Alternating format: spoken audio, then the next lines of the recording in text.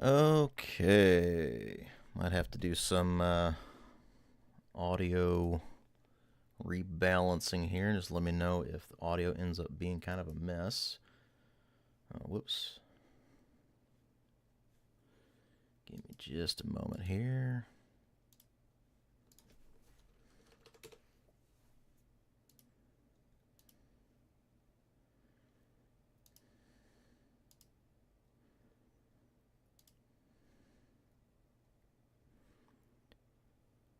Okay.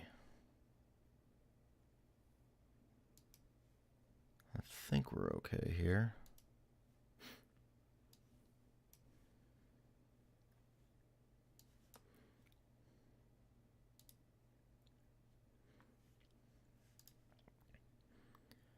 Just getting the game pulled up here and making the quick announcements just to let people know that I am doing the stream here.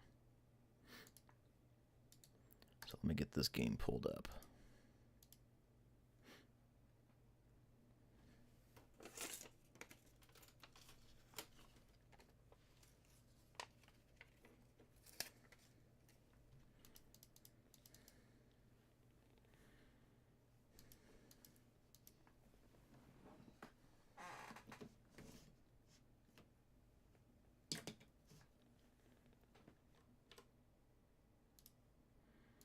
Alright, there we go. Game audio.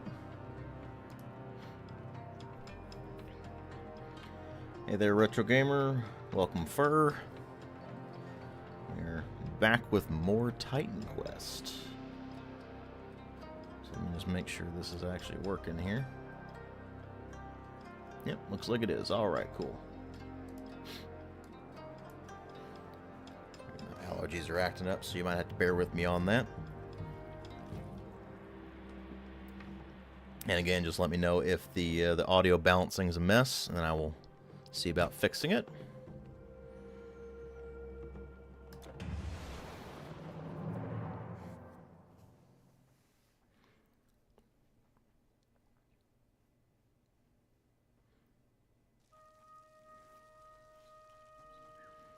All right. Everything looks fine on my end, so just let me know if anything's off on your end. And let's figure out where we are and what we're doing.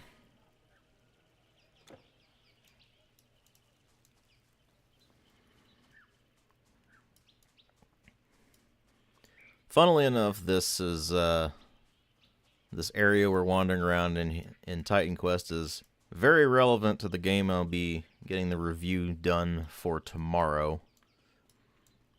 Which, you know, it's been delayed long enough, I think, that being any kind of secretive towards what it is at this point is kind of irrelevant. It's Assassin's Creed Origins is finally getting reviewed tomorrow. Game audio might be a tad low. To be fair, it is kind of quiet right now.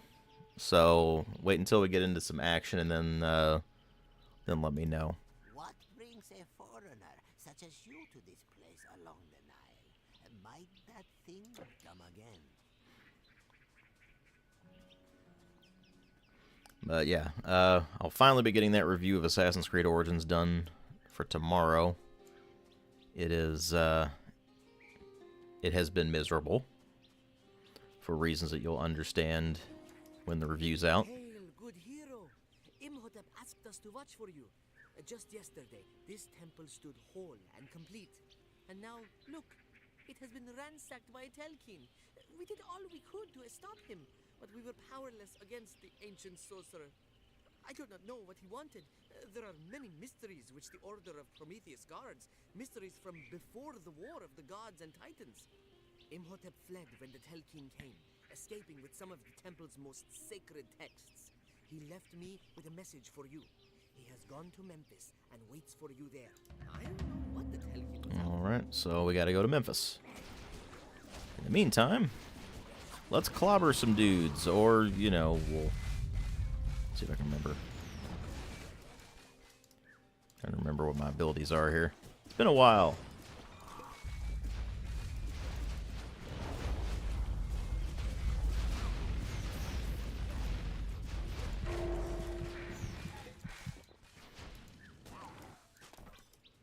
Let's see here. Pick up the gold.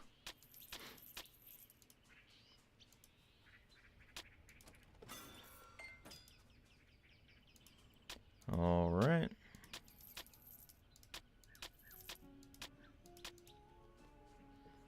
An Ubisoft game being miserable since when? Since 2017. Because that was right around when they just started screwing everything up horribly for the sake of keeping people playing the game as long as possible. Not because it's actually any good. Okay, we got Essence of Zeus's Thunderbolt there. Now, I'll be fair, actually, because Origins, up to a point, was actually not bad. I actually kind of liked it. I mean, it was messy, don't get me wrong, but up to a certain point, it was actually fine. The problem is that once you get past that certain point, it turns into a grind fest.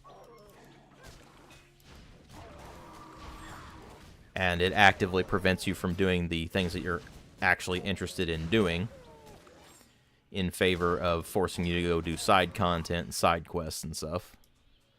And that's just lame.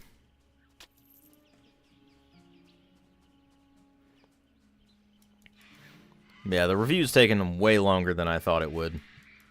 And it has left me very concerned for going forward in the Assassin's Creed franchise, because I know that Odyssey and Valhalla are considerably worse about the leveling system than Origins is.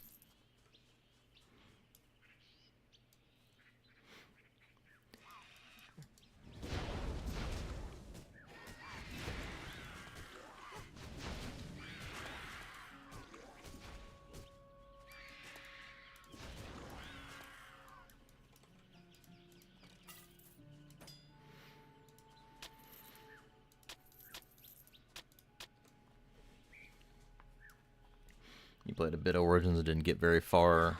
Loot and leveling was not a good addition. No, it was not.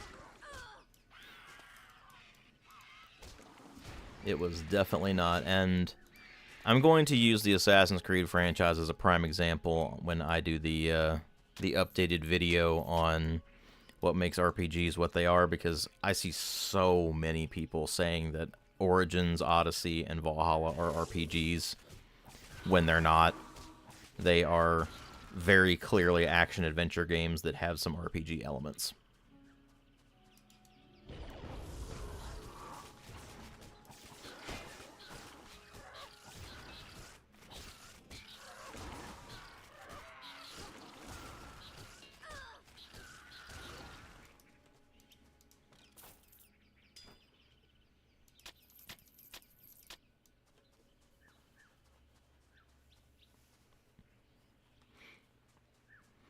That said, Origins did get me in a bit of an ancient history mood, so there is that. So Titan Quest is appropriate. I also messed around a little bit with the remake of Pharaoh. So I'll probably be doing a video. Actually, no, I probably won't be doing a video on the remake of Pharaoh specifically soon, because I still need to do a video on the original game, and then I also need to do videos on Caesar 2 and 3 and 4, and I need to do one on Zeus, and it's just kind of a mess.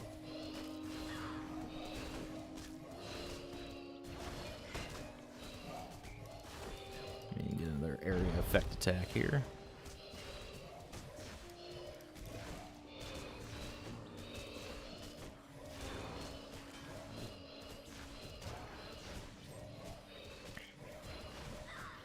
Yeah, to give you an idea of how the Assassin's Creed Origins video is going, I have something like almost 400 gigabytes of gameplay footage. And my gameplay footage drive is down to about 60 gigabytes free. So that's not good.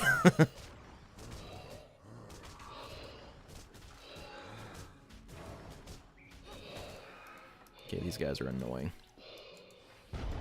Well, no wonder, they're also 6 levels higher than me. Funnily enough, this is also the exact kind of problem I have with Assassin's Creed Origins, but you'll find out more about that tomorrow when the review goes live. So stay tuned for that. Let's see, is Minecraft an RPG? Nope. It is not. It is a sandbox game.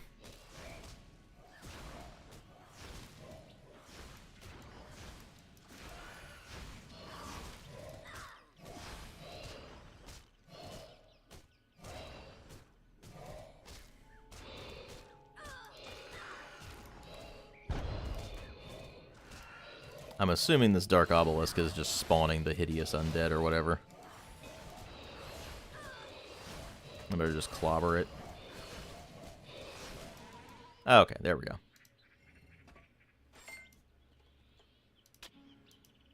It's been a while since I've played this.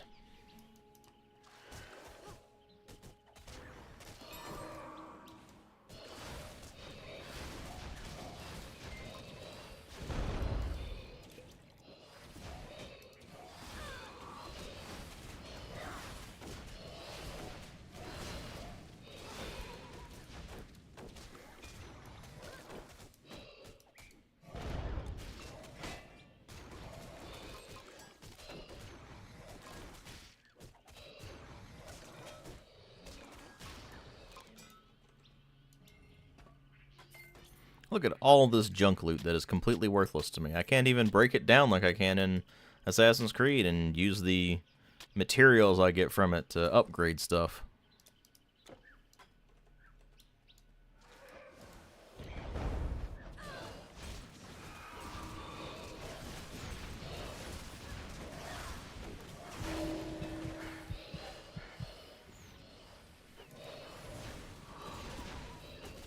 That takes care of some of these guys.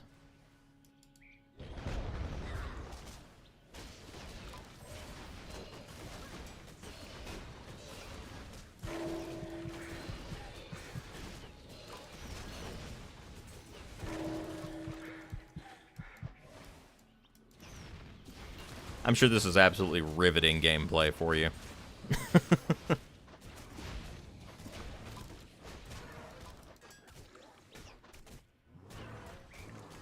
Friendly reminder that a lot of fans of loot and clicks act like Titan Quest is one of the better ones.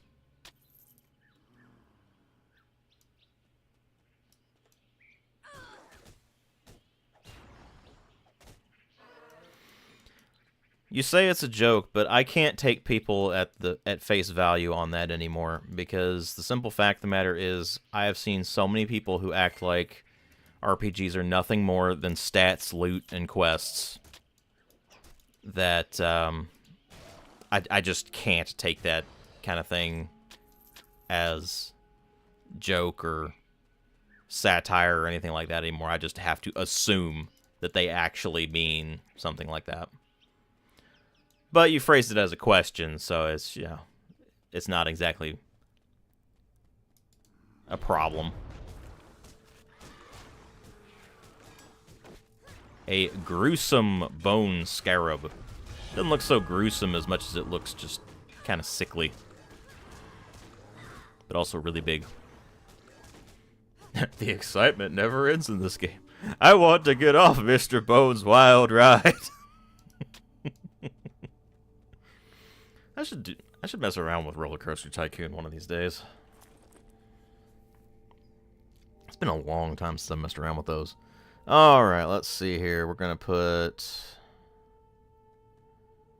a point into dexterity, and we're gonna put both points into dexterity. Why not?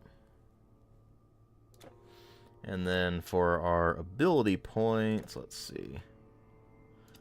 Let's get that up to level 10, and then let's get...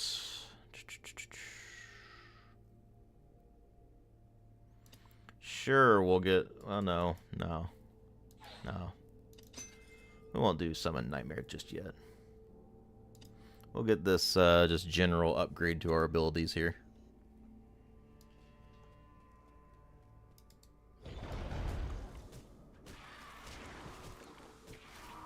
By the way, now that we've actually had some combat and such, is the game audio still too low?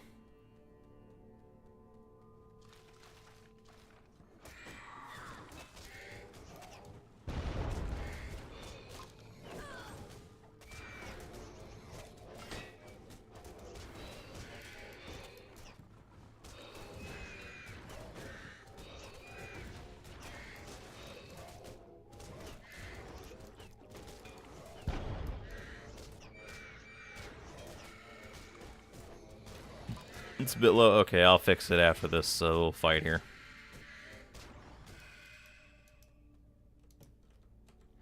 Alright, give me just a moment here.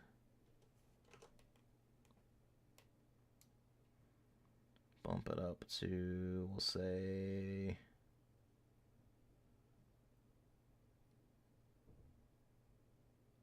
do that. See if that's any better. Alright, just let me know if that's any better.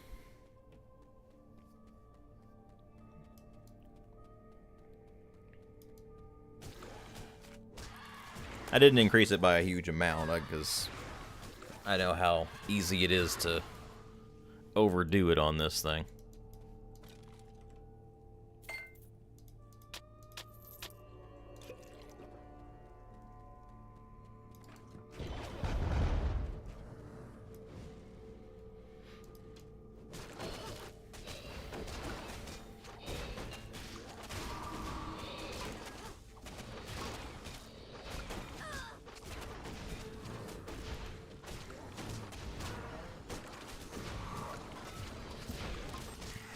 You know, it was actually really funny. I was talking to a friend of mine about these kind of Diablo clones, loot and clicks, whatever you want to call them, and he actually expressed offense that I was pointing out that these games are literally nothing more than Skinner boxes. That it's entirely about the kind of addiction loop, not actually being good games. Like, he was offended on behalf of people who like these games. It was weird. When I just kept pointing out things like, look, these games are built around addiction factor. I explained what a Skinner box is. It's an operant conditioning chamber kind of thing. And I just point out exactly that these games are like that. He's like, you do realize that you're comparing players of these games to gambling addicts. I'm like, yeah, I do. I understand that completely. Because that's exactly what's happening. This kind of game just exploits people with addictive tendencies for gambling. And it's really obnoxious. And that's what offends me about them. That's what makes me mad about them. The games themselves, I mean, you know, whatever. But it's how they exploit people that pisses me off. And I mean, a game like this, it's not that big of a deal. You buy the game once, you know, you play it as long as you feel comfortable playing it, and then you're done. You know, it's not that big of a deal for a single-player game that has co-op like this. And doesn't have microtransactions. I mean, the only thing that this has is expansion packs. So it's just, here, have more stuff. And it's... I would consider it to be a reasonable price considering the amount of stuff you get.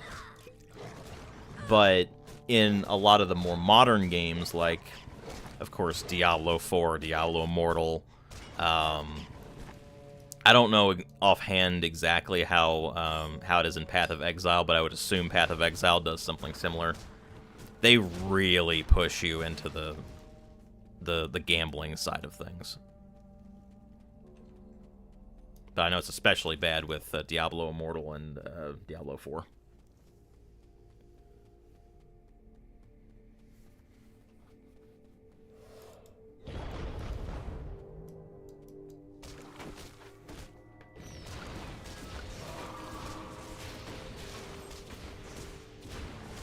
And truth does hurt sometimes.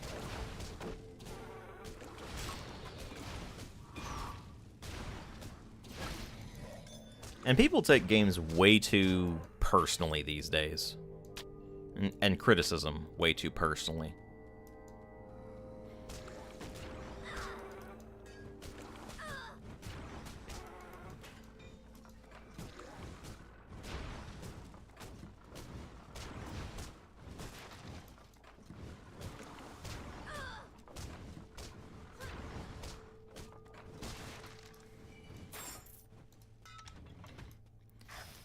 I mean, I point out things like this whole Skinner box loop, opening containers, having big shiny things pop out. It does nothing for me at all.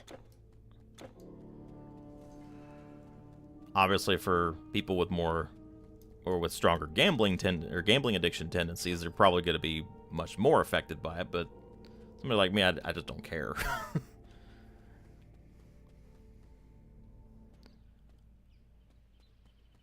I'm looking for a compelling story and gameplay experience, not, oh look, shiny numbers go up. Which is making me dread Assassin's Creed Odyssey and Valhalla, of course, bringing it back to the review that comes out tomorrow.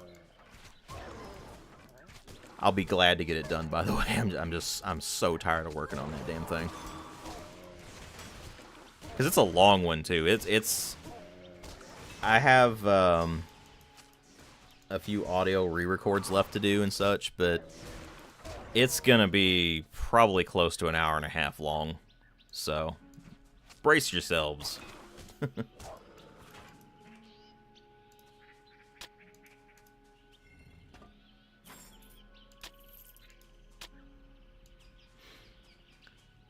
Also, welcome, Shepard. I didn't notice the name there. Just the text. I was a little preoccupied there.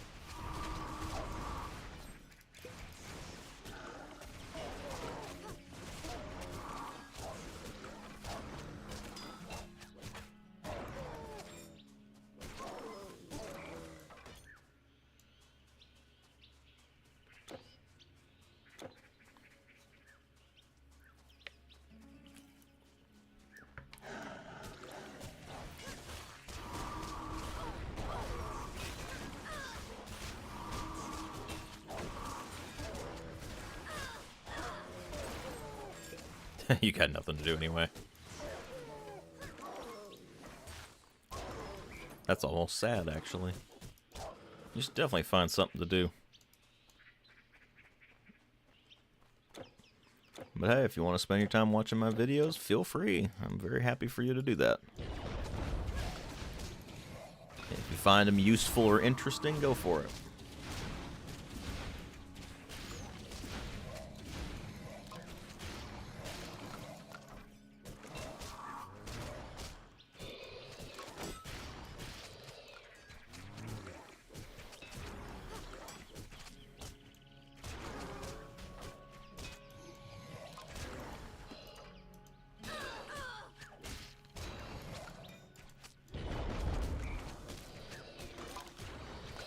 By the way, are you tired of me fighting skeletons and zombies yet?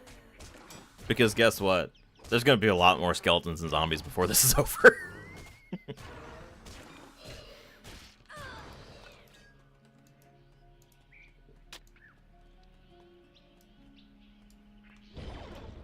You believe Diablo 2 did it best? You still play it?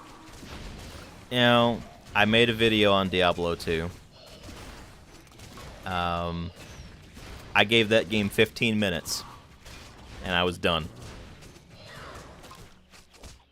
Because it was basically just Diablo 1, but with more stuff in it.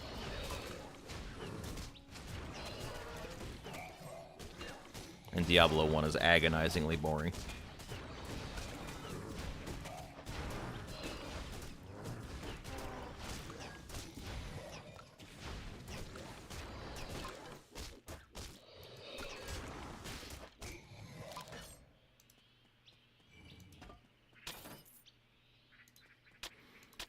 As for the live streams here, I mentioned previously that I wasn't going to be doing only Titan Quest, of course.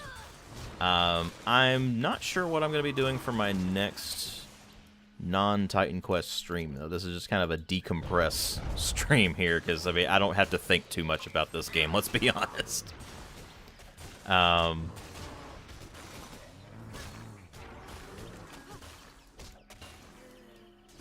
But I was kind of thinking of doing a either a strategy game or a colony sim or something along those lines.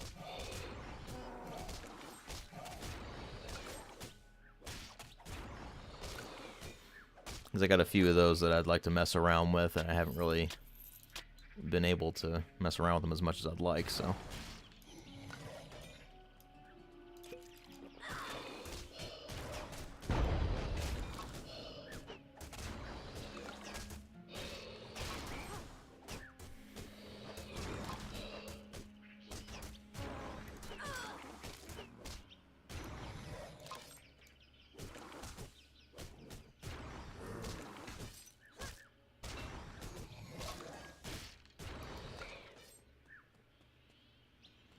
Alright, let's see here.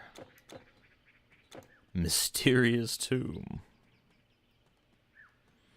I mean, to be fair, ancient Egypt is the land of tombs and such, so.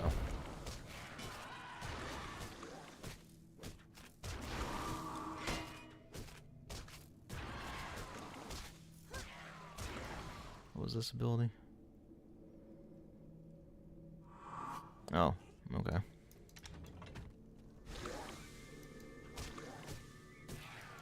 I can't even remember what abilities I have. It's a problem. Not that the abilities matter much, because most of my game is just holding the left mouse button down.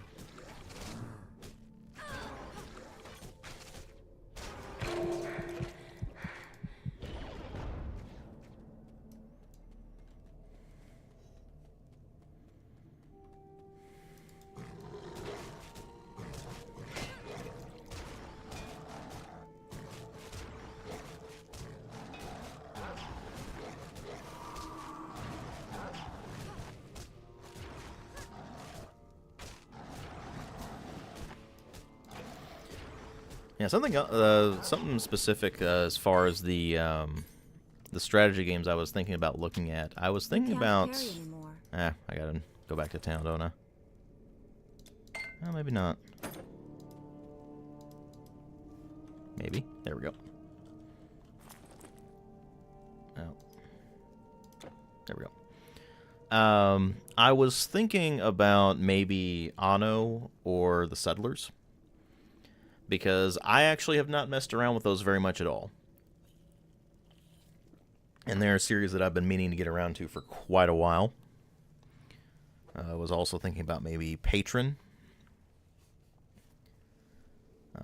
Or, of course, Colony Sims. I can always mess around with something like Dwarf Fortress just to have fun or something like that, but... Alright, anything better than what I'm currently using? Probably not. Because that's how the loot grind goes. Alright, let's head back to the Lower Nile.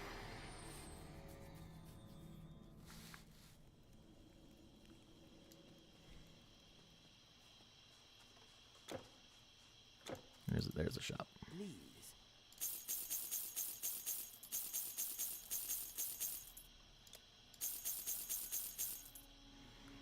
Alright, where is the...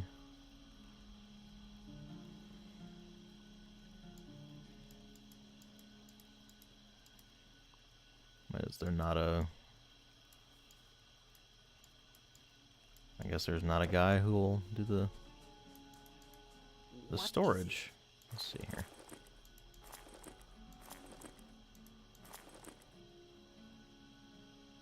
Thank you. Guess I'll have to go back to Rakotis for that.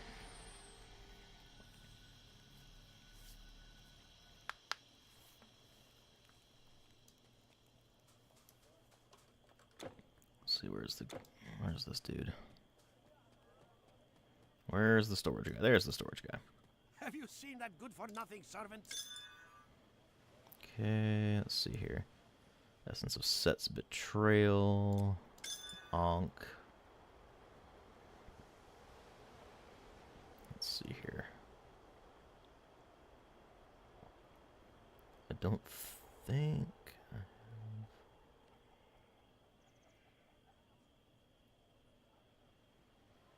have...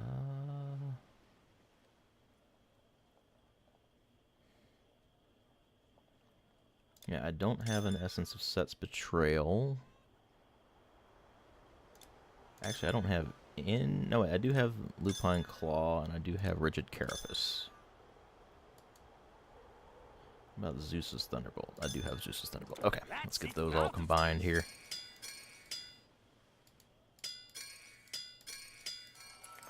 Alright, we have completed the Jed of Osiris. Careful where you put everything. Might as well just stick that over there. I got so many upgrade items that I'm just not using. What is this? A Charm of Spirit? I can sell that. I'll need another camel. Hurry. The monsters will be here. What do you want? Quick, before I pack up. Okay, now we can head back to where we're. Let's see. You've seen a lot of people saying. Also, welcome, Leo. You've seen a lot of people saying Baldur's Gate 3 is a reskin of Divinity, presumably of Original Sin.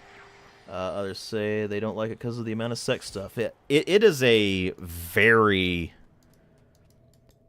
very, shall we say, horny game. Like, the party members pretty much constantly flirt with you. It's weird. Like, it's not unbearable or anything like that. It's just, it's odd. Also, the whole bear thing that's, it's a wild-shaped druid. So, the guy himself is actually an elf, but it's...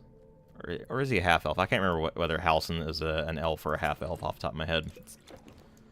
But he's wild-shaped into a bear because they thought it was funny. And, I mean, it is funny, don't get me wrong. But it's also pretty gross. Obviously, it doesn't actually show anything. It's just, it's a fade to black, but still. Yeah, none of the previous Baldur's Gates were anywhere near horny. Romance basically wasn't in the first game.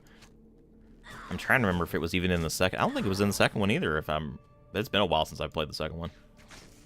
Oh wow, a level 30 enemy. That's a full 10 levels higher than me. He does a ton of damage. Holy crap.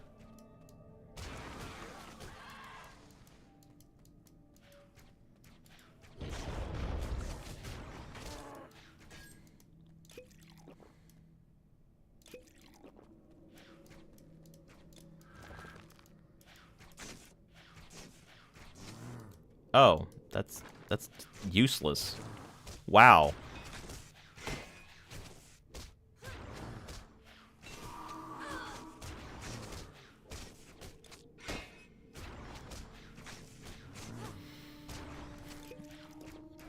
Oh, we did get confirmation, by the way, that the upcoming Avowed, the new Obsidian game, it also does not have any romance in it.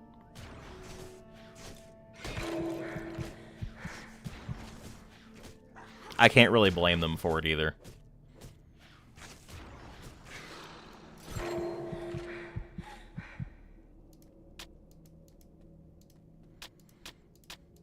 Romance is one of those things in an RPG that it's nice to have.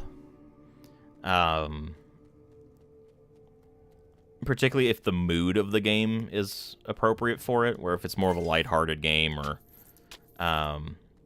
party interactions are a lot more important. So, for example, it makes sense in something like Dragon Age, or just BioWare games, just the way they do their writing in general, or at least the way they used to do the writing. I don't know about the new game. We'll get there, don't worry. And I mean, to some degree in Obsidian, it depends on the mood in the Obsidian games.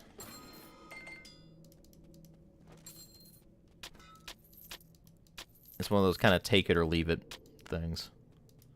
That said, it did feel odd by its omission in the original Pillars of Eternity. I know they added it. They did put romance into the second Pillars of Eternity, but I haven't gotten to that one yet. That's another one I really need to get around to, is Pillars of Eternity, and just finish that game up, because it was... Like, every time I try to play that thing, I just get bored.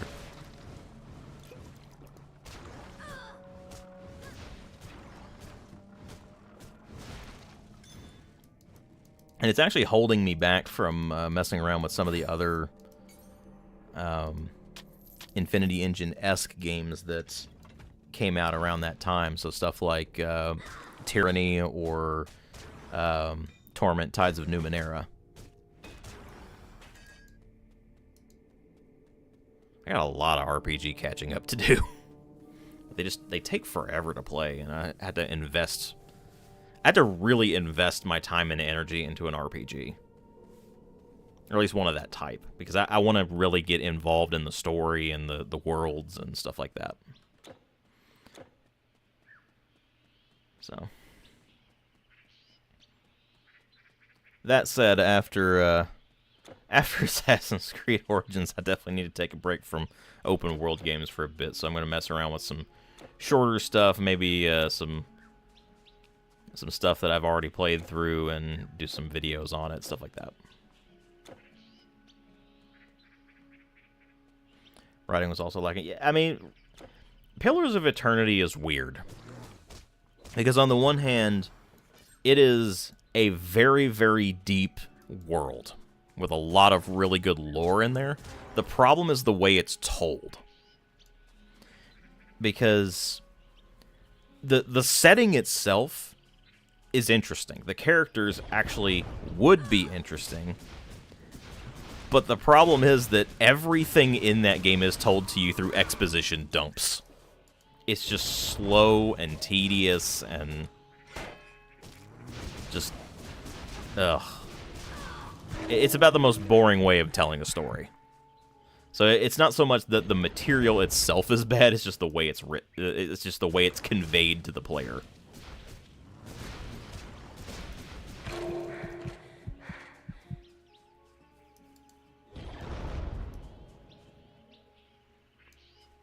These guys do way too much damage.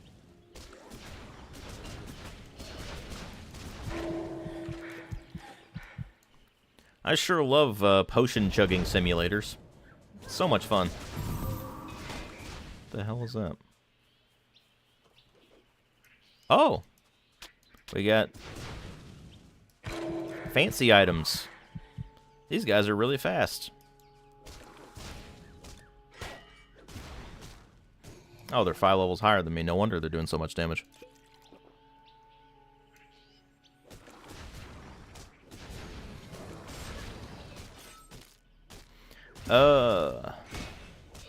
Level 31. I'm level 20, by the way.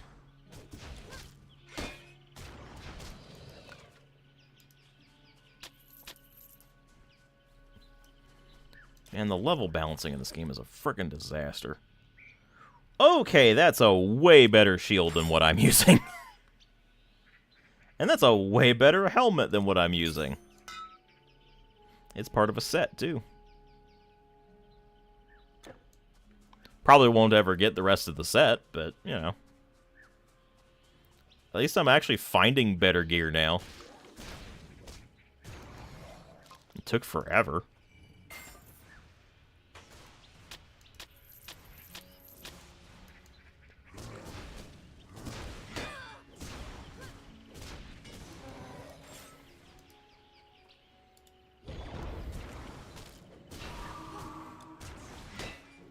See, something like that's actually kind of neat conceptually, where you defeat the enemy and then their flesh falls off and then their skeleton keeps coming after you. That's actually pretty cool, conceptually.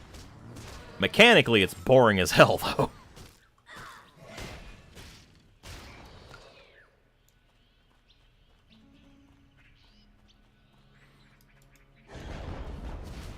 But like, if it were, say, a D&D game or something like that, then that'd be really cool. But in a game like this, it's just boring. It's a real shame.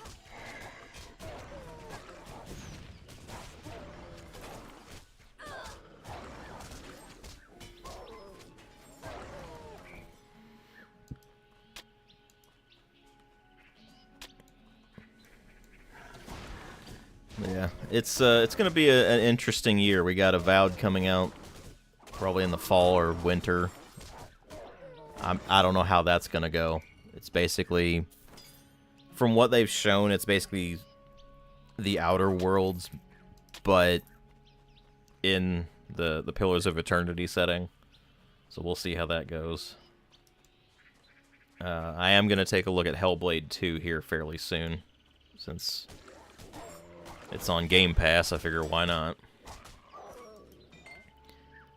Although it's, I think that it being on Game Pass has just completely tanked its sales, which is unfortunate for Ninja Theory, because it means they're probably next on the chopping block. Traveler, come look at my wares. Let's see here. Minus 1 health. I mean, that's technically a better weapon than what I'm using, but...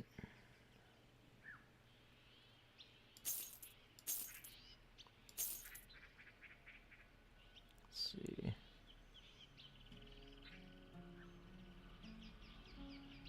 I think that's actually better than what I'm using.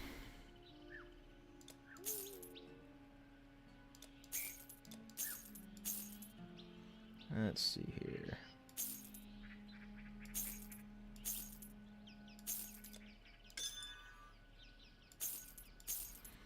That's technically a better weapon than what I'm using, but it's not better enough to really justify switching over. I mean, I'm still using a weapon that requires player level 8.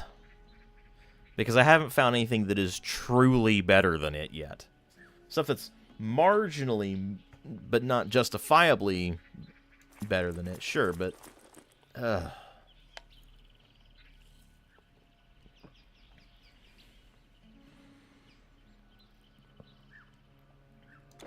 is that all? Games like this are just frustrating.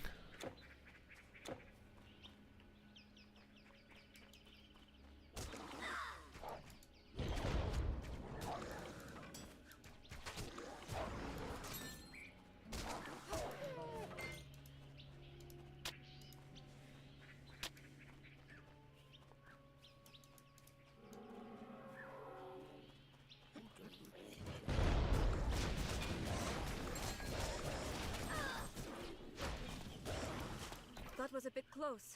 Thanks for getting me out of that. So you heard about the Telkin attacking us. I don't know what it's after. For the most part, I can hold my own, but I'll admit I was... Alright, let's see here. We completed a side quest. I forgot there was even a side quest there.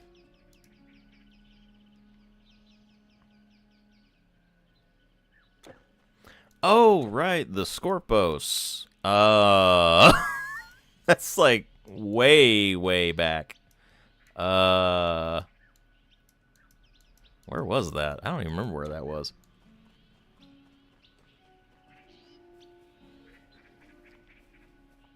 I think I've still got a side quest for... Yeah, I've still got side quests for Act 1 that I never found where they were supposed to be.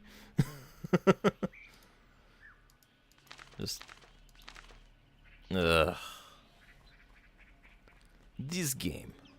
It is mess.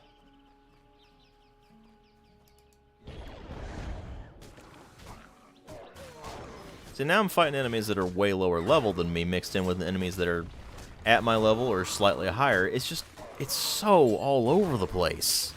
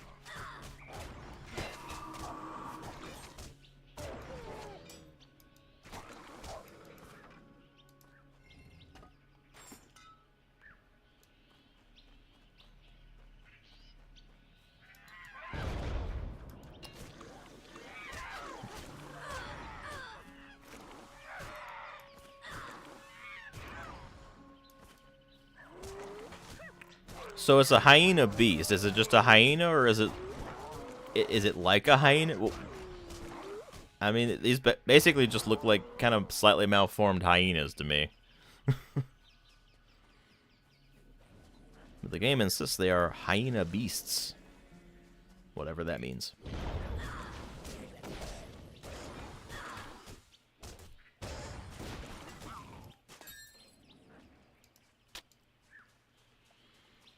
Have I played the Oddworld games? No, I have not, but I do have them.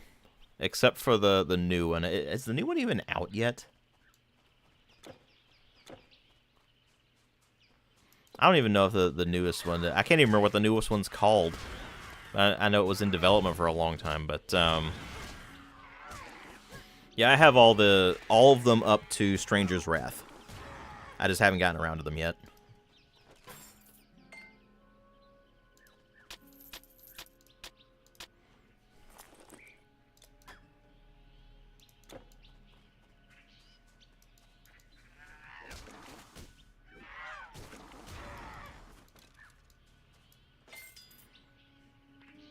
Yeah, it's a hyena beast, but I mean, what is a hyena beast? Is it just a slightly malformed hyena? Is it its own thing? Like, what is a hyena beast? Is it just a meaner hyena? If it's a meaner hyena, just call it a dire hyena. I mean...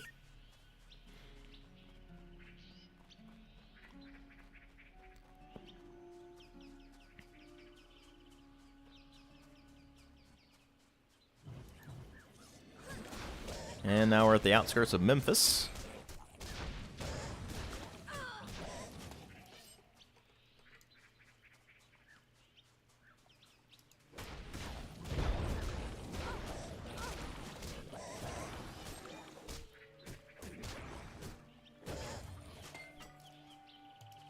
Windswept bracers. Okay, what are these? These are way, way worse than what I've got. I can't go out on the dock there. That's unfortunate.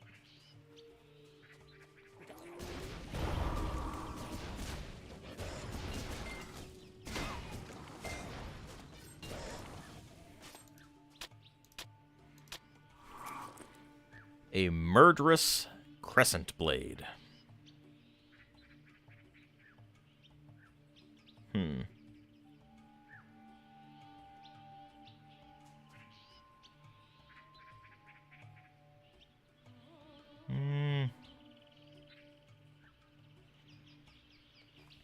The poison damage is just, it's too good to pass up, though. That's the problem.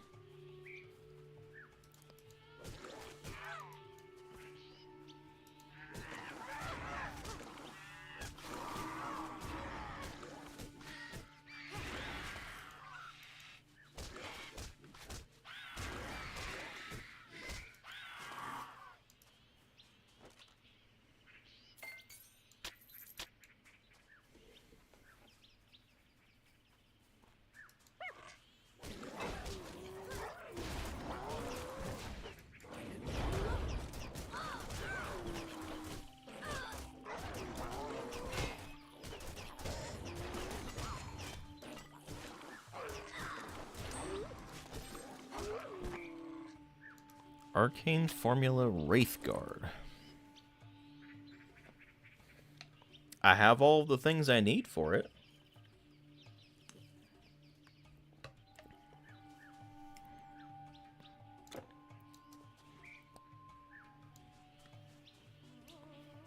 That might be useful to make then. Finally put something in my artifact slot.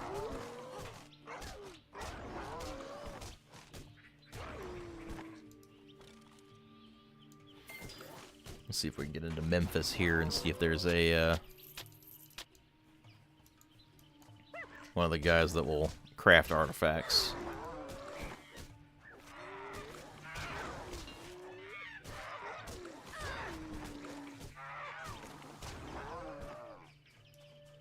Let's see, that's another mysterious tomb. We'll go back to that, I think. Right now I'm just gonna clear these fields out.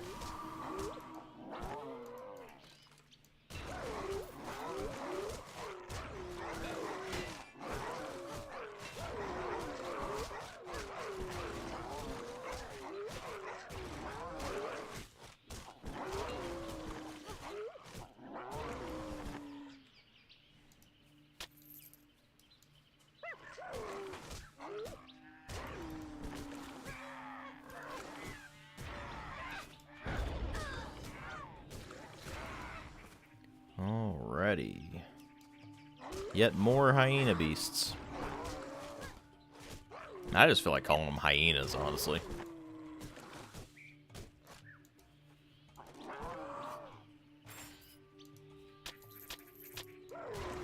I mean, as far as I can tell, they're basically just hyenas, but slightly bigger and nastier, I guess. I don't know. They're basically dire hyenas.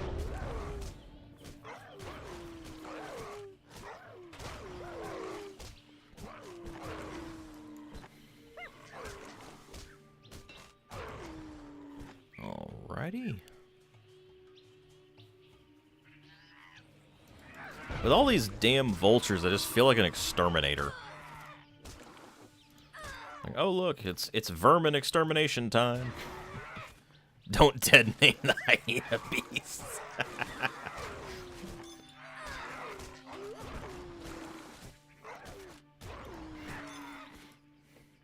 They're not sapient. They don't care.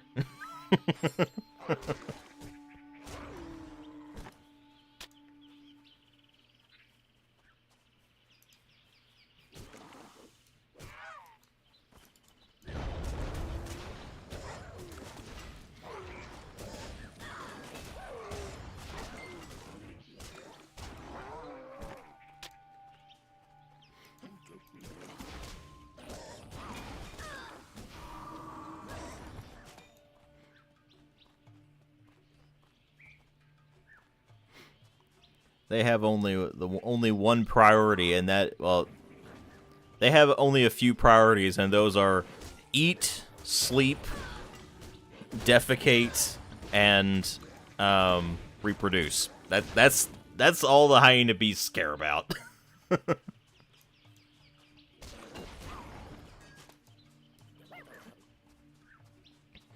Oh yeah, Diablo clone protagonists are they are.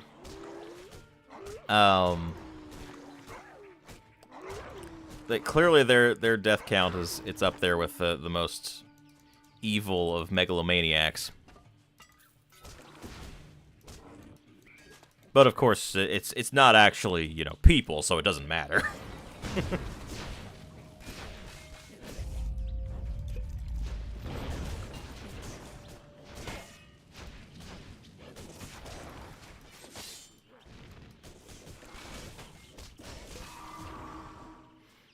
I mean, who cares if an adventurer has slaughtered thousands or potentially millions of various beasts that roam the countryside?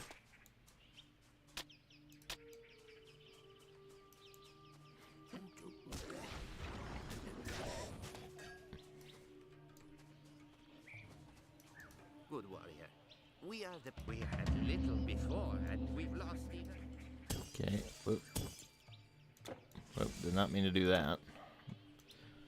Trying to press the wrong key there. Let's see here. Oh, clearing monsters from their flimsy, unprotected homes outside the city walls. I mean, that's basically what I've been doing this whole time.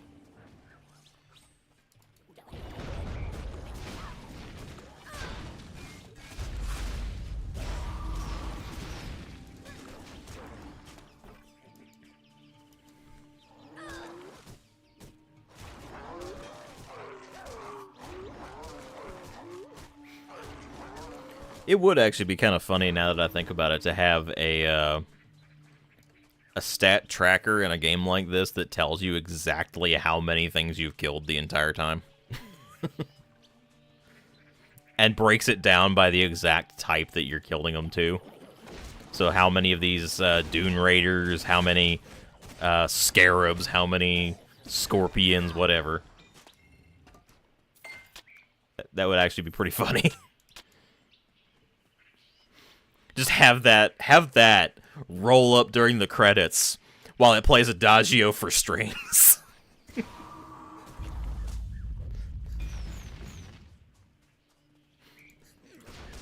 That's just...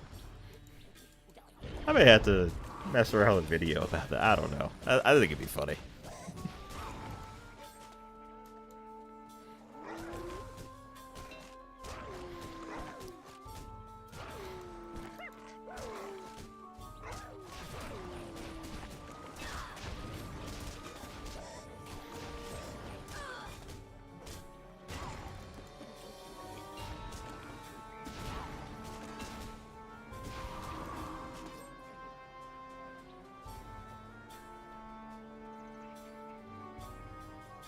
Let's see here. Where are we going? There's a rebirth fountain over there. Well, that's something different. That's a lot of damage. Ow.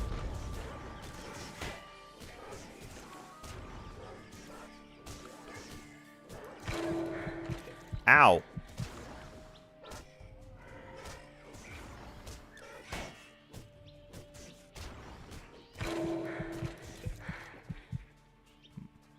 Let the healing potion take effect. There we go. And he didn't drop anything. Of course he didn't drop anything.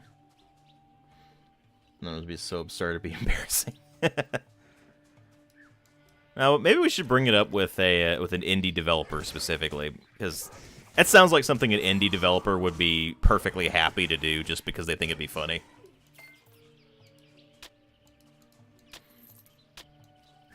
Like, send that over to New Blood if they ever decide to make a Diablo clone. Just have a kill count of exactly how many things you slaughtered the entire game. And then just at the end of it, play some really depressing orchestral music during the credits sequence while it scrolls up the exact numbers of things you slaughtered.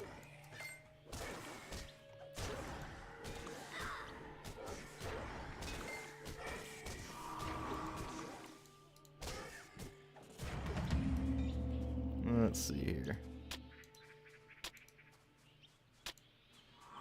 What else is over here? Is there any... Nope, there's no loot to be had. Okay.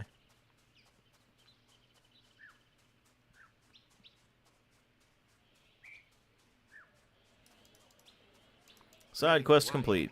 May Horus, god of the moon. A whopping 8,500 experience. It gives me a tiny sliver. I still have 6,830 to next level. Oh, current experience is 1,282,790. Let's see what happens when I get to level 21. How much experience I need to the next level. It's gonna be impressive. Let's put it that way.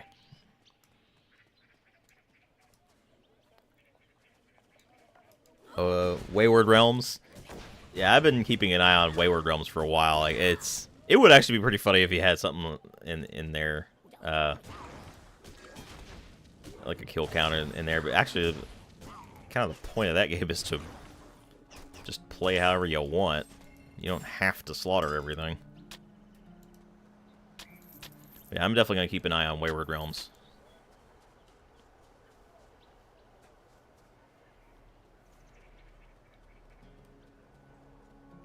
Also, welcome.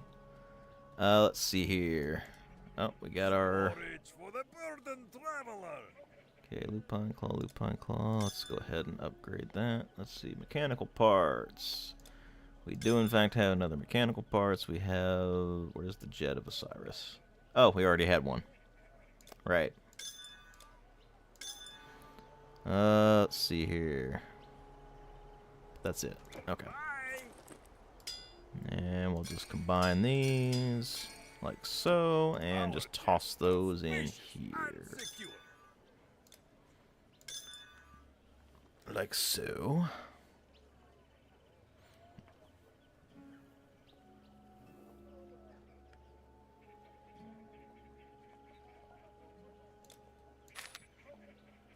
Okay, Essence of Archimedes Mirror. Where is Archimedes Mirror? There's Archimedes Mirror. And the Bat Fang. Okay. And the scroll, a scroll of the Ice Nova. And now I need to figure out... See, I can expand my storage for 100,000. You know, why not? Just, why not? Your goods are safe with me.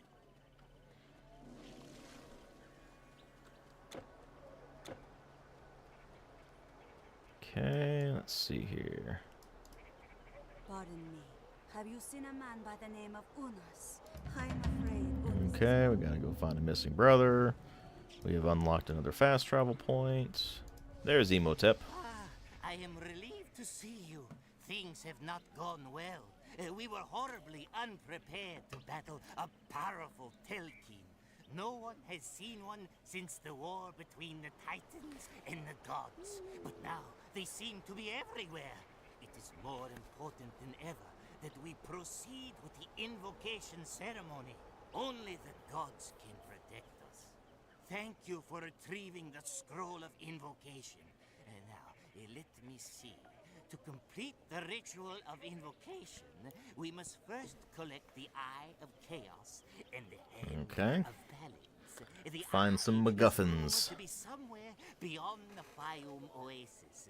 I believe the Hand of Balance is in Giza. Okay, recover the artifacts and bring them to this guy. Relieved to see you. Things And he just repeats himself, which is silly. What about this I guy? am Zazamuk, the High Priest of Memphis, second in power to Pharaoh himself, if our authority is not. Okay, I don't really care. Let's see. Well, look, a mighty warrior from foreign lands. I'm sure you will find. So that's a considerably higher amount of damage than what I'm doing, but it's not. It doesn't have a good secondary effects, which is really annoying.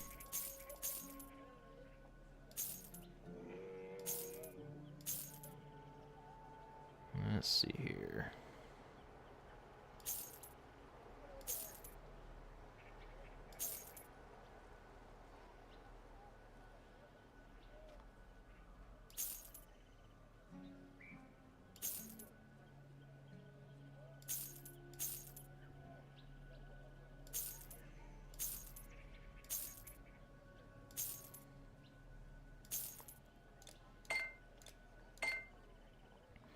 I have a greater energy potion. I don't remember when I picked that up, but okay, cool. Yes, go in. Let's see here.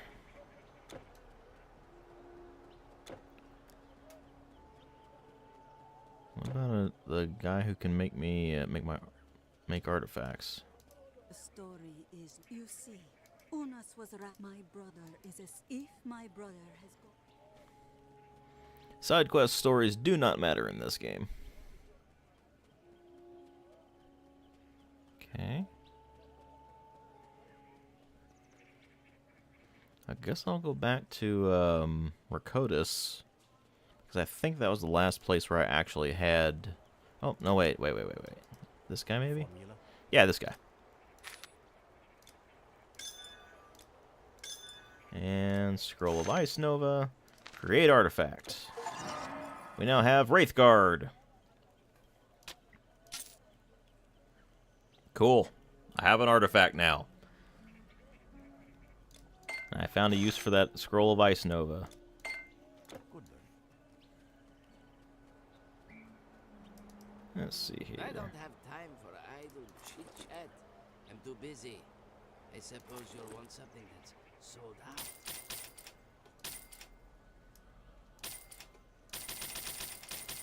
Get back up to 300 health potions. All right then. Where's the storage guy again?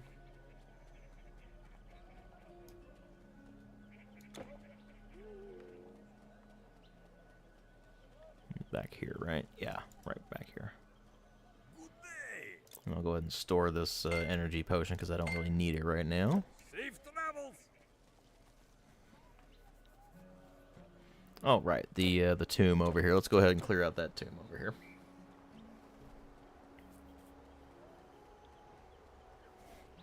Also, might as well go ahead and save the game real quick.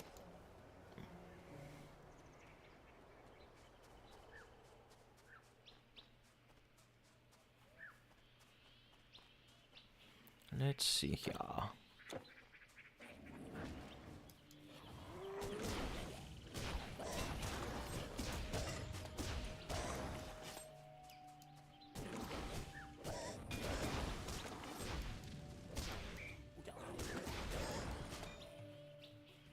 Okay. I feel like I'm moving a little faster. Oh, look. It's large maggots. Yay. I really am an exterminator. Yes, you have an infestation of, maggots and skeletons.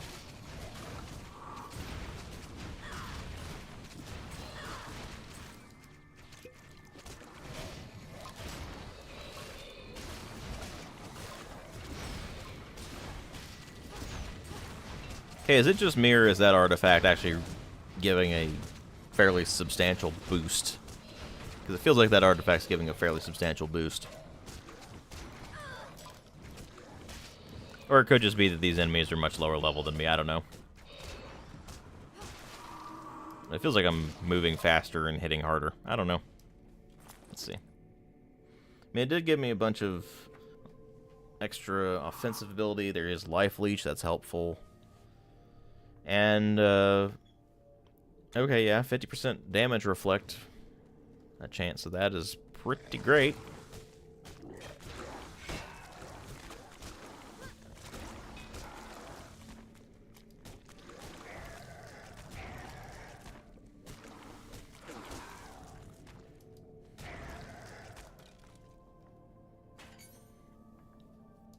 Okay. These guys steal mana, I believe.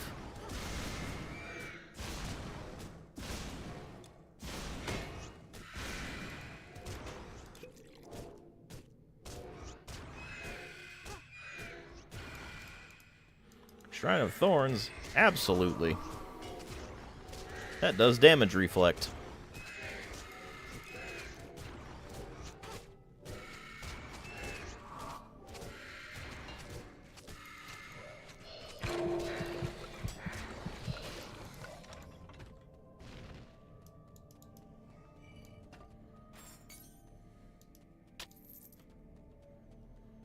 Alrighty.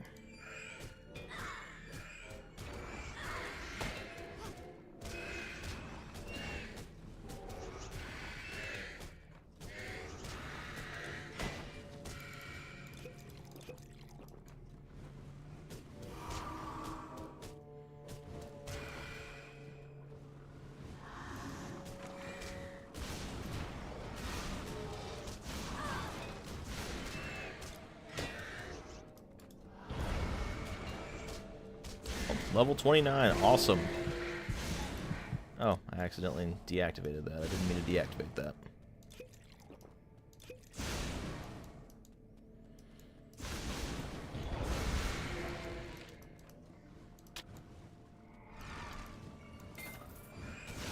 That is a level 40 thing.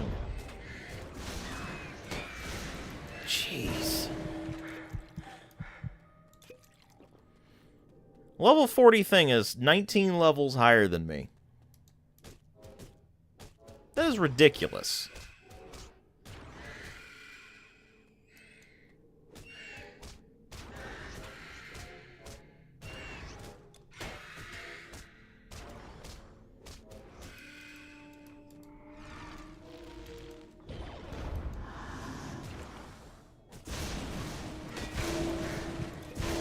Oh yeah, there is no way I can beat that thing right now. That is ridiculous. Who designed this? Who designed this, and why were they such an asshole?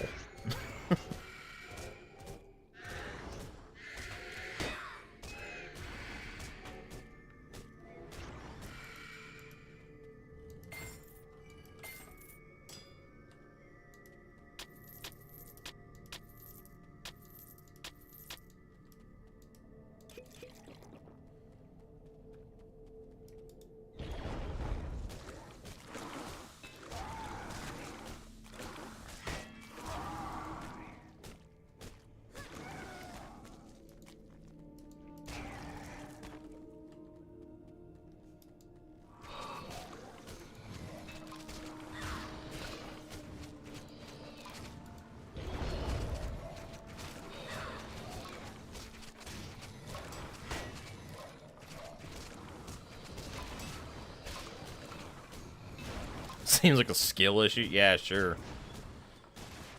Definitely a skill issue and totally not a numbers go up problem.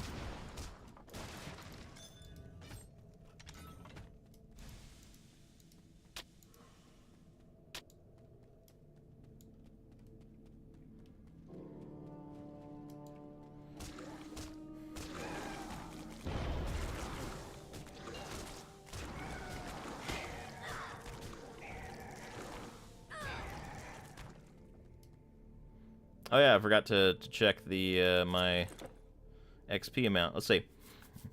So my experience to my next level is 160,132, which is I'd say that's what, about a bit over a fourth of the way there right now. I currently have 1,340,071 experience. How much do these quests give me? Oh, a whopping 9,000. Awesome. 10,000, that's a bit better. But that's, what, a tiny, tiny fraction of this? Ugh. Let's bump up my stats there a bit. Now let's see what we're going to do for this.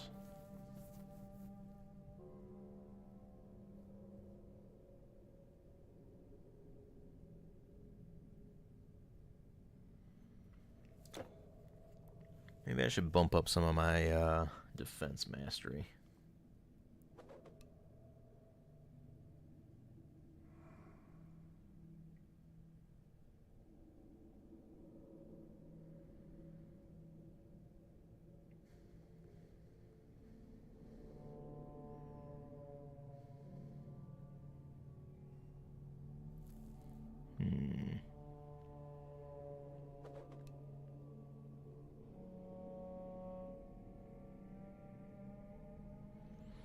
I can go ahead and max that out just to, because it's always useful. And let's...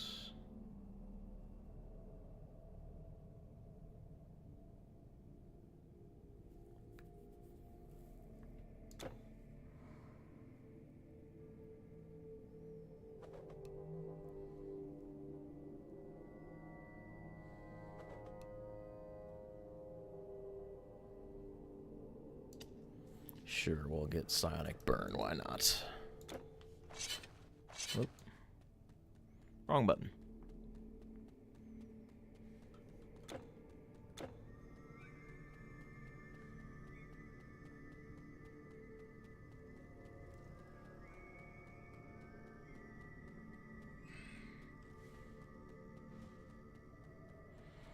I'm just gonna go around this thing and see if there's anything else over here. Of course there isn't. Okay, cool. Awesome.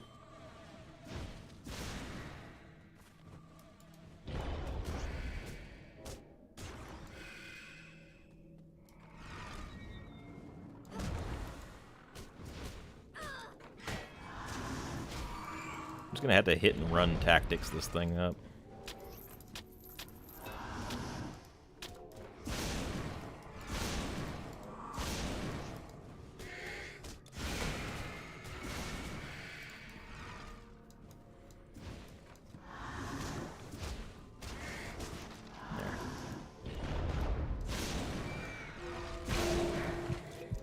Ow.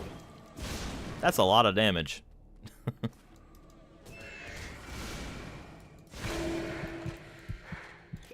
On the positive side, I have some degree of damage reflection, so every time they hit me, they're doing damage to themselves. But it's still really annoying.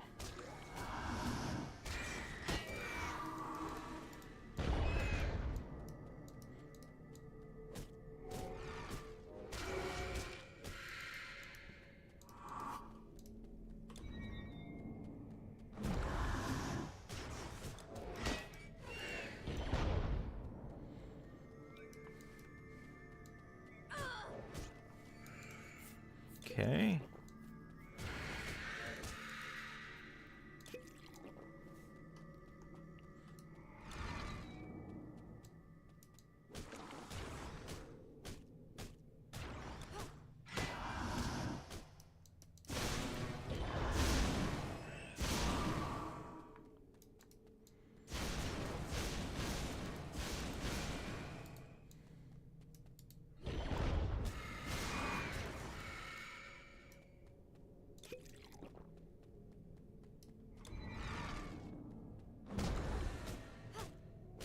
Now we got it down to about halfway. I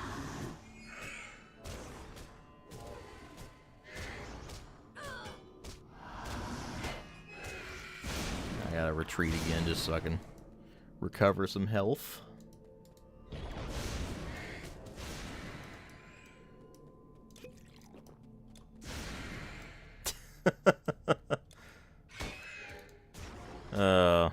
It is amusing to watch enemies just attack me and then just flop over. That is definitely quite silly. So there is that.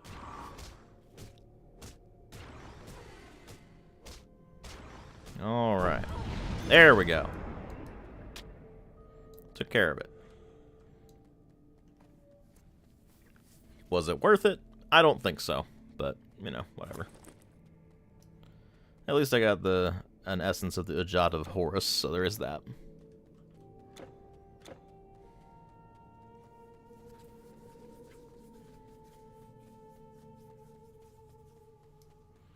What am I doing? I can just throw down a portal and head back to Memphis.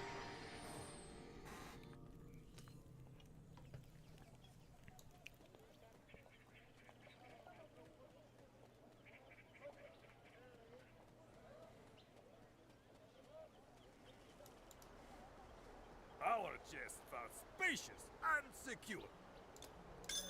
I don't know why those are both sitting there, but okay. Grab that and upgrade it. Safe travels. I can hold that for you. And where's the mechanical parts? Bye. There we go. Greetings. Just drop these off in here because I don't need to carry them around.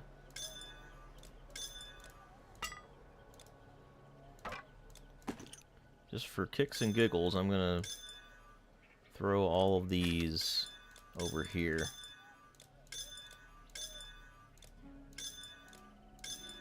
Just they're all kind of in the same spot there. Theoretically make it a bit easier to distinguish them, but we'll see.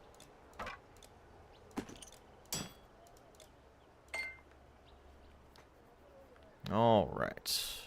Good day then.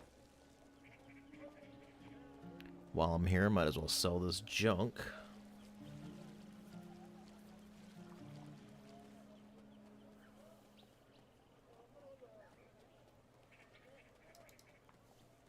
I'm sorry, I don't haggle. Not these days.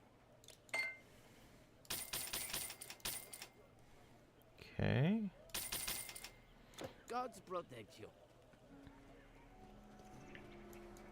Here's the wall. You there.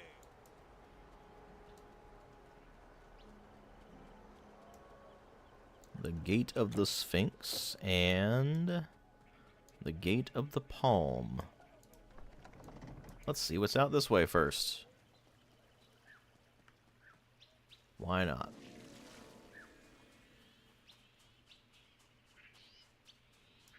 The answer is stuff for me to be the exterminator of again.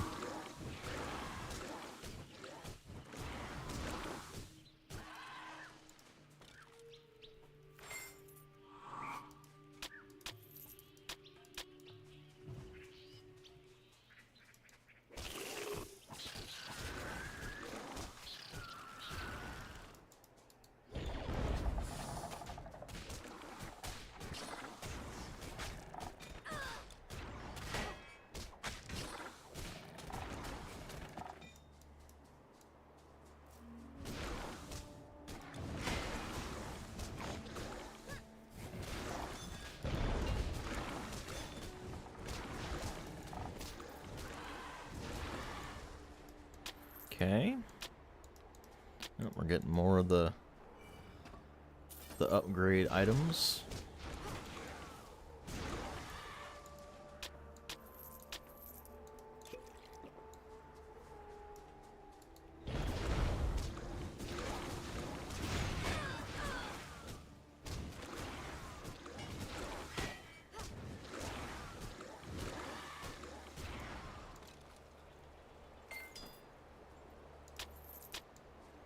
Alrighty, let's see here.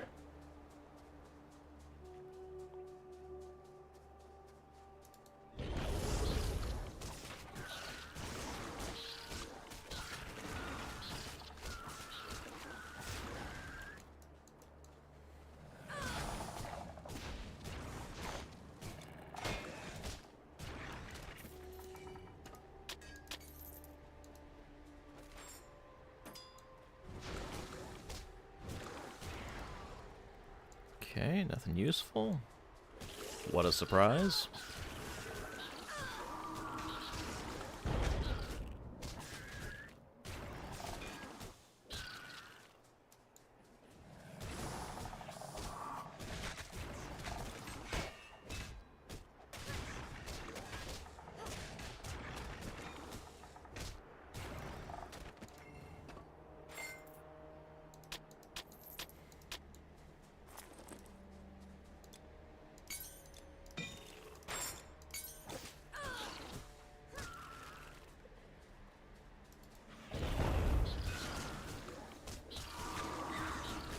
Okay. Just yet more scorpion-based things. Yay. But hey, at least I'm not fighting spiders anymore, at least not for right now.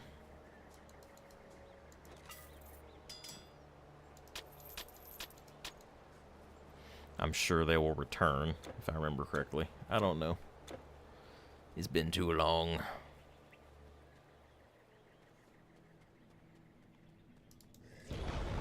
So much of this game just bleeds together.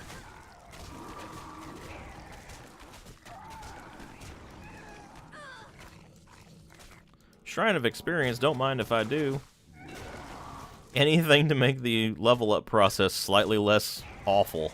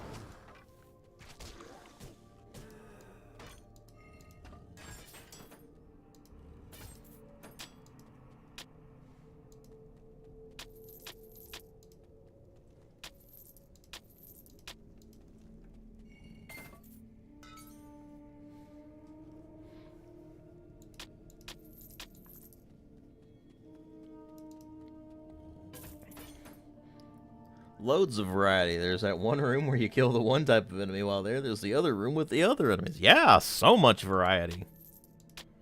Clearly. See, this room has a sepulcher in it. And so does that room. But this room doesn't have a sepulcher in it. See? Variety.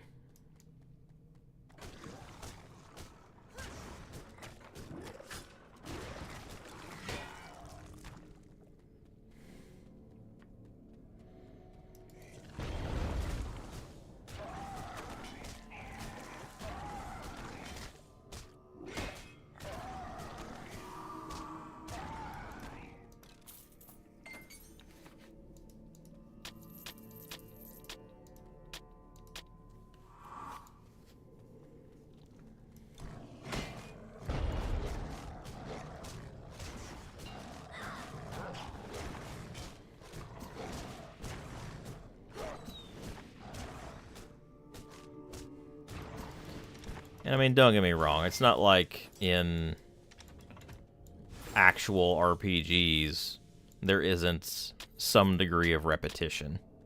It does happen. Happens a lot. But at least there's more to it than just hold the left mouse button while stuff dies. And occasionally click on the drink health potion button as needed. Also, you're constantly fighting things that are 10 or more levels higher than you for no reason.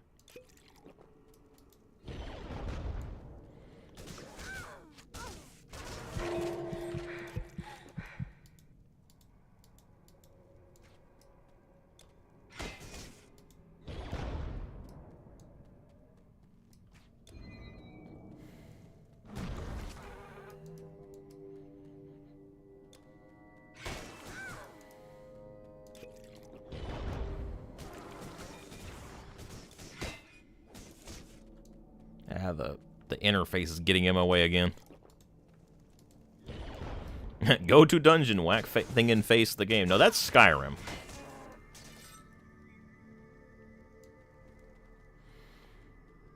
Actually, no, Skyrim is go to dungeon, watch out for Draugr.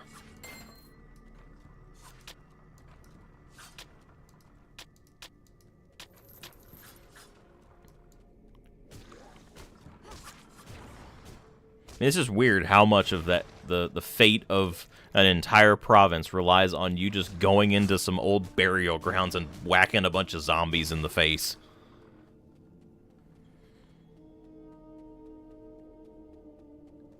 But yeah, this isn't even really go to dungeon, whack thing in face, because this is an entirely optional area here.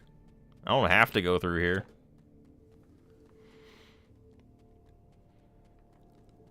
But of course I'm going to, because I need the experience points.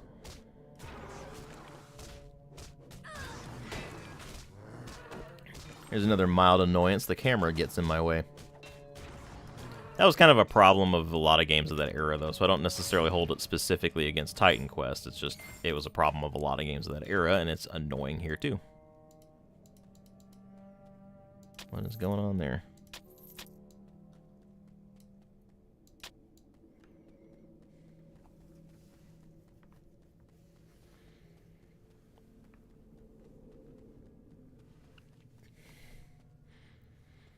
And of course, people love to act like these kinds of games are all about your character build. Okay, so I attack enemies from a distance instead of up close. That's about the difference.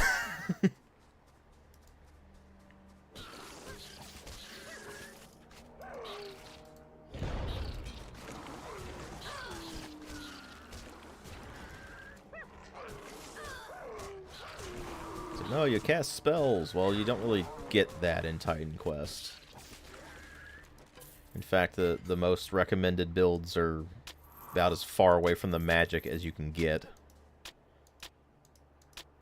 Your inventory is full. Oh, my inventory's full. No, it isn't.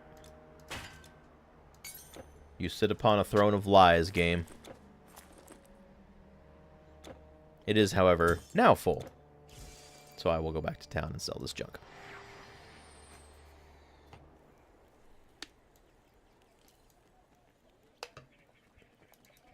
Yes?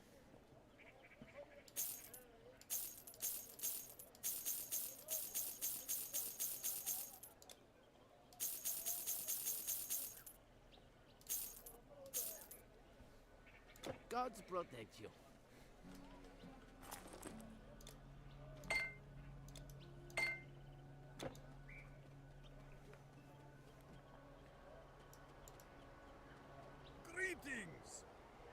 Okay.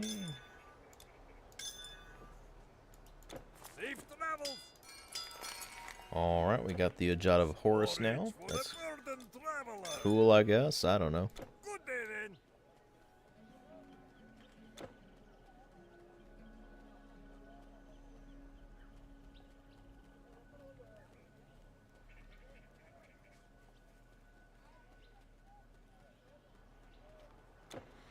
Alright, let's see what we got over here.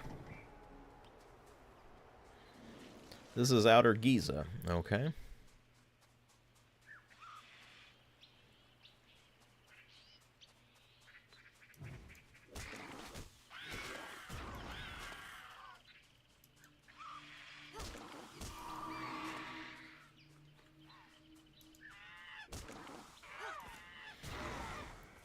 See, this is massive variety here. Instead of fighting scorpions and such that come up and try to claw me and tail whip me to death, now it's vultures coming up and pecking me to death.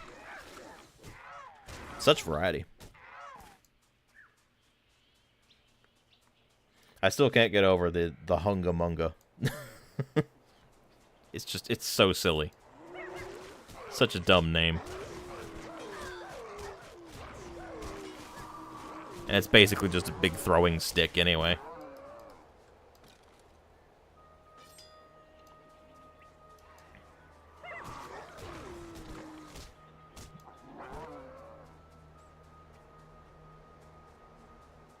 Oh, look, more undead. Just what I wanted.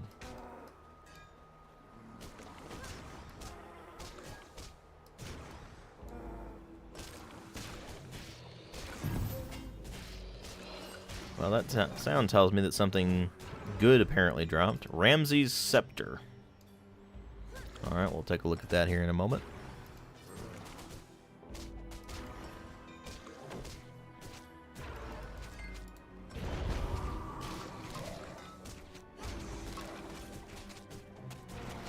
I doubt I can use Ramses' Scepter. Or that it will be any better than what I've got right now. No, I can use it. It's slow.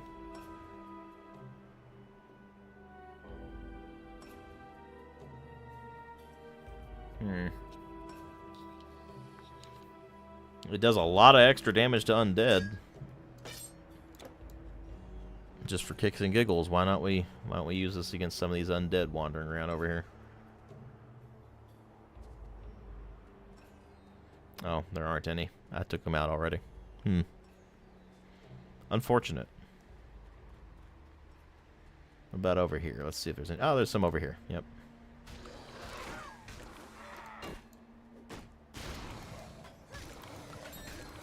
Okay, that is actually a significant improvement, let's be honest.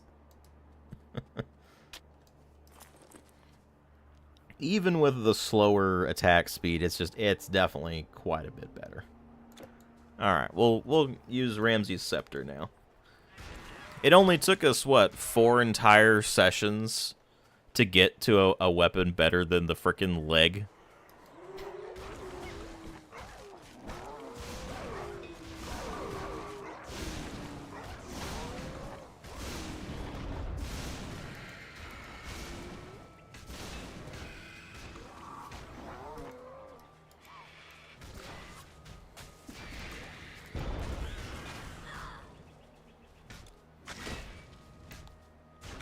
Level 20.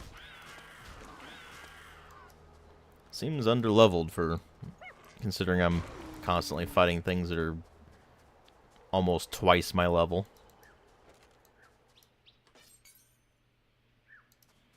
Oh, a Hungamunga of Frost. What we got? Is it better than the small torch? Oh, I can't get over this kind of silliness. It's way worse than the small torch.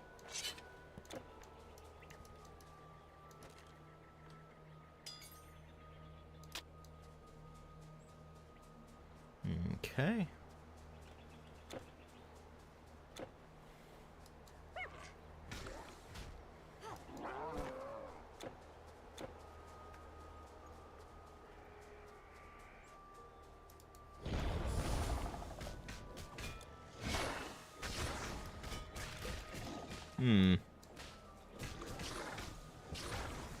They're actually doing a fair bit of damage to me.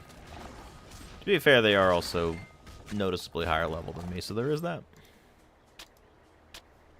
Oh, picked up the wrong thing. Go ahead and drink that. Use up the weaker healing potion.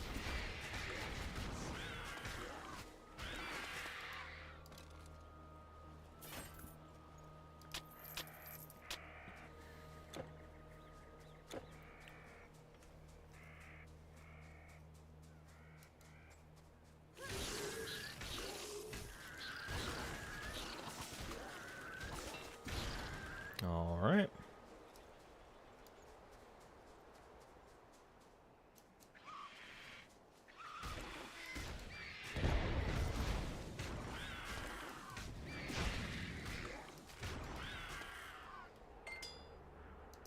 Yet another lesser health potion. Might as well go ahead and drink it.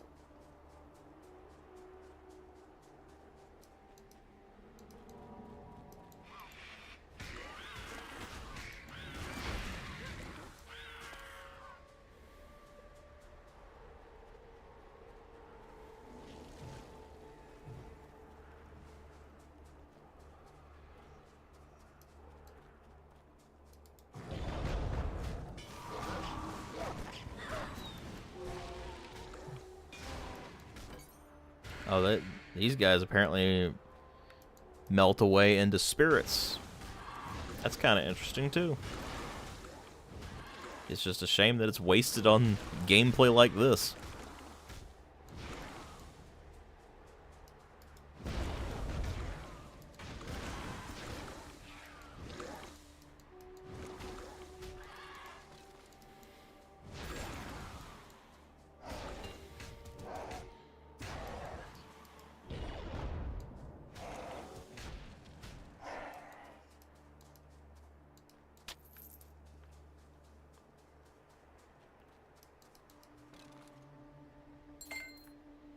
Okay. What is this? That is the Lair of the Sphinx. Sure, why not? Let's go in the Lair of the Sphinx. What could possibly go wrong?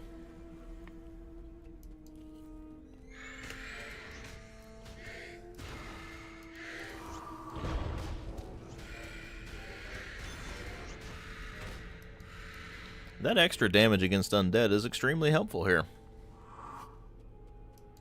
It makes this combat so much less tedious.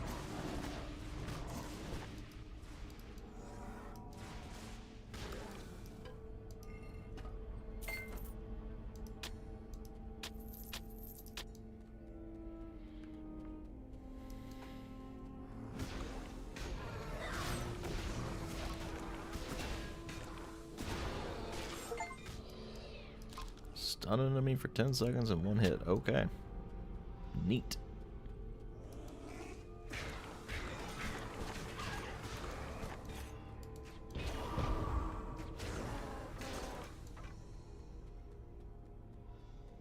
Okay.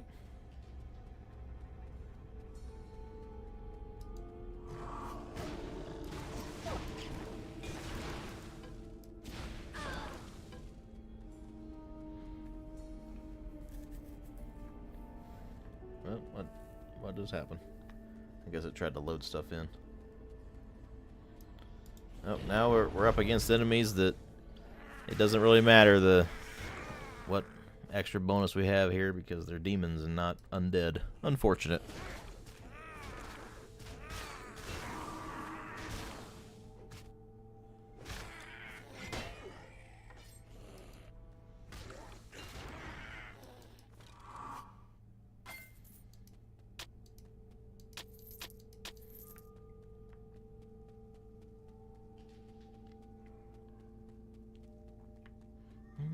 Okay.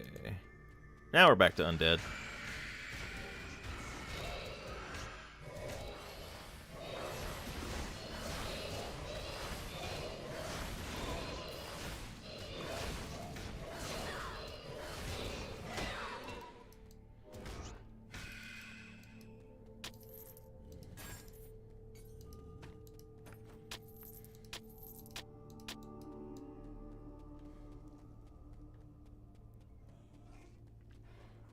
Is there any purpose to clearing out the Great Sphinx? Who knows?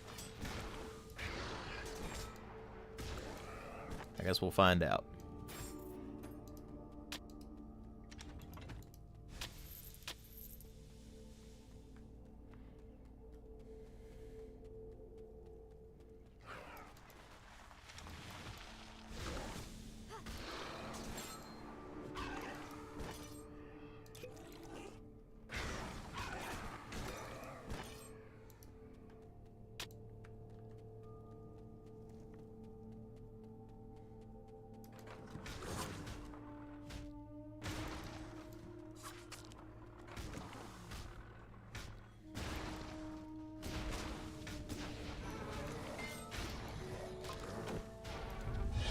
Yep, we're leveled up. Okay.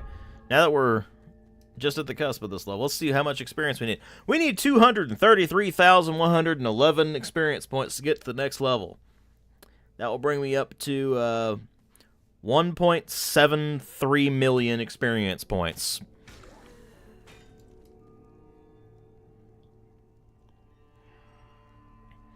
Yeah. They really went overboard on the tuning with this thing. Alright, let's see here. What are we going to bump up here? We are going to bump up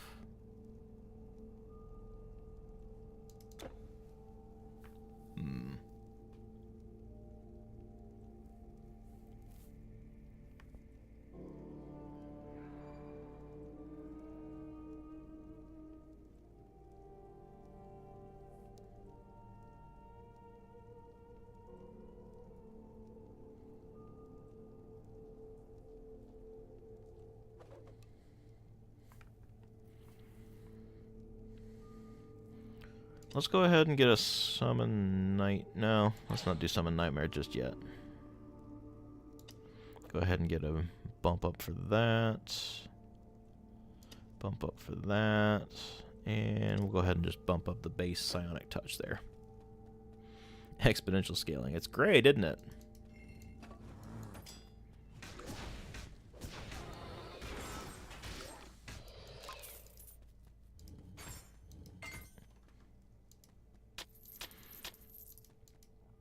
It's like when you play a JRPG and then all of a sudden you're doing tens of thousands of damage or hundreds of thousands of damage per hit. Or if you're playing Disgaea, you're doing septillions worth of damage and it means nothing. It's so obnoxious. Number go up.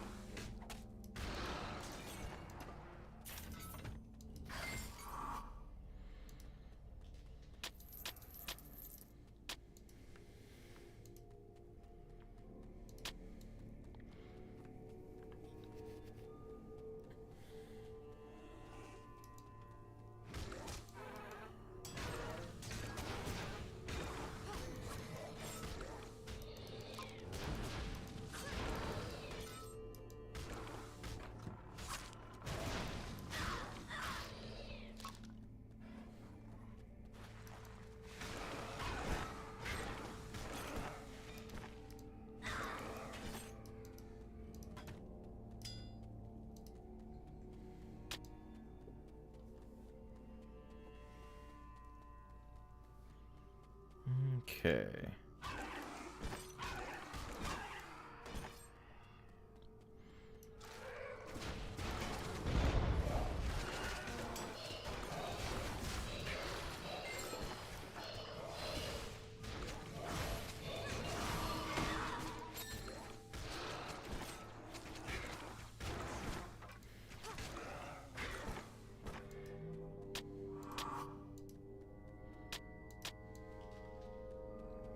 Let's see what we got down here.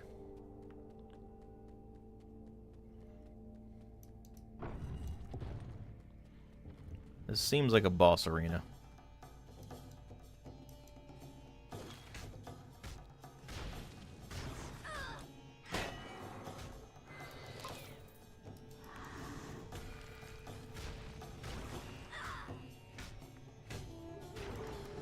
I like the music.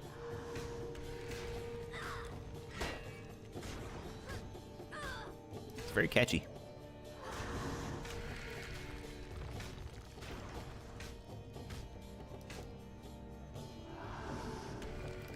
Oh!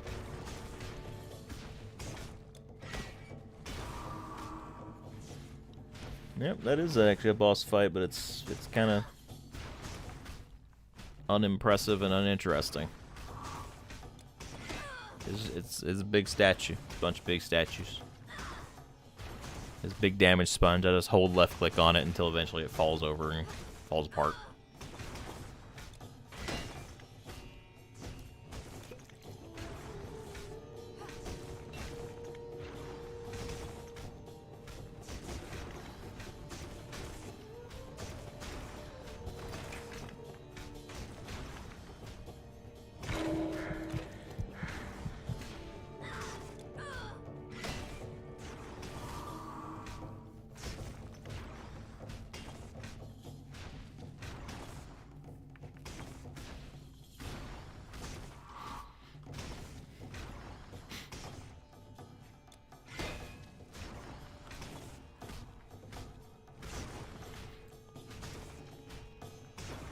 See, what I'm doing here is actually a very complex strategy.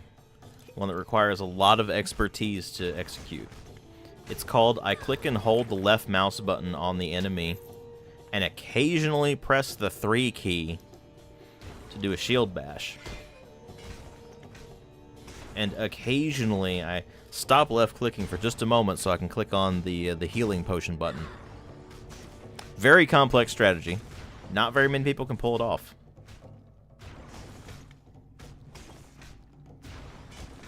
It's what we call an elite gamer move, I believe.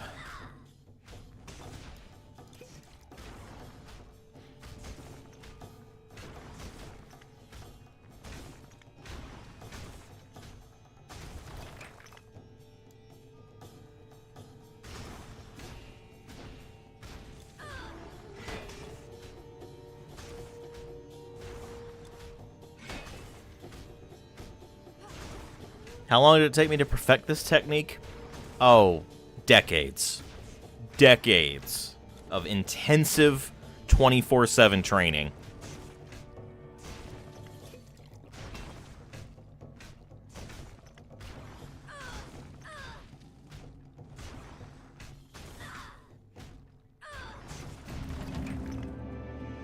And as you can see, it's very effective.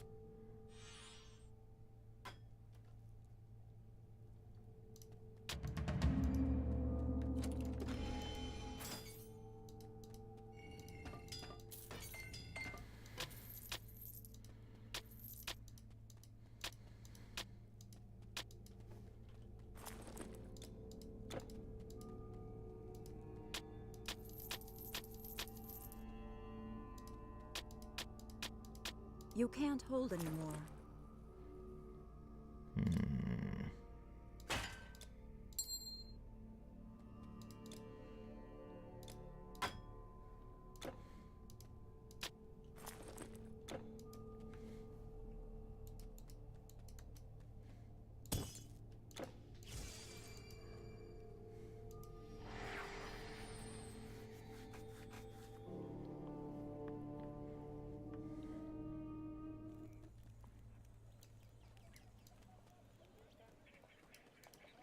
Yes?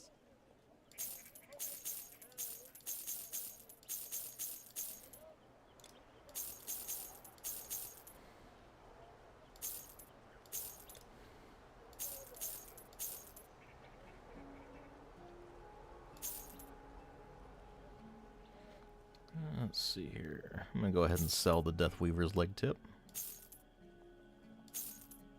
because it is no longer of use to us.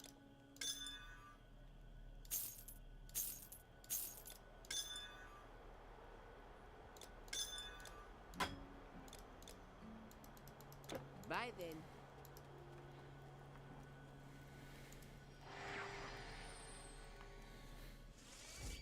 Go ahead and collect these other couple of items here and then head back.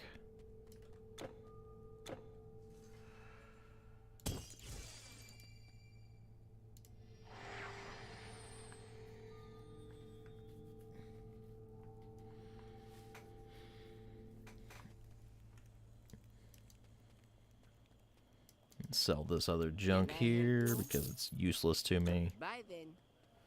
Go find the caravan guy so I can combine this medallion thingy. Where is it? There it is. Safe travels. Greetings. Okay. Good day then. Now presumably I can go turn this quest item into Emotep over here. At least I hope I can do that and not have it just take up my inventory space.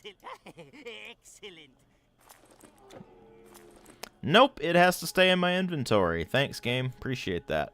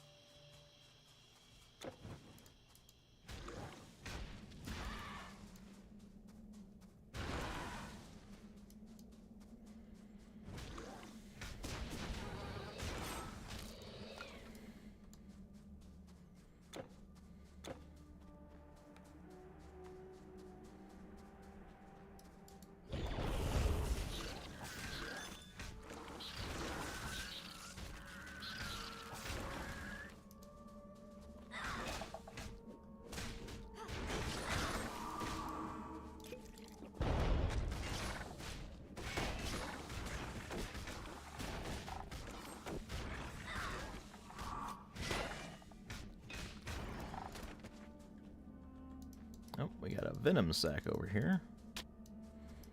I'm pretty sure I've got some of those laying around too.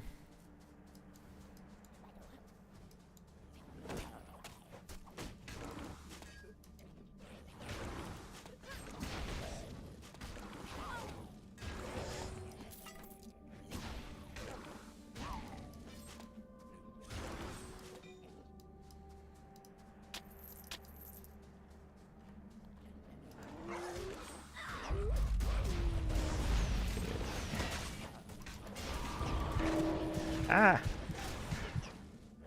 Suddenly, lots of damage.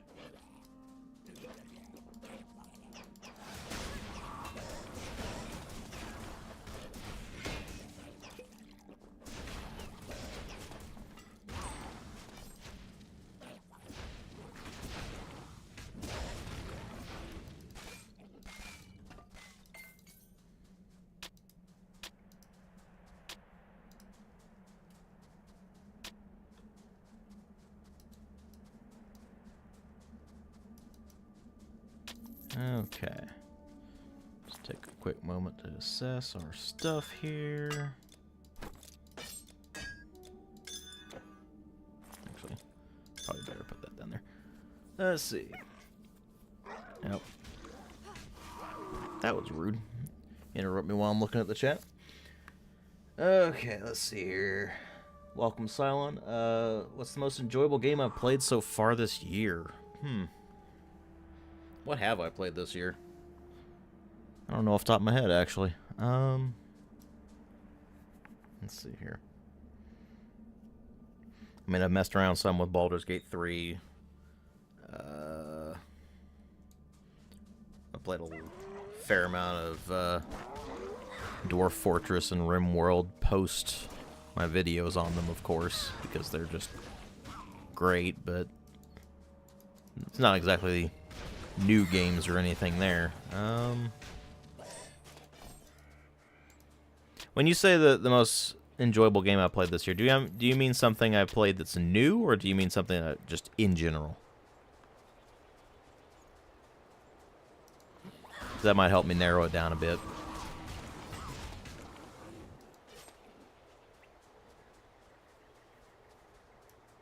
What's this?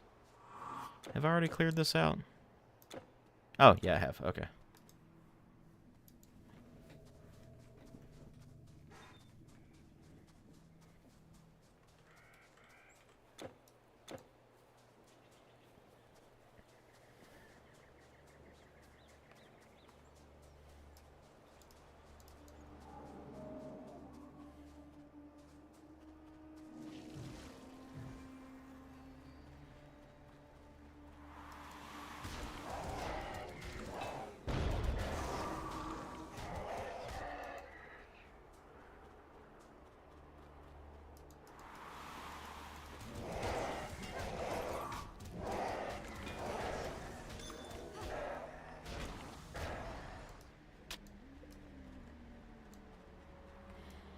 In general, you know how hard it is to... Yeah. Games these days... I probably should do a video just on modern gaming in general, because it's gotten pathetic. Yeah, in general,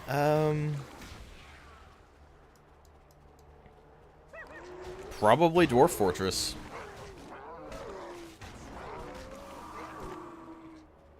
And I already made a video on Dwarf Fortress a while back, so...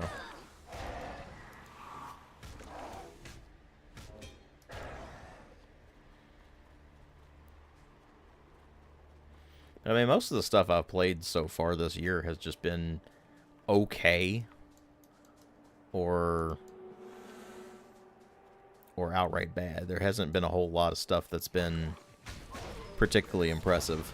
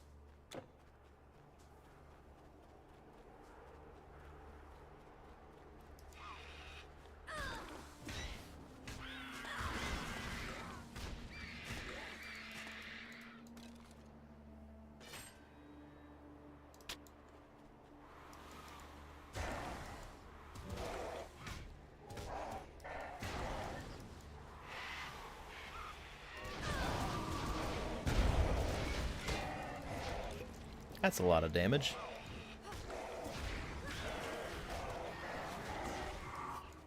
Oh, great. You're one of those enemies that slows me down dramatically.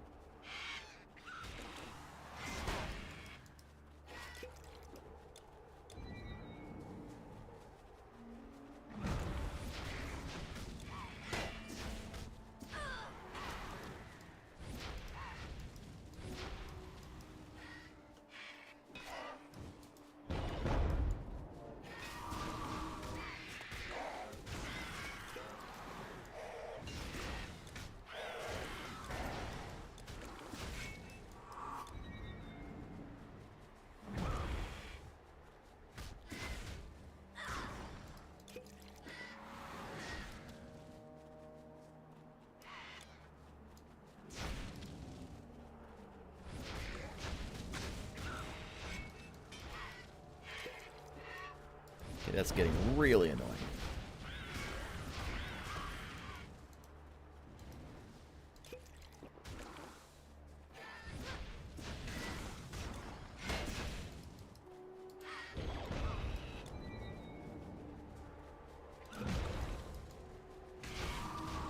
Yeah, we're almost there.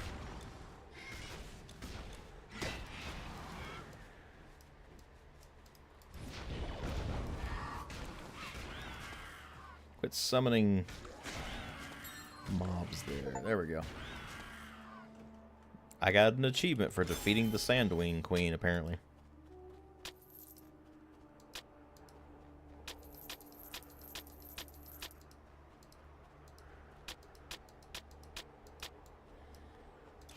Alright.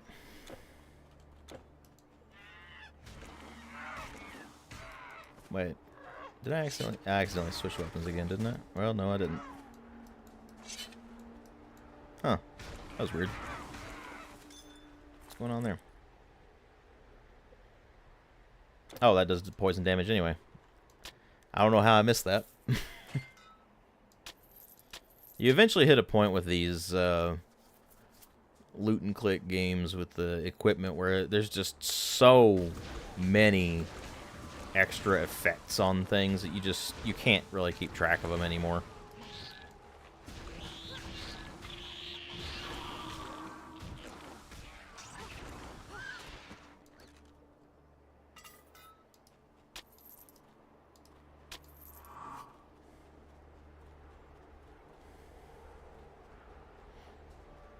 Am I off work during the day? Right now I'm not working today, so.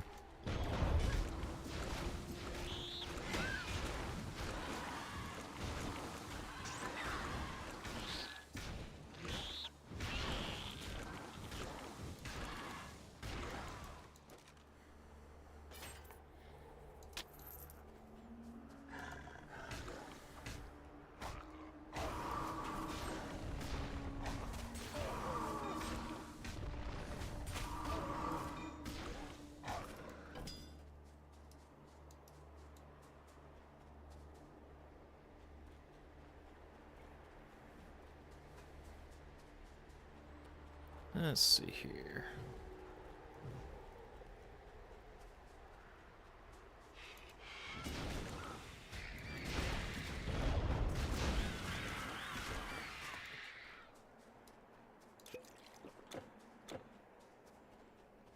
I don't like sand. It's coarse and rough and irritating, and it gets everywhere.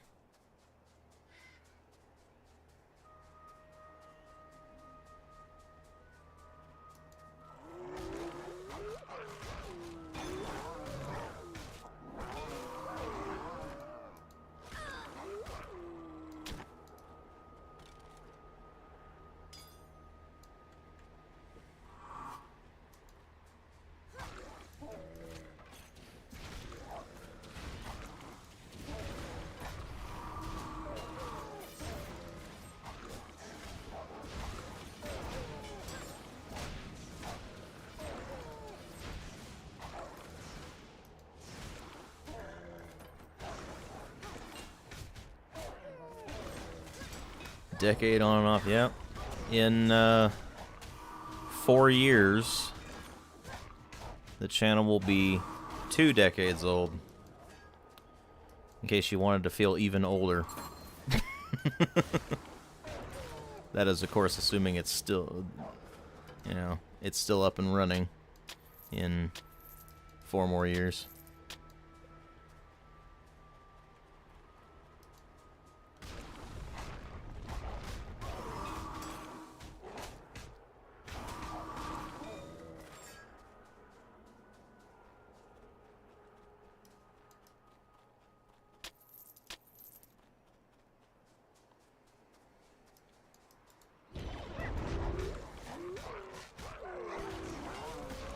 Oh, it's super deep and complex gameplay. Super deep. The deepest.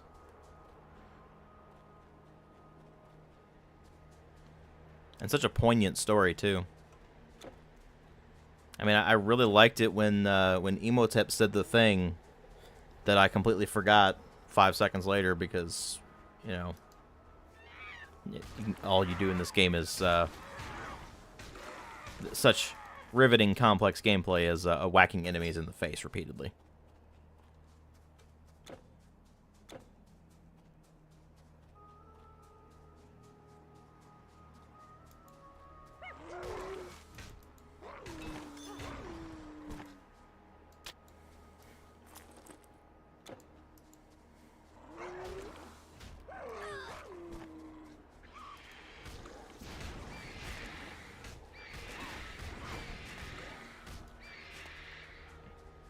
But hey, on a positive note, I don't have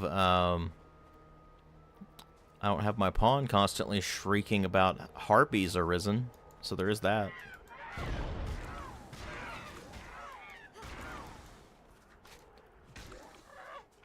Seriously, Dragon's Dogma ruined harpies for me because it just got so annoying to fight them in that game. Every 5 seconds, you just run across some harpies and your pawns will start shrieking about them.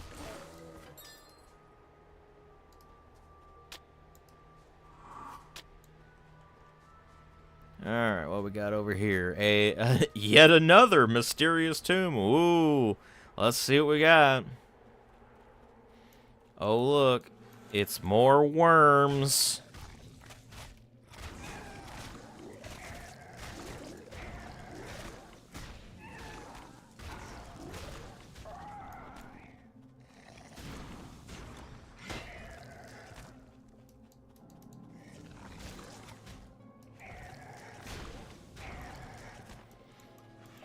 Okay, I think I'm gonna clear out this this area here, and then I'm going to take a break after that. Oh, they have attacks that slow me down.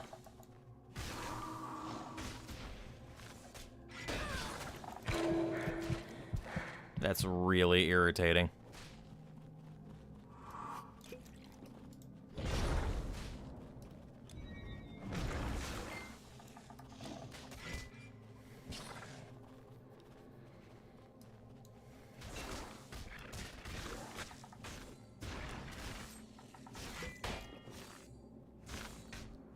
Look at this ridiculous sluggishness.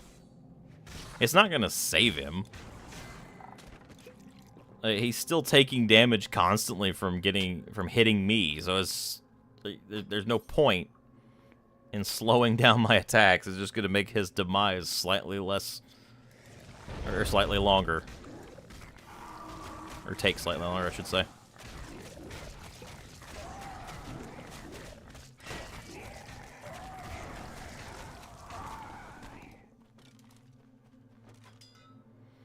Let's see here. Nothing useful. What a surprise.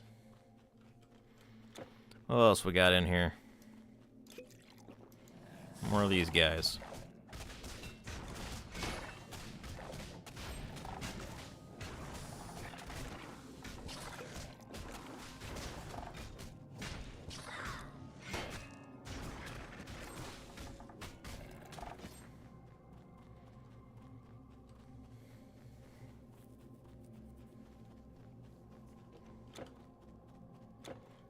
Okay, anything interesting up here?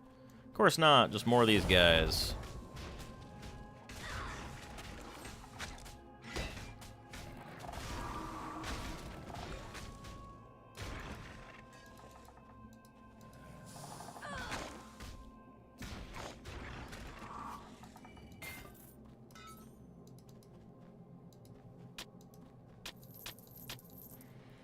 Okay. I think that's pretty good for the time being. So let me go ahead and take this stuff back to town and sell the junk, and then when I'm back in town, we'll go ahead and take a quick break here, so bear with me a moment.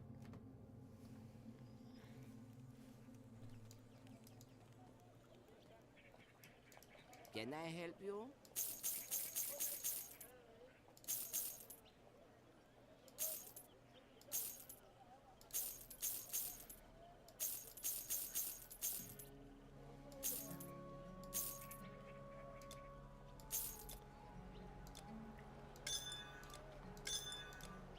Alright, let's see what we got to work with here. Bye then. And then I'll go ahead and combine these things, and then once I've combined those, then we'll take a break. Alright, so let's see. I need that. I need... Where's the Ankh? There's the Ankh. Crescent. Venom sac. Let's see, what is this? This is disease plumage. Okay. And then we'll go ahead and combine these. Oh, right, I also have the this one to combine. Your goods are safe with me. I can hold that for you.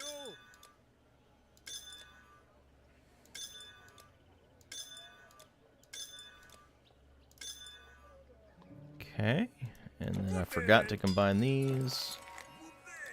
And now we got another one of those. Okay. And then I got a thing to sell here. Alright, we'll go ahead and sell that, then we'll take a break. While it's on my mind, otherwise I'm probably going to forget about it. Everyone needs a blade and a helm. Alright. Greetings. Come again. Go ahead and save the game here. And I'm going to take a quick break. I will be back in, I don't know, a few minutes. And then we'll get this moving again.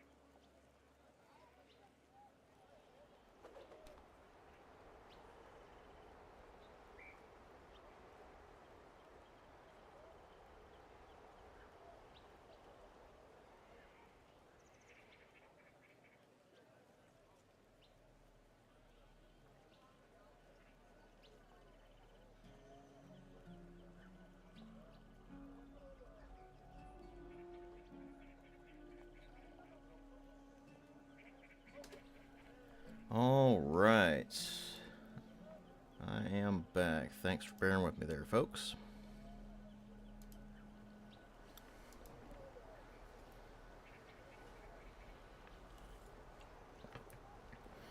And let's get back to, let's see, we're going this way.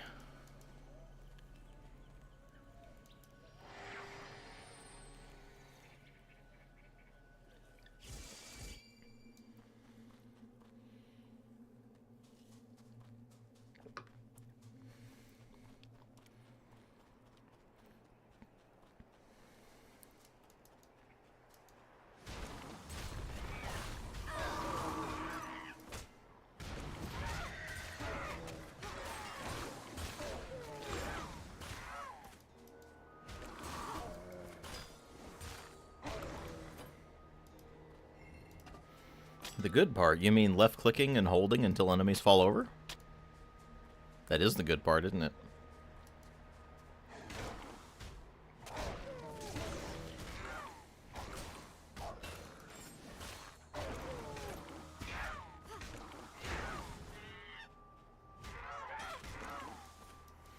Although I will admit the ragdolls are fairly amusing. As only early to mid 2000s ragdolls can be.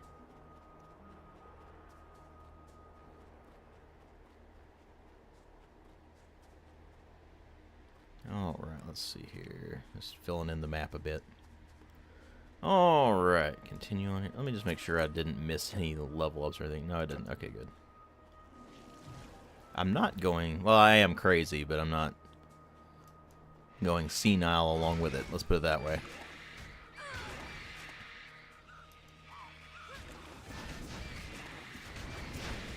Speaking of being senile, you know how the you just randomly get old things popping up in your head all of a sudden? While on the break there, for some utterly baffling reason, even though I haven't watched it in I don't even know how long, the tune from Brody Quest just popped into my head and is now stuck there. I don't know why. But it's there, and it's annoying me.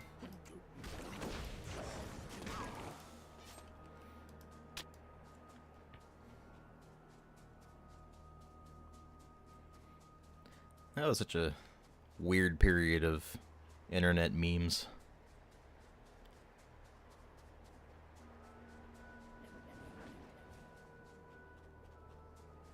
Let's see what's over here. Oh, look, more Scorpos.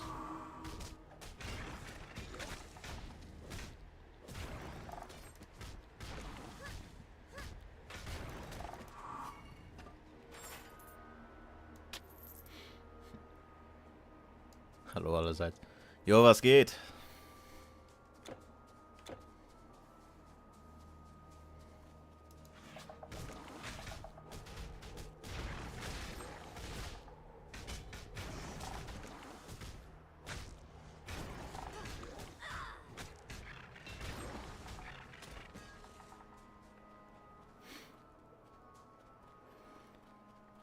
You have joined us as the left mouse clicking intensifies.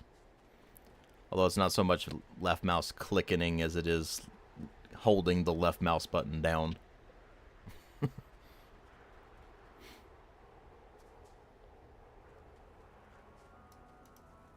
You're the one from Greece, aren't you? The one who killed the Telkin. Would you believe it? A Telkin was here. A Telkin did this. Just yesterday, these pillars were standing and whole. I have guarded this...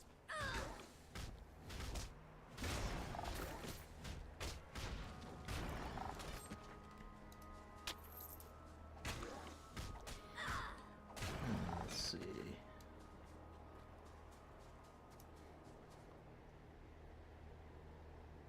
Unpopular opinion, you think Modern Warfare 2022 has one of the worst multiplayer?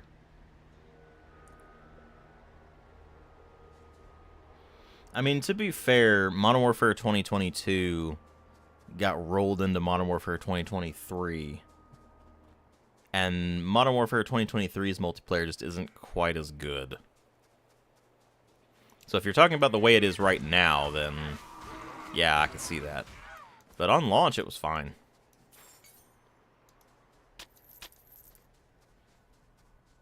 You're using a brace again, that sucks.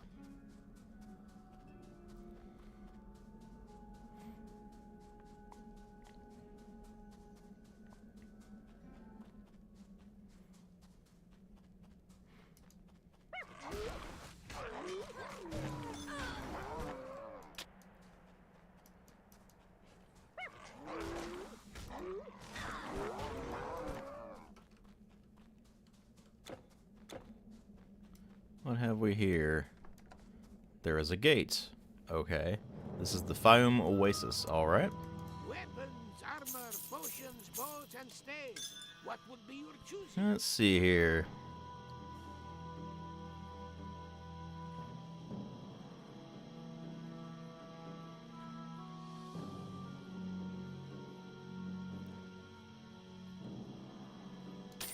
Sure. Go ahead and buy some of these. Why not? I'm not going to use them right now, but I might as well buy them and then put them in storage or something. Once I went into the desert. I wandered far, far into the desert. Suddenly, there were stairs in the sand. I went down, and there were chests and chests of treasure. I couldn't believe my eyes. I reached for the treasure, and suddenly beasts charged at me from the shadows. I got out of there and fast. Okay, a hidden treasure. I guarantee you it's not going to be worth it. My plans don't involve going back out into that desert. Not after my caravan was attacked.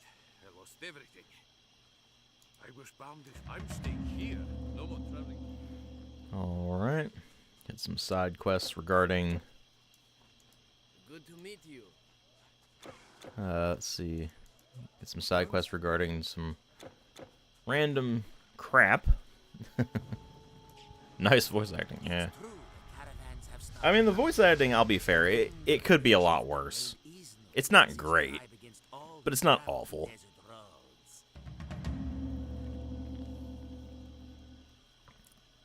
Reminds you of the drunk guy from Diablo 1.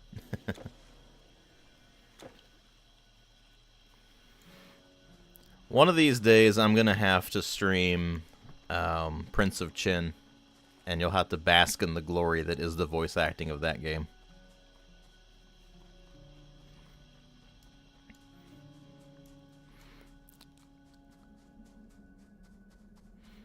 It's something else. I mean, to be fair, it's by Object Software, and I don't know if they're still. I don't think they're still around, but I didn't. They were a small Chinese developer with basically no budget when they were making that. So they made that. They made Seal of Evil. They did Fate of the Dragon and Dragon Throne Battle of Red Cliffs. None of which have particularly good voice acting. I mean, to be fair, Dragon Throne and Fate of the Dragon both have entirely Chinese voice acting, but still.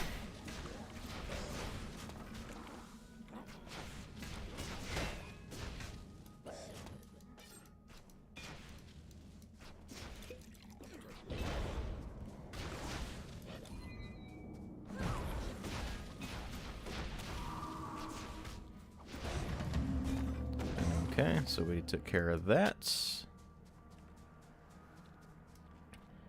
How do I spell Chin? It's Q-I-N. It's on GOG and Steam, actually. If you're going to get it, I'd recommend the GOG version. So Seal of Evil, now that I think about it. But I mean, it's basically a Diablo clone type thing like this.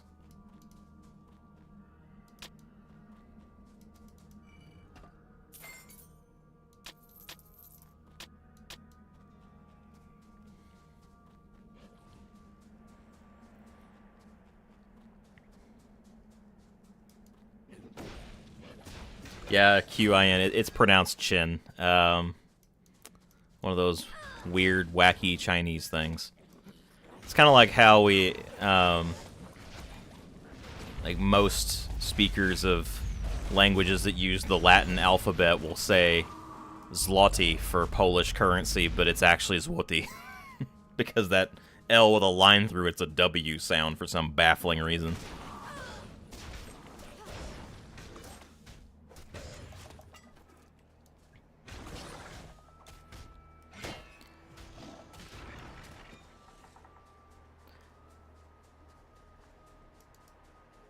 Yeah, it's isometric and it's technically party-based, and it's weird. It doesn't work very well. I mean, it runs fine, I should say, but it's like mechanically it's odd. But that's the one I've mentioned it on the streams before, where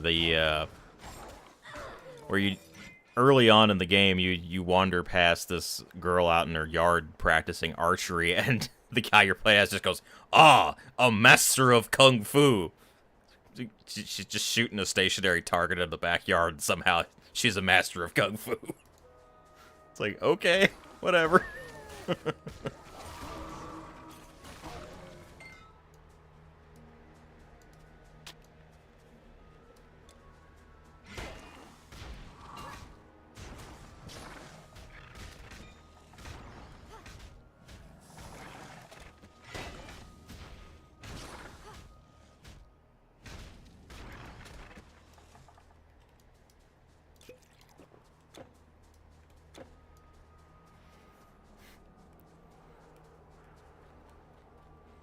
I mean, don't get me wrong. There are martial arts centered around the bow, but it's not just shooting a stationary target in your backyard. Anybody can do that.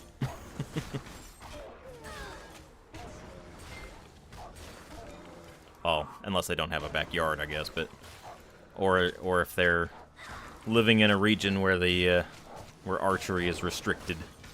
Although I don't know anywhere off the top of my head that restricts archery specifically.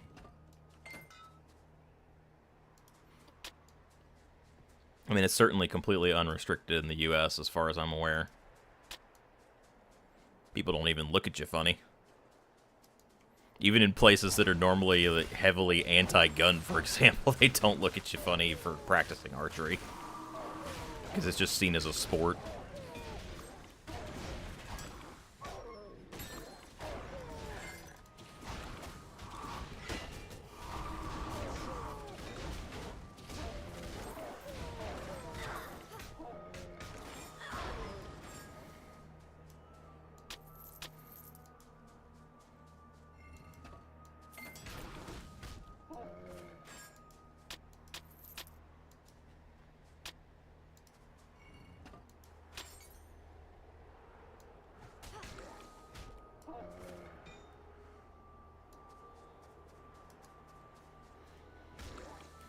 Reminds you of the root of the word Amazon. You're gonna have to explain that one a bit. I'm not familiar with the root of the word Amazon off the top of my head.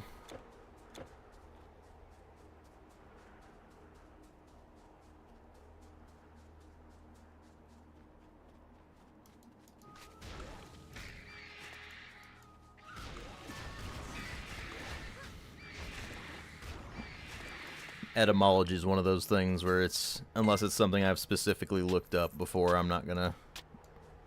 probably not gonna know it off the top of my head.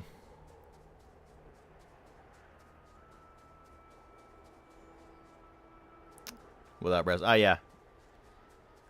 Because of I don't think there was ever actually any evidence that it actually occurred, but there was that idea that women archers would cut off one of their breasts to make it easier to shoot bows. But I don't think there was ever actually any evidence of them doing that. Because why mutilate yourself like that when all you have to do is wrap tight bindings around them? Much in the same way women wear sports bras today.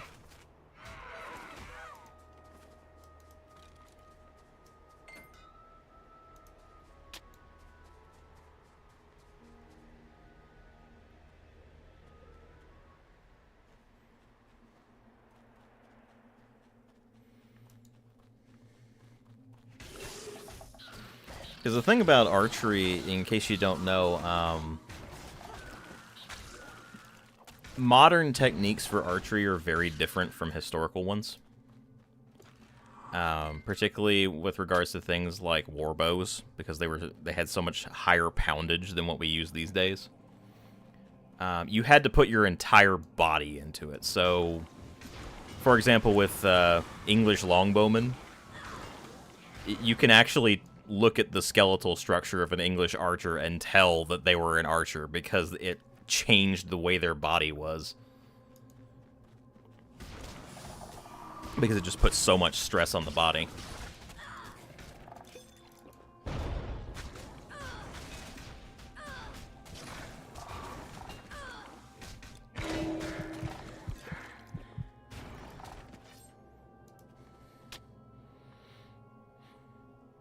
No, it doesn't. It's not that it doesn't let you pull the bowstring all the way back. It's that if the breast sticks out too far, then then the string will actually catch it.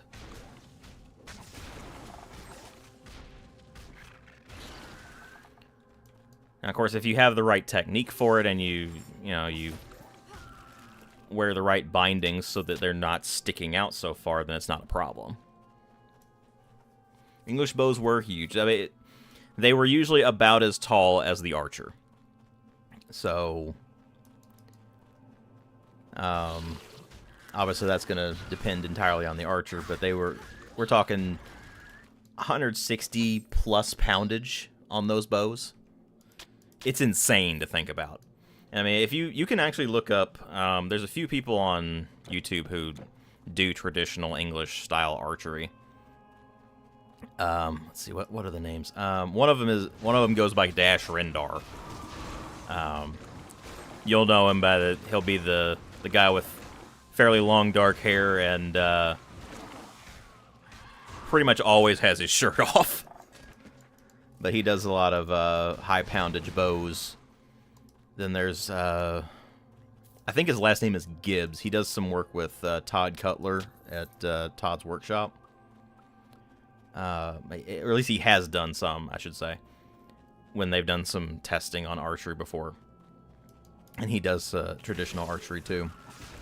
And when you see them put their whole body into that thing, it really gives you an appreciation for just how powerful those bows are.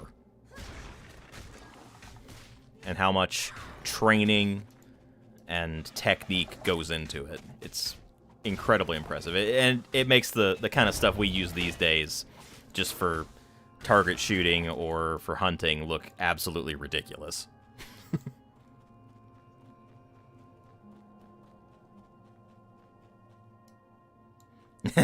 More like dashing. He is a handsome guy, yeah.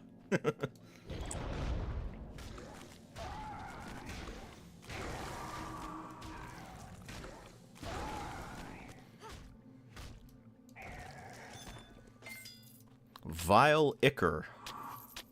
I think that's a new one. Yeah, that's a new one. Have I seen the Japanese bows? I've seen Yakyu before. That's Japanese archery. It's they use a bow called a Yumi, where it's longer on the top than it is on the bottom. That's the traditional Japanese bow.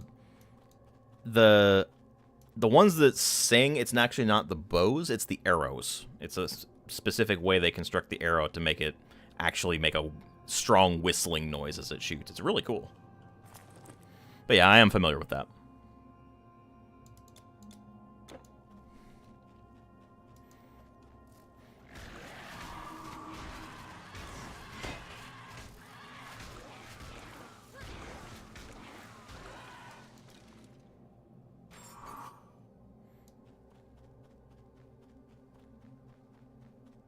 Let's see what else we got here.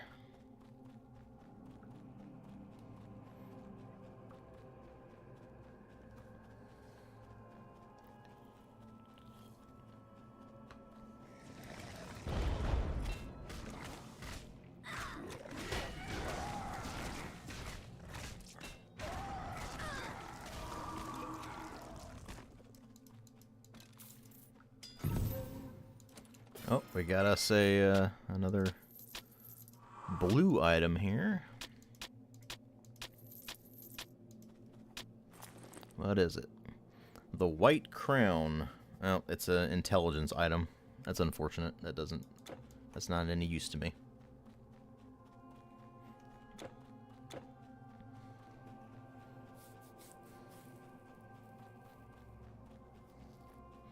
Didn't expect to learn so much about bows today. Hey, welcome to the stream. You never know what you're gonna get.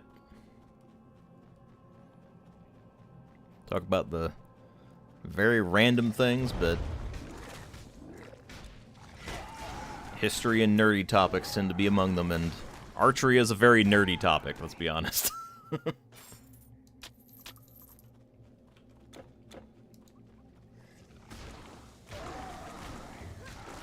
And of course, I am by no means an expert or anything like that. I am extremely casual in the archery space.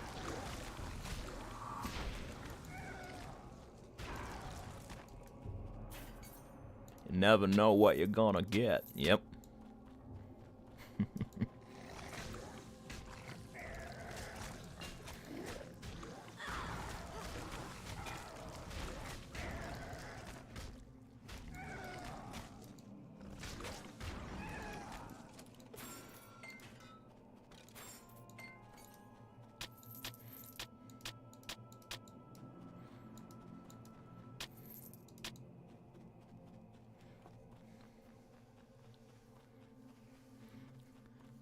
Speaking of Forrest Gump, since it reminded me of this, I wanted to mention this because it always amuses the hell out of me.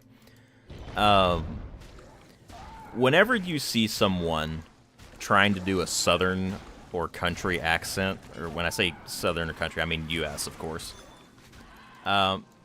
Anybody who actually speaks with one of those accents will instantly tell that that person is putting on an accent. And it's entirely because people who try to fake those accents put way too much effort into it.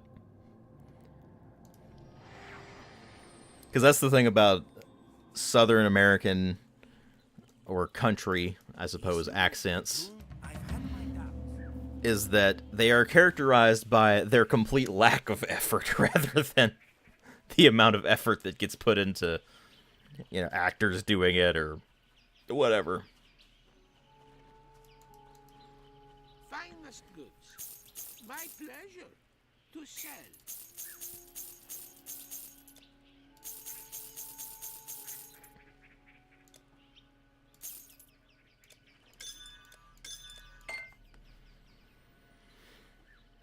Goodbye.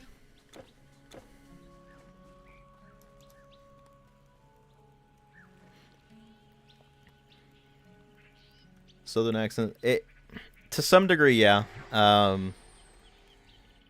Their linguistic studies have more or less placed various American accents as being a lot closer to what the British sounded like in Shakespeare's era.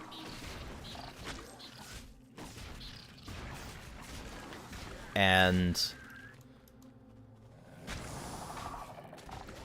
as in much more of a direct lineage from that, I should say. And more specifically, stuff like the West Country and the Midlands.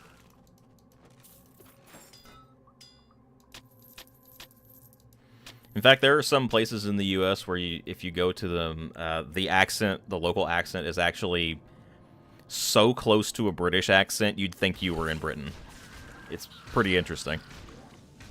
Also, when you say British accent, there's a lot of British accents.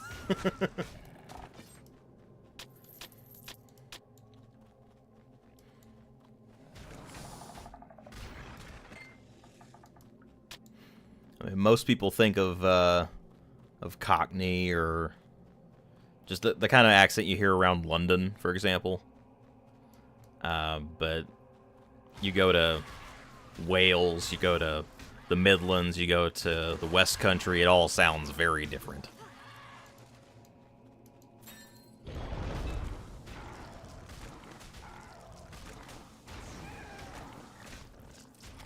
And that's kind of like with the American accents too. A lot of people just think of there only being one general American accent, and I would imagine it's kind of like what I talk like on the channel anyway, which is more of a.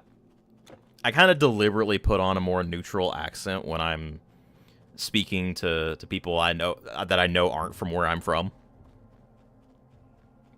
so that they understand me more easily.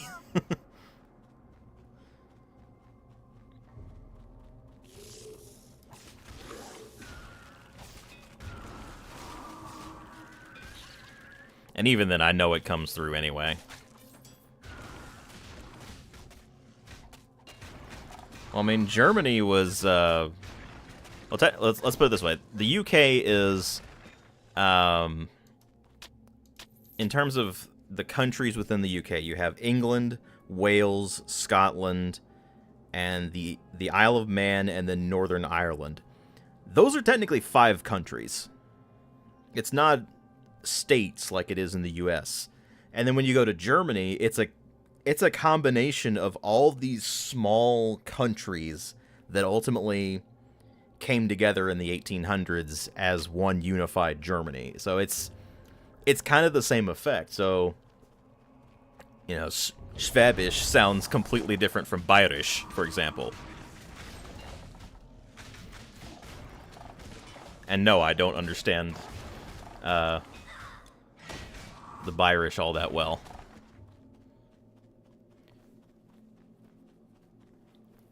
And then, of course, Pelzisch is different, and Berliner is different, and so on and so forth. That's a lot of damage.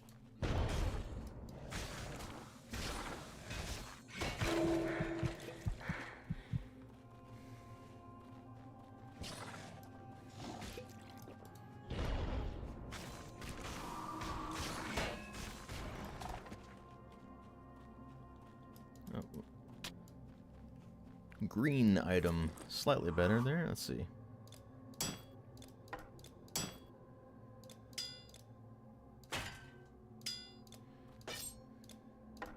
Try to organize this a bit better here. Good old inventory Tetris.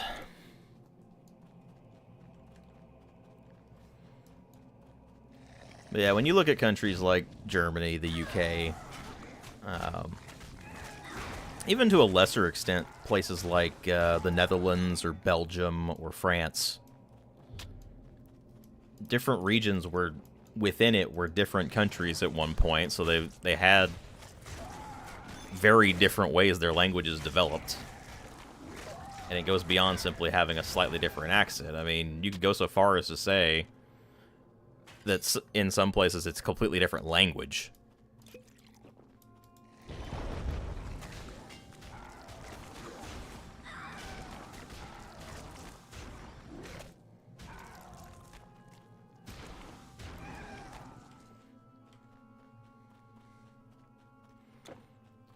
Which is also partly why it's so surprising that when you get such far removed places as, say, the US, the UK, Australia, Ireland, New Zealand, we can all still understand each other just fine. Because you would think with that amount of separation that the languages would develop completely differently. And so we would just be barely able to communicate. But nope, that's not how it works.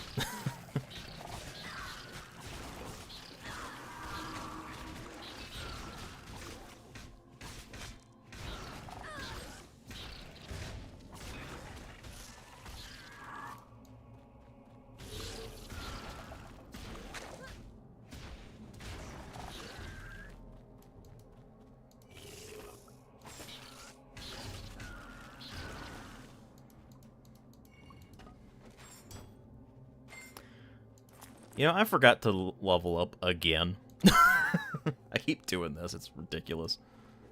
Let me take care of these guys real quick.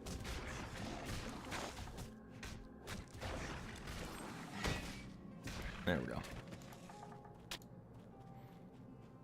And then go open this.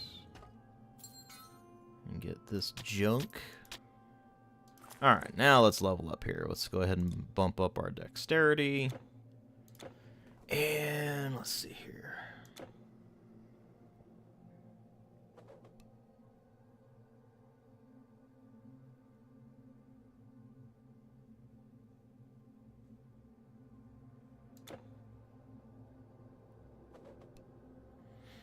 Alright, that's an item ability. Let's see.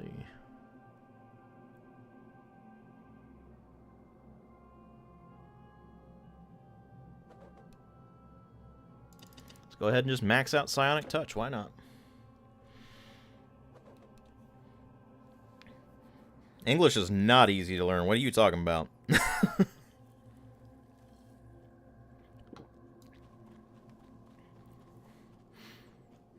Actually, I'll be fair. English is easy to learn for people who speak a language similar to it, like Dutch or German.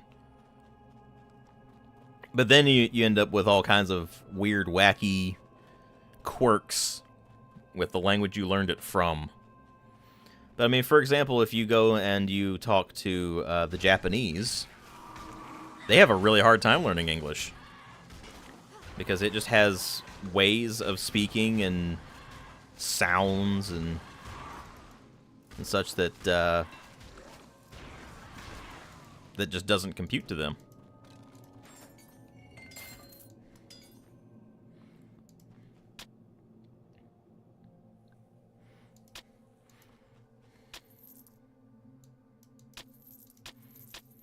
I mean, ich habe Deutsch gelernt, so ich weiß, wie es.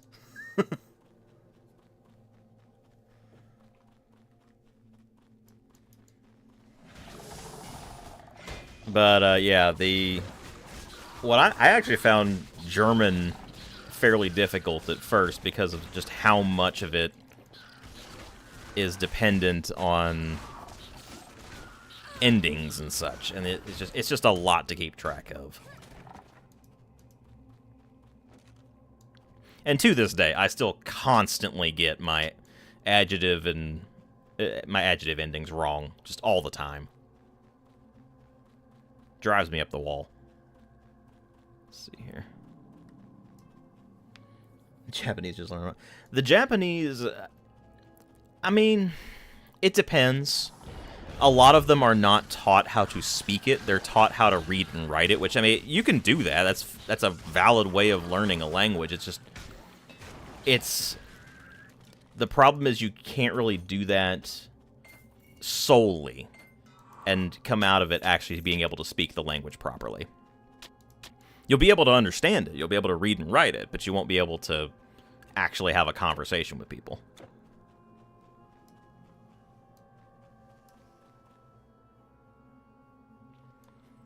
German has a lot of rules, but it has rules.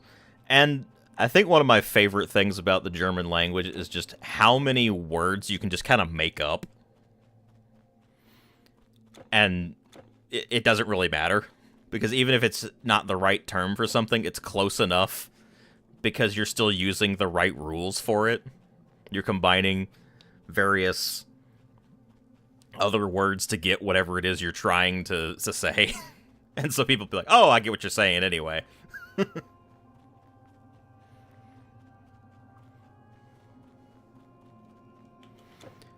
What's that? You don't know the word for something? Well, just make up a compound for it using a bunch of words that ultimately mean what you're trying to say, and, well, it works. Let's see.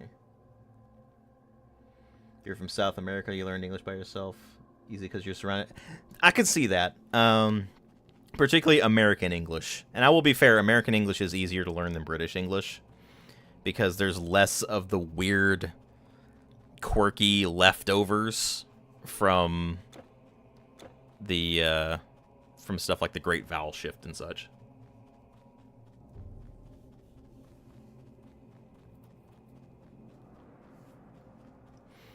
And because there's just so much more American media, you get exposed to it a lot more often. You get to hear how people speak, the cadence of speech, the pronunciations. And, I mean, pronunciations vary wildly, too. German has a lot of hyper. I keep accidentally clicking the right mouse button. German has a lot of hyper-specific terms for things, and it's hilarious.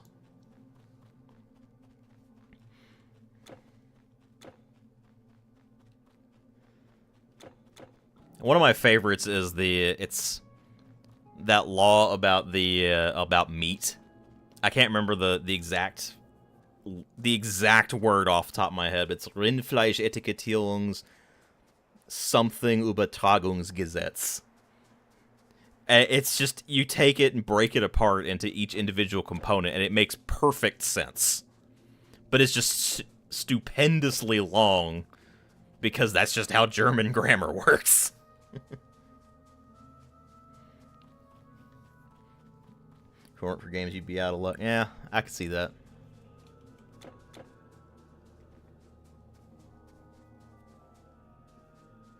What have we over here? Now we're in some other tomb. Oh, look, it's undead. That means that my weapon actually has a massive damage, but why am I not moving towards this enemy? My weapon has a massive damage bonus against the undead, which is very amusing.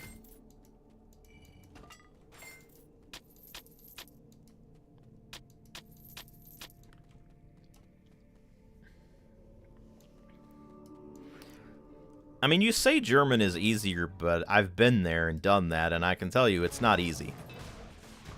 It's not going to be as difficult as something like, say, Chinese. But it's definitely not easy to learn German.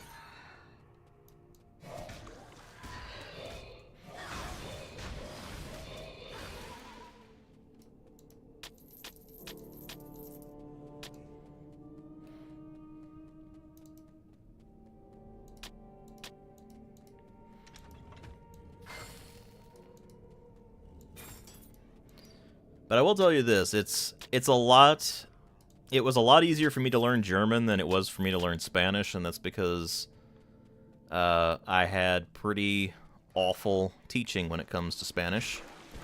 So I developed a hatred for that language. Which is a real shame, because being able to fluently speak Spanish would make my life a hell of a lot easier. I can still understand what people are saying a lot of the time, but I just can't really respond.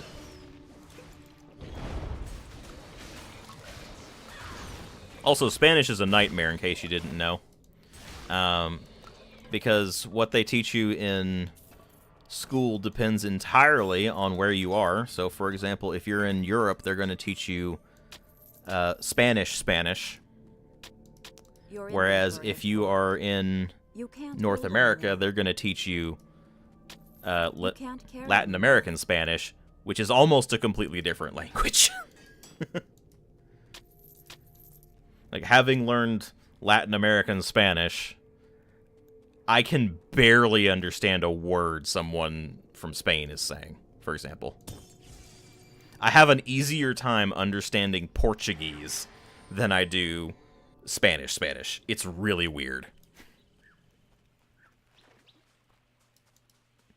Greetings.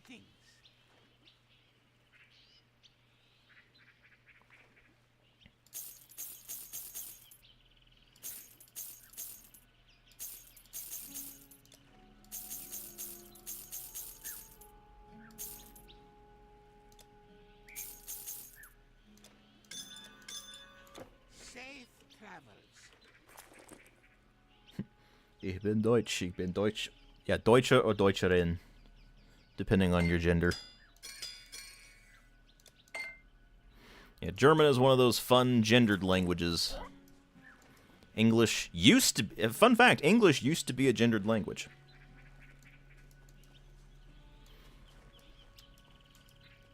Back in the old English days. But it is no longer.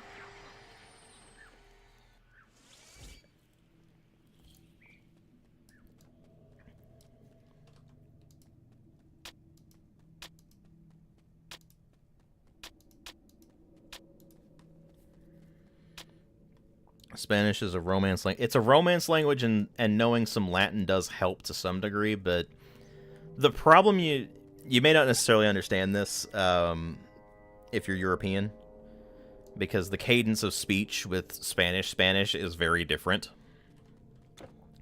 Latin American Spanish is basically spoken as fast as humanly possible, which means that it's very hard to keep track of what someone is saying.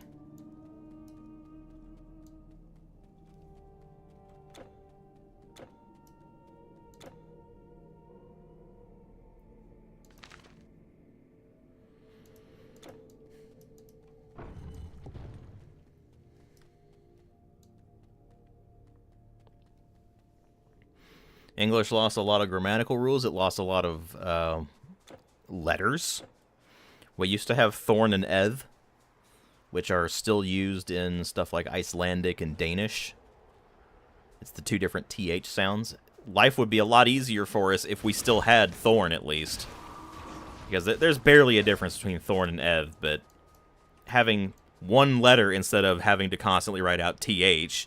I mean, with German speakers, I know how it is with doing double S's. You have the SZ, which is great, but there's been a constant push more recently to just write out two S's instead, and it's completely pointless.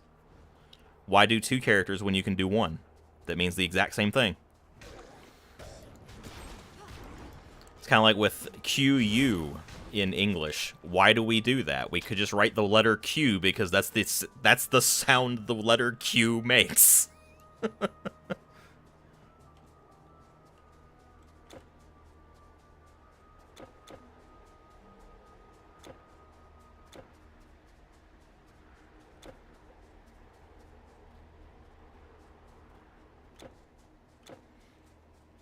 So we used to have, let's see, we used to have thorn and eth. We used to have win, which basically got replaced with W.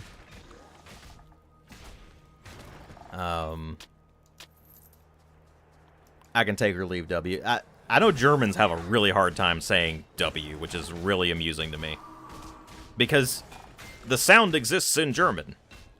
And I hear Germans say it all the time, but whenever they see a V in English, they always pronounce it as a W, and it just amuses the hell out of me.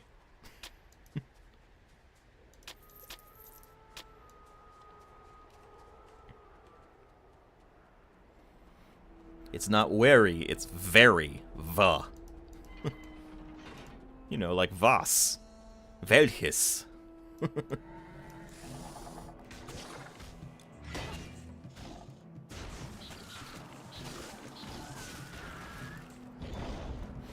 I mean, it doesn't make me mad or anything. It amuses me. So.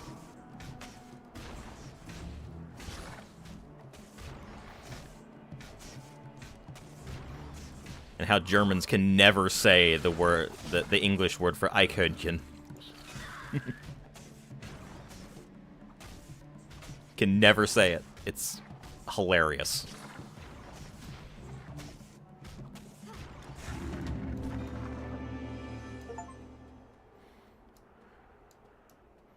Alright, defeated that guy. Now we open the Skinner boxes. Woo! Grab all these here.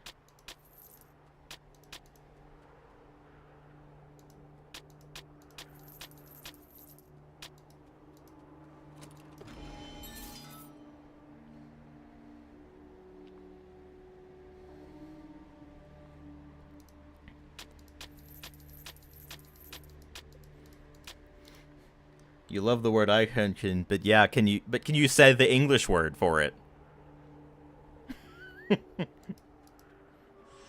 That is the question. Because I have yet to meet a German who can pronounce the English word for it. And it always amuses me.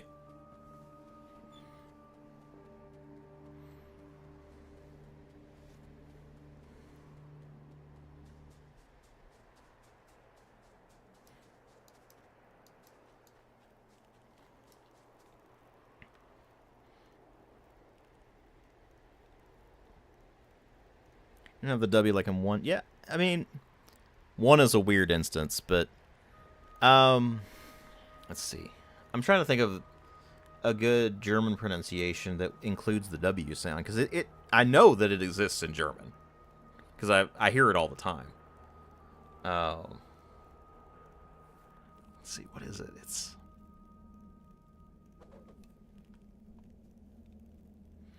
No, it's not a tree. No, it's an animal.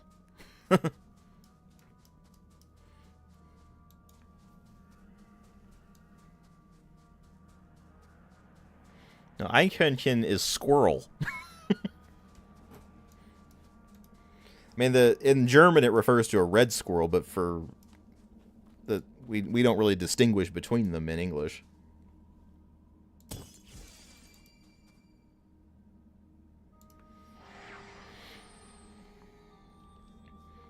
Welcome, Jonah.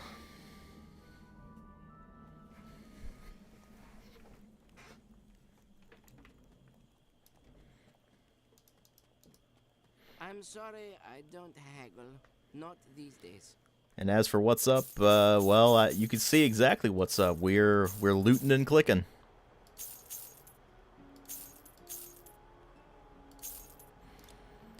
Which is, weirdly enough, kind of a welcome break from the Assassin's Creed Origins review I've been working on. It's been driving me up the wall. Gods protect you. Eichhorn may be related to a type of tree. I don't know off the top of my head. Might be related to, let's see, might be related to acorn, which is from an oak tree. Now set and aside.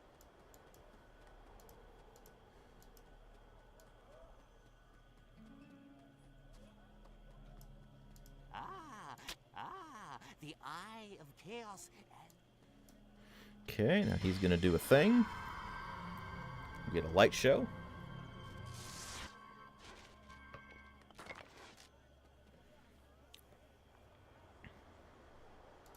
Why, this cannot be. How could we fail? All that we tried to accomplish has been in vain. It is clear to me, had you not already slain a Telkeen, I would... All right, let's see here. The problem is, this stuff is... Okay, I need to go turn all these things into the Ike is oak. Okay, yeah, that makes sense.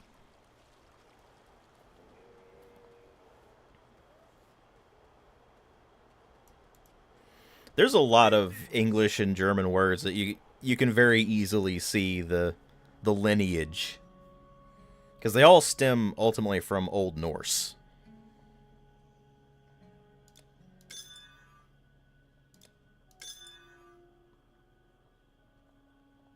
Let's see here. Where's the other one of these yet? There it is. And then Essence of Amon Ra's Glory. I do have another one of those. Let's go ahead and combine these.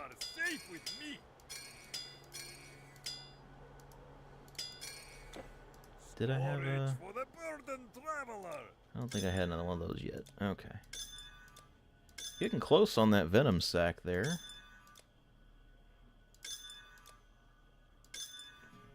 So that's cool.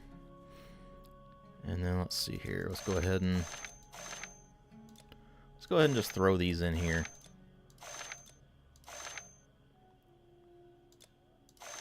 Since I haven't really found a use for them yet. I'll go ahead and expand the storage too. Why the hell not? Bye.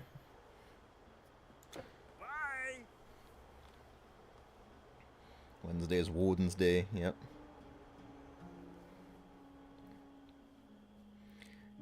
You say German's easier, but is it really? For someone who grew up speaking it, sure it is. You appreciate me reviewing and playing bad games, so I'm glad you appreciate that.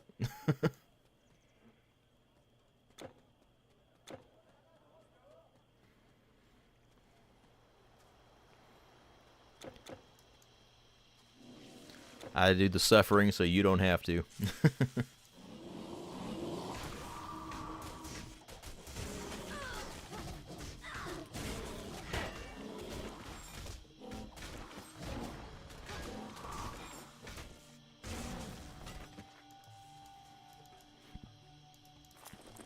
I once again forgot to improve my stats. I'm really bad about this. Alright, let's see here.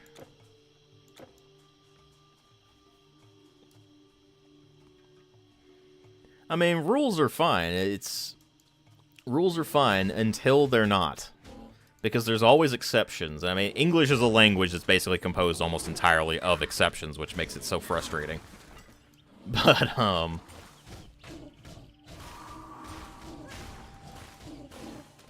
mean, you could say that... The problem with German is its complexity of sentence structure. I mean, I've seen entire sentences that took up almost an entire page, and it was just a single sentence, and it's infuriating because that is grammatically correct in German. And for an English speaker, it's considered a ridiculously long run-on sentence.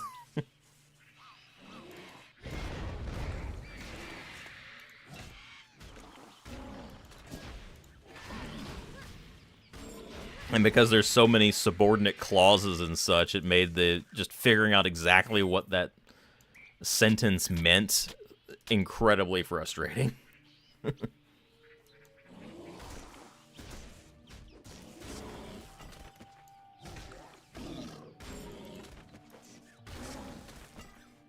You teach it these days for money, but do you teach British or American English? That is the question. Because I imagine American English is a lot easier. What do you mean I have to spell color with a U in there? What's the U for?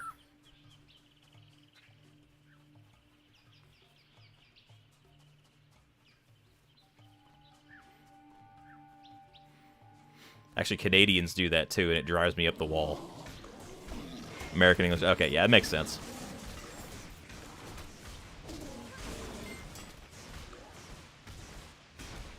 Because what I find is most Europeans learn British English.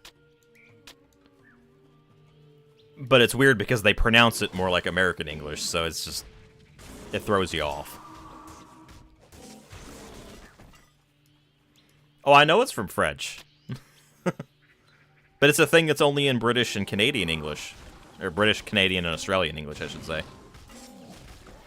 American English drops the extra U's.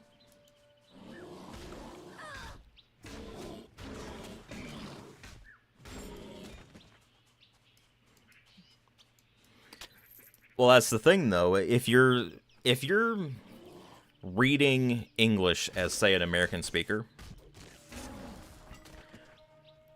there are very few instances when we will read OU as the same as just OR. So for us, when we see COLOUR, we think couleur. We don't think color.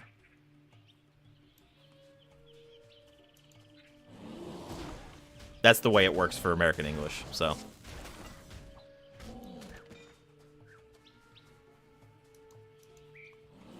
Now, that said, because we know the difference, we can just immediately say, oh, it's just color.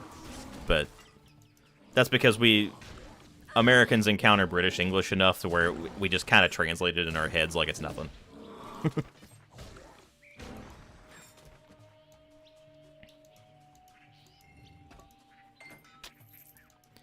I have noticed as well that a lot of people have difficulty with R's at the end of things, regardless of what language they're coming into English from. Like, I know Germans tend to have trouble with it too, because in German, you generally don't pronounce the R at the end of a word. Or if you do, it's very, very, very slight. Whereas in American English, a lot of times you do, except when you don't.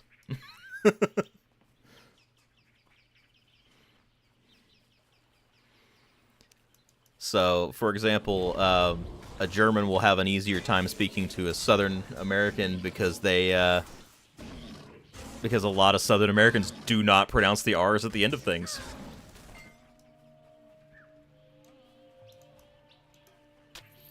No one can pronounce mirror. Everybody can pronounce mirror. It's just that a lot of people don't put in the effort. For example, if I'm going to say the word mirror in my my typical speaking cadence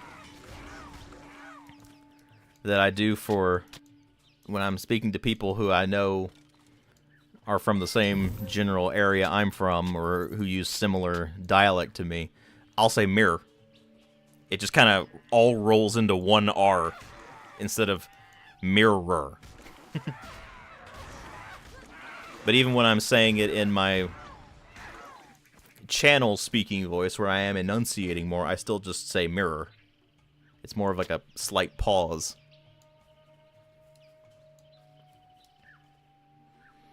And people roll it. Yeah, rolling R's is a really hard thing for American English speakers to do. Because we don't do it. We don't use it for anything. Which makes speaking a lot of, well, to some degree it's in German as well, but it's a little tricky. Because that kind of depends on the dialect you're speaking too. Like some dialects have rolled R's whereas others don't.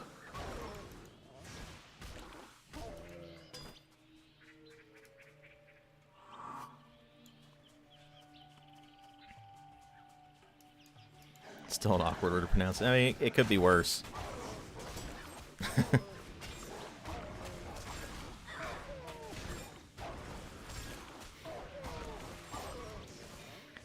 Just wait until you hear how people in certain places pronounce their place names. Or you can end up with...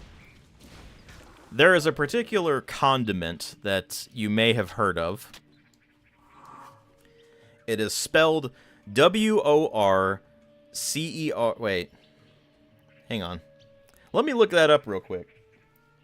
Because I want to make sure I get this right. I'm pretty sure I know it off the top of my head, but I just want to make sure I don't get this wrong.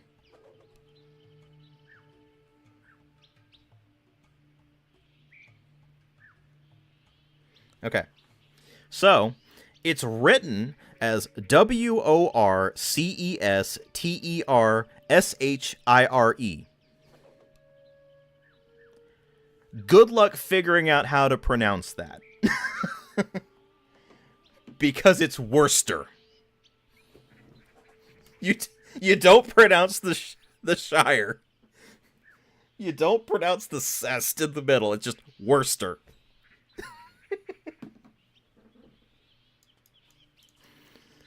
And that's British English.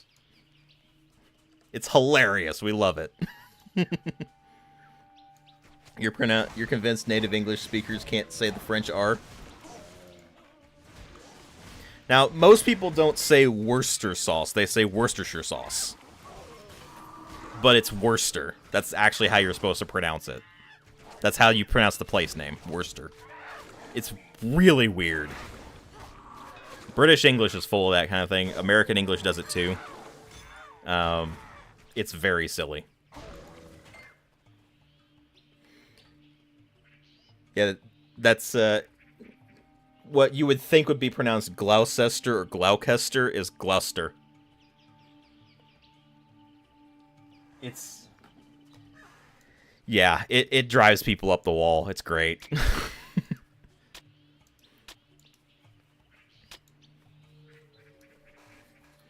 Yeah, native English speakers can't say the French R. I mean, you can with enough effort, but it's... I mean, I certainly can't do it because I don't speak French. Je ne parle pas français. That's about the best I can do. What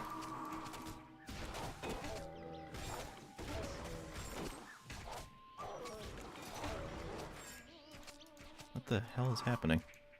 Why am I not attacking? There we go. That was weird. I was clicking and holding on the enemy, but I wasn't attacking. It's like, what is happening?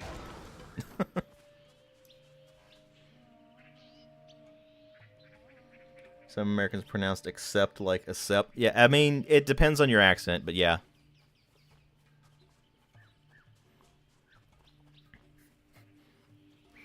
I mean, I regularly see people reducing 3 to 4 syllable words down to 1 syllable. Let me put it that way. It gets interesting. And I can still understand what they're saying. That's another thing. It will have ing at the end of words. And we, Americans at least, rarely pronounce the ing. We just pronounce it in. German does something similar with certain words and phrases.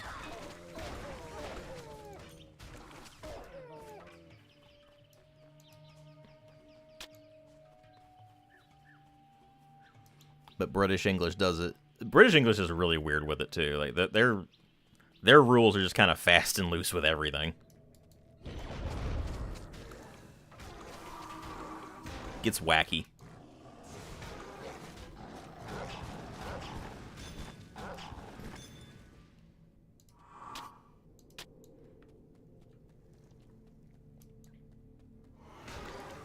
And speaking of NG, just the ung sound. I don't know if you know this, but there was originally an attempt to make that a specific character in the English alphabet. But it's, and funnily enough, the character is just called Eng, E-N-G. And it looks like an N with the right part of the N just extended and hooked a bit. But it never caught on.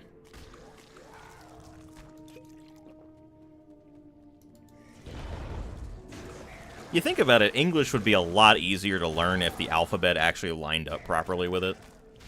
If there actually was some degree of proper phonetic nature to the alphabet. So if we still had Thorn or Ev, probably Thorn. Speaking of Thorn, in case you didn't know, whenever you see, like, ye old, that's actually supposed to be a Thorn, because printing presses didn't have Thorn. So they substituted a Y instead. So it's actually, instead of ye old, it's actually the old. But anyway. One of those little quirks. It's like the IPA. I hate the IPA, honestly. Because the IPA is just, it's a mess. It's too technical.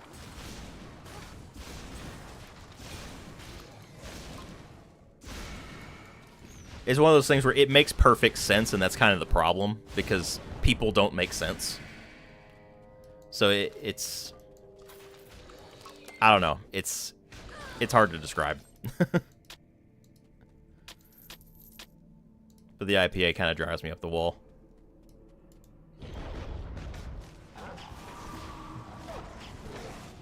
U and V are now switched.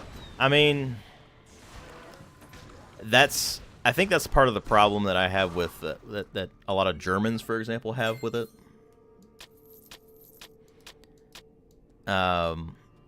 Like they'll pronounce V's as W's, even though in the German it's an F sound and is honestly closer to what an American V sound would be. But it uses pretty much the same. It's a, why are U and V switched? We don't know. W is supposed to be two. Yeah, it is two V's, but it's weird. Like I said, there used to be a character called Win that was the W sound, but it got replaced by W. The problem with Win is that it kind of looks like a P, so it doesn't really work, if that makes sense. It got confusing. People would think it was just a P and not actually a W sound, so instead we get two V's smashed together, thus W.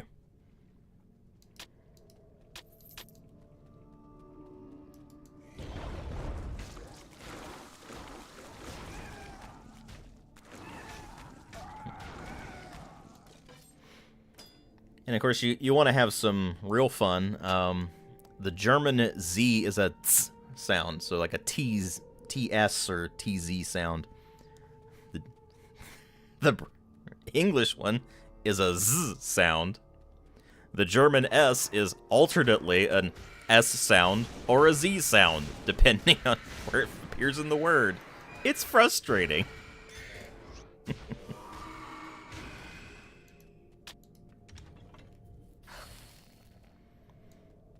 It's like it looks. Let's see it. Yeah. It doesn't. It's not. It doesn't look like a tongue. It looks kind of like if you smashed a P together with a D. No, not a D. Yeah. No, a D. Yeah. Kind of like a P smashed together with a D.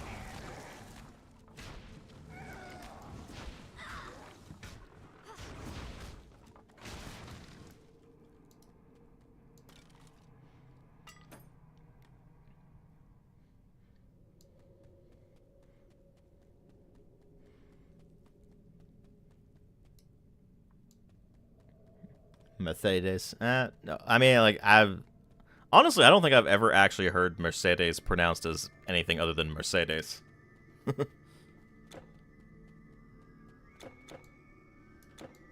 That could just be a dialectical thing, too. So.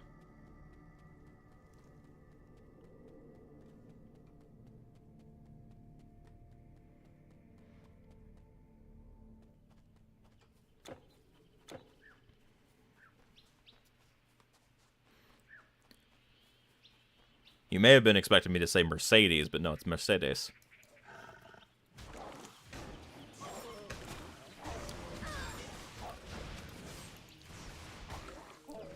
Ah, now that's where things get tripped up.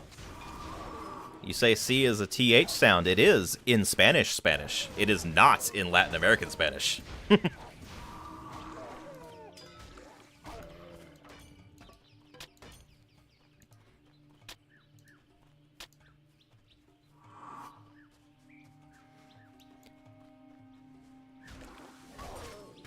Yeah, C in Latin American Spanish is used much the same. It's pretty close to the way of English uses the C.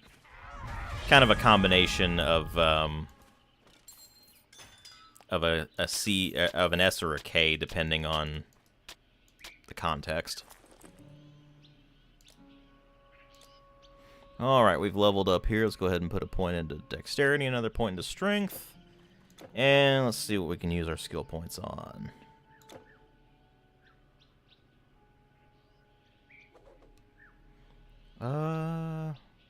Let's just bump up our Dream Mastery. Why not? Oh, got an ad. Yeah, it just kind of inserts the ads wherever it wants to. Sorry about that.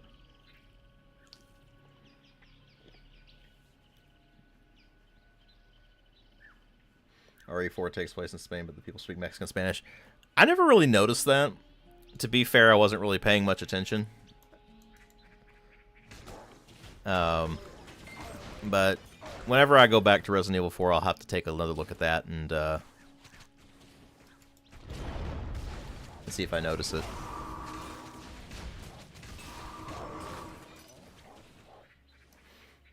To be fair, though, no hablo español.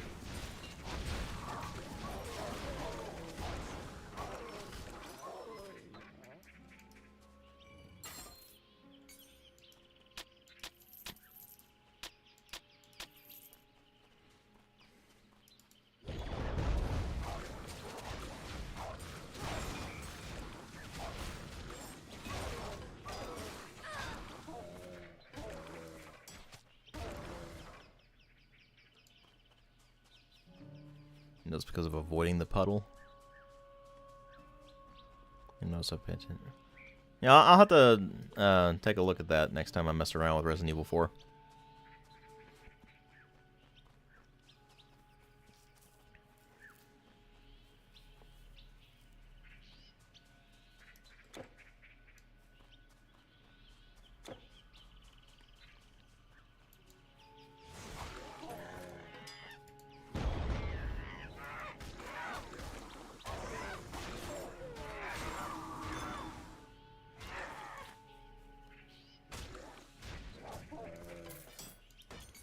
Got more diseased plumage.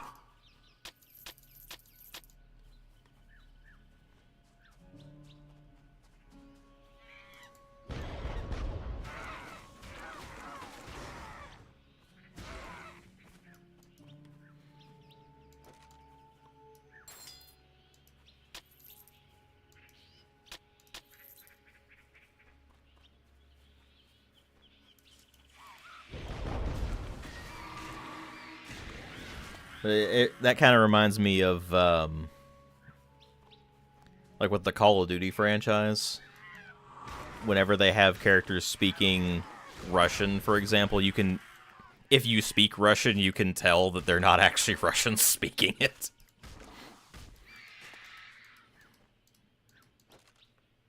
Just from the way they pronounce things and from the exact grammar and words they're using. It's one of those fun quirks that people don't really pay attention to, but it actually does make something of a difference.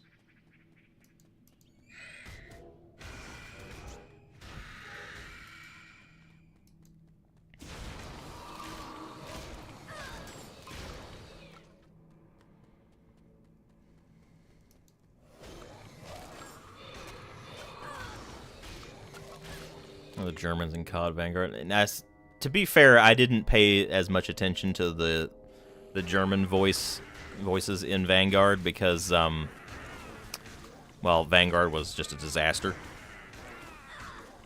So I'd have to go back and double check it.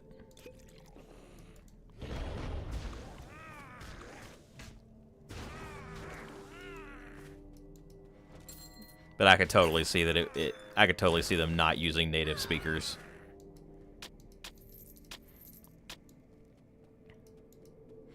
Although, to be fair, sometimes you use native speakers of a language, but they don't speak it with the right accent, necessarily.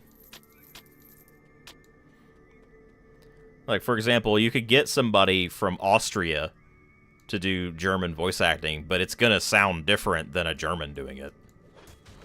Same with if you got somebody from Switzerland to do it versus somebody from, I don't know, Berlin or something. Because there is a very noticeable difference sometimes.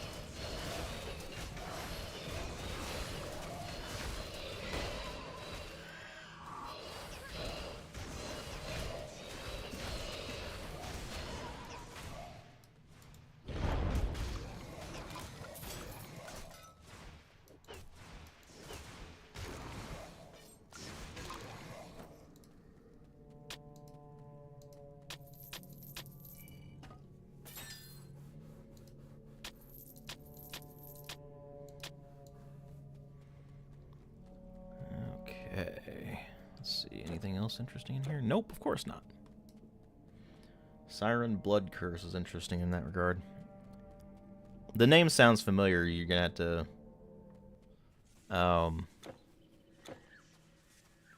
You're gonna have to elaborate a bit. Because, it's, like I said, the name rings a bell, but I'm not exactly sure off the top of my head what it is.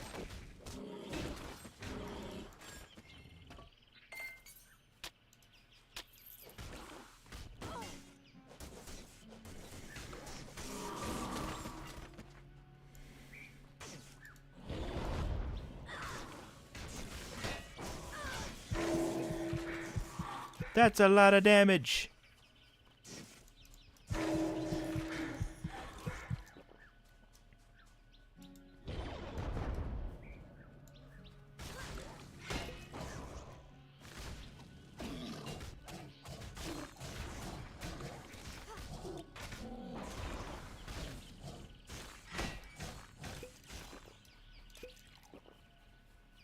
This dude is directly attacking my mana. That's very rude.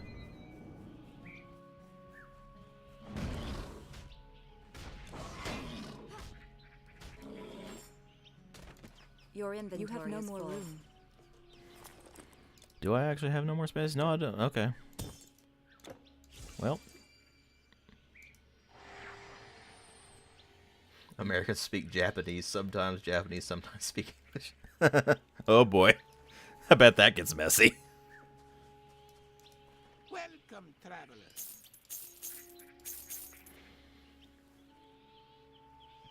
Folk horror game. Oh, okay. Yeah, I'm not a horror game guy, so... Speaking of difficult words for people to say, horror. A lot of people have trouble saying it. Let's see here. And not really any better than the rings I've got.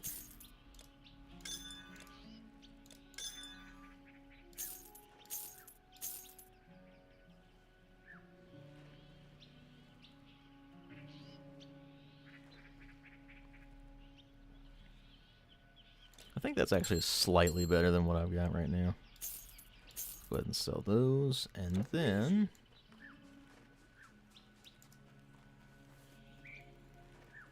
Now, when you say they speak English, Americans speak Japanese, Japanese speak English, is that because of them mixing up the lines?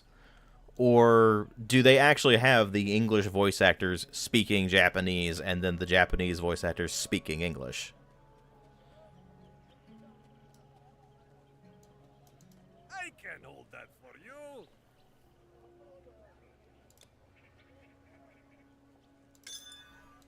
Your goods are safe with me. We now have our disease plumage. Greetings.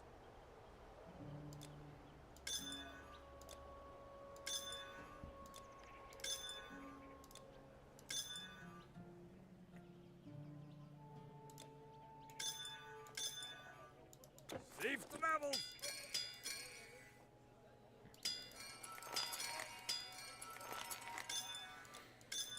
All right.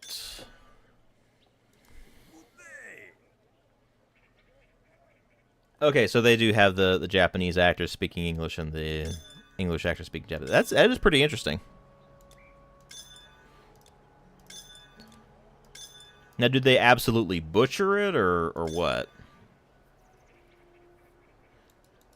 Good day, then. Because a lot of English speakers have a hard time speaking Japanese, particularly with certain sounds. Like the R sound. I can't even really do the R sound exactly like the Japanese do.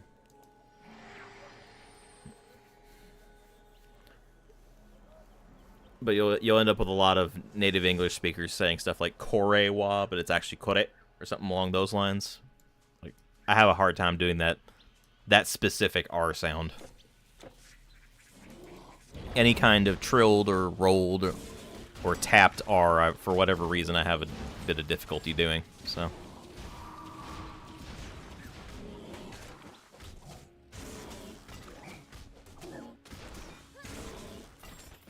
There's no butchering if the rules are different. That's true.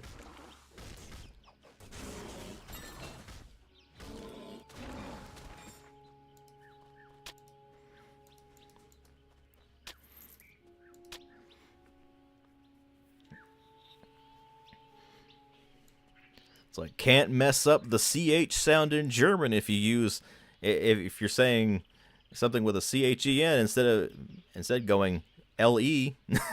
Instead of Hauschen, it's Häuschen or Häusle.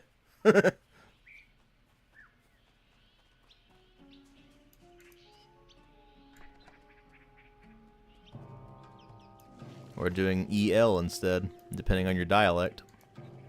I could store thank you. That which they call a tel. I don't know where Nebkemi went. Mage armor, staffs, potions. By your leave, don't dawdle. Good riddance. Yeah, the Japanese R is somewhere between an R and an L. That's why it's so hard to pronounce. It's also why Japanese people have such a hard time with English R's and L's.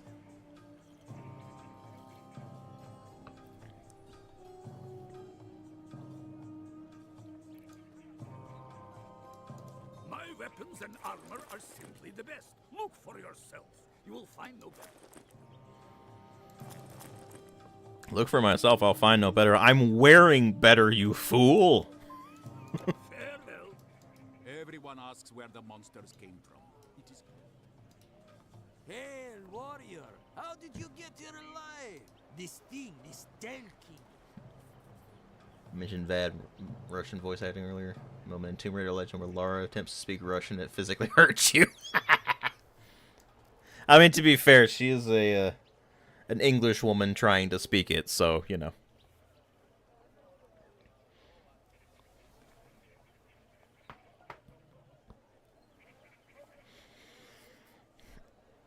Knowing where a sound comes from your mouth. I mean, there's knowing, and then there's being able to do it.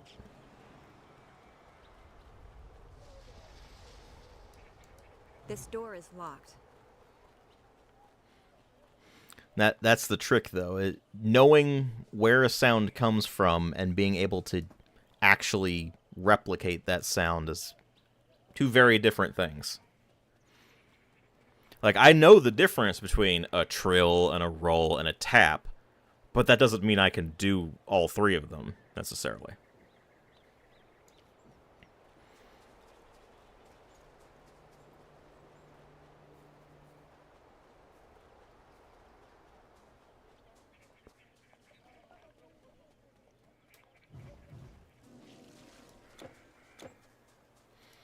And welcome, Mitchell. Yeah, I'm still in Egypt.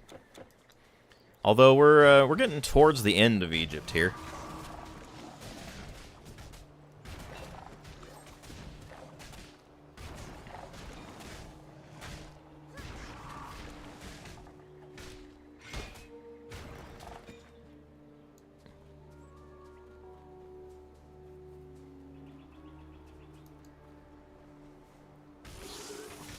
Easier when you focus on the spot. I mean, you say that the method never fails. It does depend on the individual as well.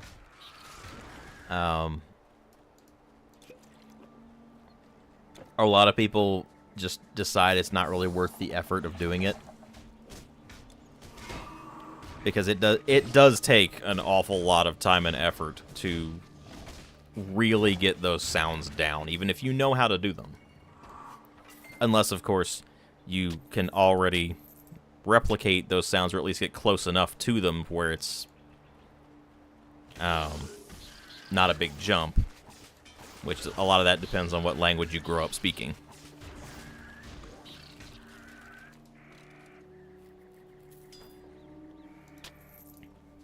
For example, I have a much easier time speaking German because my native language is English, versus somebody who's Japanese, for example, would have a much harder time speaking either German or English because they're coming from Japanese.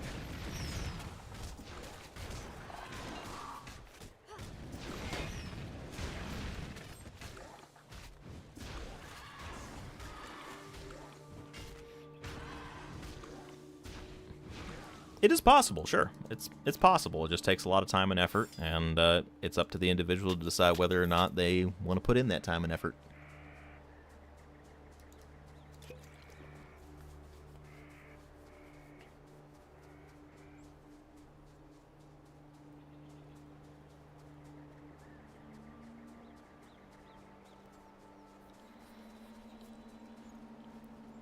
But even with something like the Japanese R sound, for example, I find that the thing that drives me up the wall about a language like that isn't learning to speak it. Honestly, learning to speak Japanese is incredibly easy.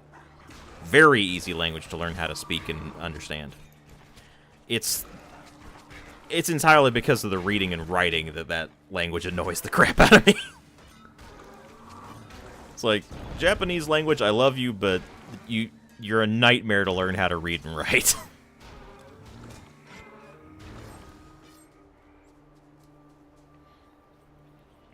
You don't have the TH. Yeah, I could see that.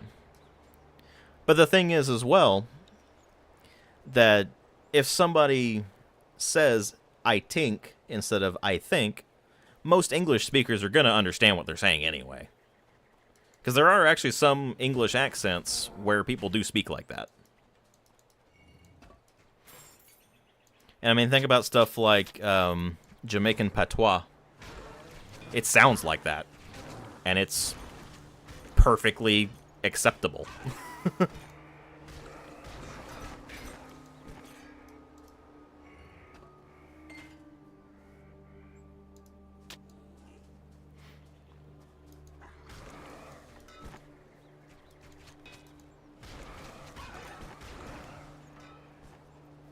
Now, obviously, is it better to be able to speak the language fully properly? Sure.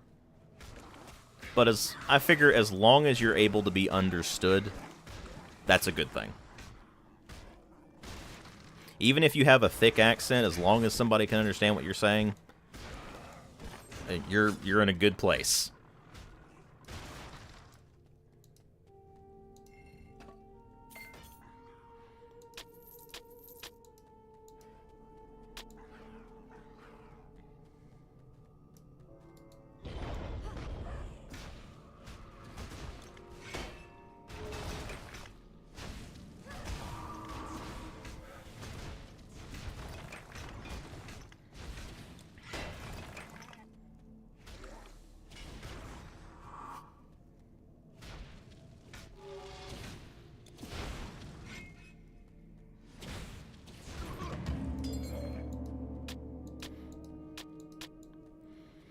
Of course, something else to keep in mind as well is that with a lot of these languages and the difficulty of learning how to speak them, it also depends on how they're written too, because you have to learn what the words are written like to be able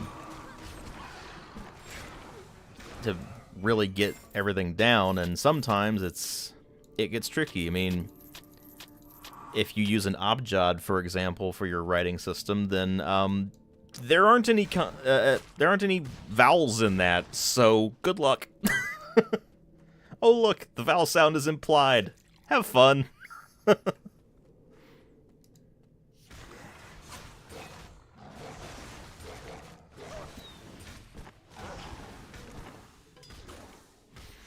that's why we've had such a hard time learning how to relevant to this game, relevant to the game I'm reviewing tomorrow.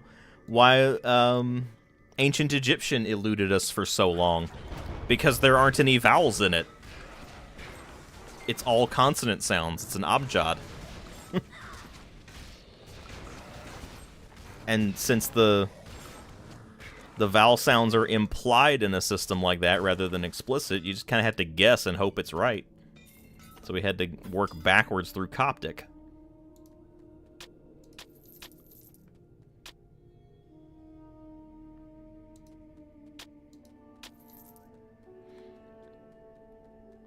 Well, it also depends on the individual language, too. Some of them write them out more, some of them just don't.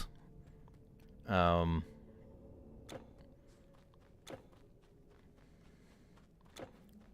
think some of the more modern abjads do actually have vowel sounds in them. Ow! That's a lot of damage.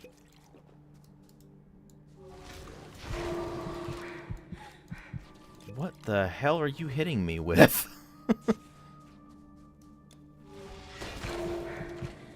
You're just hitting me with tons of damage all at once.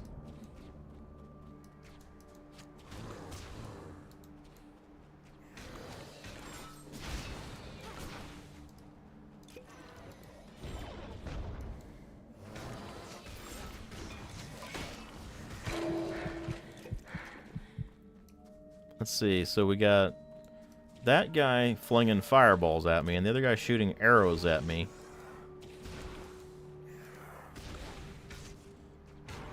Okay, as I expected, the guy shooting the arrows is considerably worse.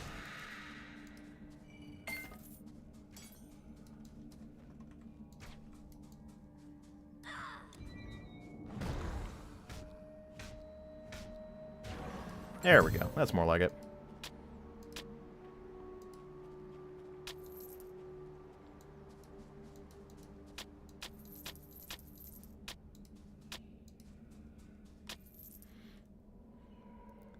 Thanks for tuning in there, Fur. Hope you enjoy the stream. And catch you next time there. Let's see.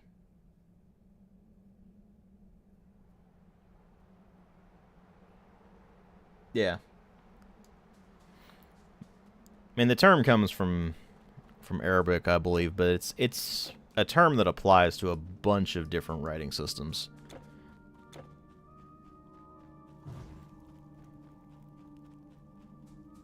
I think it's actually a relatively recently adopted term. So, I think most people just refer to it as an alphabet anyway. I mean, alphabet itself comes from alpha beta from Greek, so.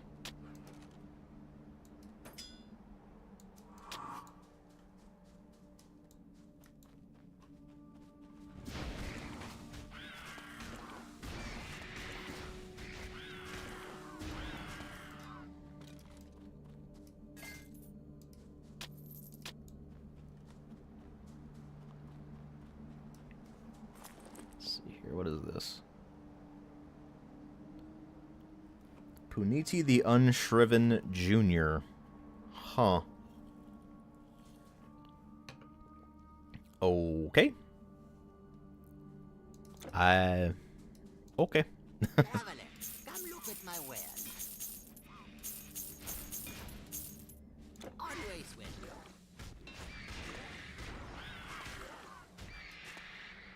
A traveler, welcome. Let's see here.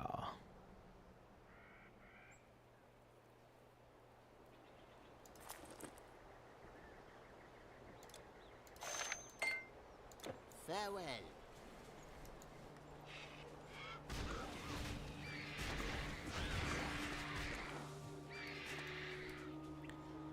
Your memory tricked you into thinking that I'd already finished this game. I mean, the ride never ends. I'd like to get off Mr. Bones' wild ride, but the ride never ends. When I get through Egypt here, we'll be about halfway through the game.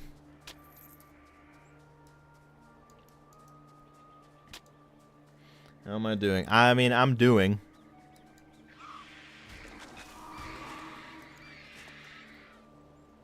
Let's put it that way. I'll certainly be glad to get the Assassin's Creed Origins review done for tomorrow and just have that be done and over with, because it is exhausting at this point. But beyond that, eh.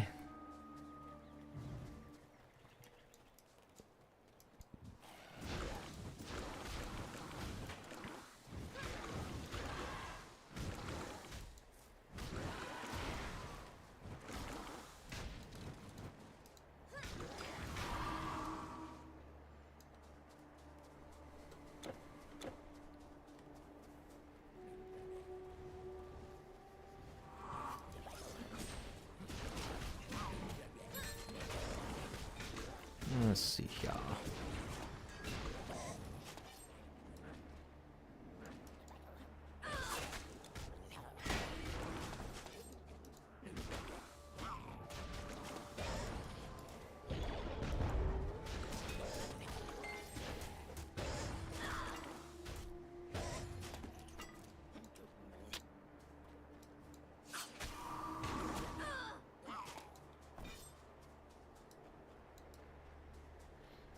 Have a look at my wares. The monsters in the vicinity won't even feel anything from them, but I'm sure you'll buy something. Yeah. About to play Kingsfield 4. Good luck with that. Have you played the other Kingsfield games? Or are you just jumping in with 4?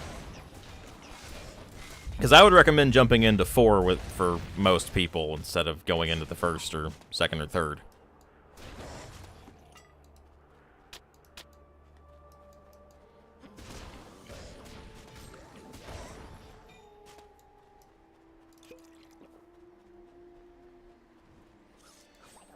AC Origins as an AC. I mean, it kinda is, but it isn't. It's one of those situations where I was willing to forgive Assassin's Creed Origins for all the level gating and stuff like that. Because it was it was trying something different. It's kind of like with what happened with Breath of the Wild for Legend of Zelda. I was willing to forgive that game's issues for one game. Then they doubled down on it with Tears of the Kingdom, and in the case of Assassin's Creed, with Odyssey, and then they tripled down on it with Valhalla. So, yeah, it'll be interesting whenever I get around to making videos on those.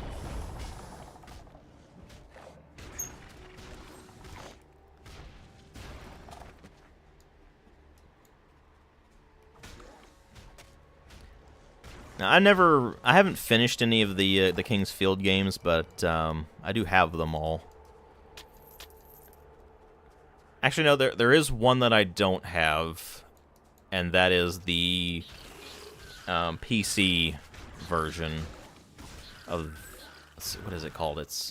I know the tool set is the Sword of Moonlight set or something like that, but it's the one where you can make your own dungeons and such and share them with people. That's the only one I don't have.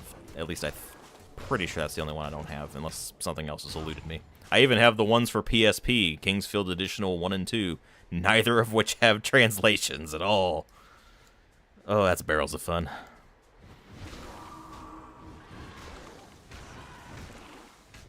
Kingsfield's playable in the save states. Yeah, I mean, well, Kingsfield 1, it also depends. If you're playing Kingsfield 1 and you're using the English translation patch, if you don't get the updated patch for it, then you actually can't finish the game without save states because there's a glitch in it that causes the game to crash whenever you go to save. They fixed it with a subsequent patch, but yeah, that was weird. Sword of Moonlight's the tool, yeah. But yeah, I have, whenever I cover something on my channel, I have either a physical or digital copy of it from a... In the case of a console game, it's probably a physical copy. And fun fact, when I was going and trying to find Kingsfield... Obviously, Kingsfield 1 is only available in Japanese, because it was only ever released in Japan. Kingsfield 2 and 3 were both released in North America as Kingsfield and Kingsfield 2, respectively. Which is annoying. But, trying to find copies of Kingsfield 2 and 3 is just awful if you're going for the English versions. If you're going for the Japanese versions, they're really cheap. So I have Japanese versions of them. I just had to muddle through it. I didn't have that problem with Kingsfield 4, though. Kingsfield 4 is relatively easy to find for a somewhat decent price.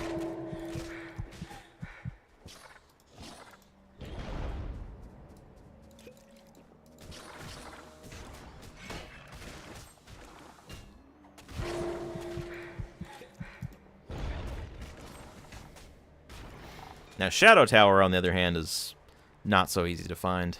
Shadow Tower, I think the cheapest I've ever seen it go was over $100 US.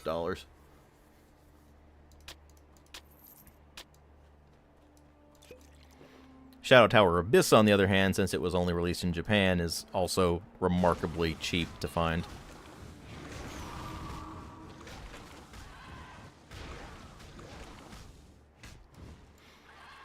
I do have those as well, by the way. I have Shadow Tower on technically the PSN version of Shadow Tower 1, since it was $10 on PSN. And then for Shadow Tower Abyss, I have the physical copy. So yeah, since the last stream, you got the AC game set in Japan that should have been made a long time ago.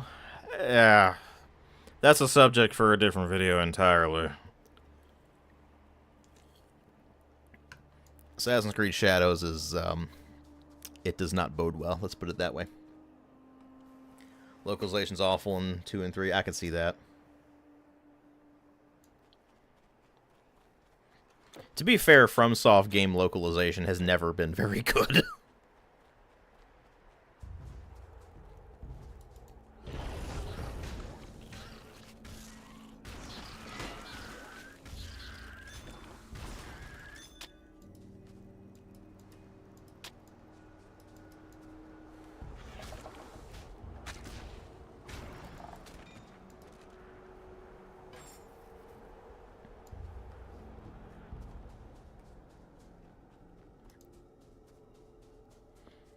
English version revives the love interest. Oh, jeez. Pleased to meet.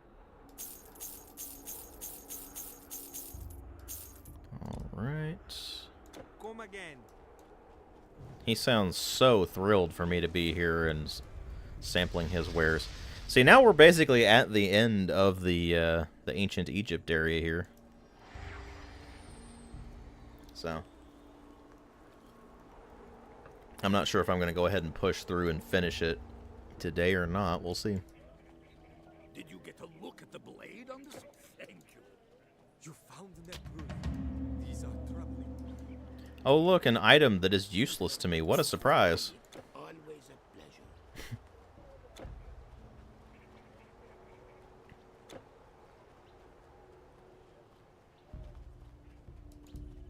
you need to... Let's see here, Venom Sac. Goodbye. Let's go ahead and get our Venom Sac there.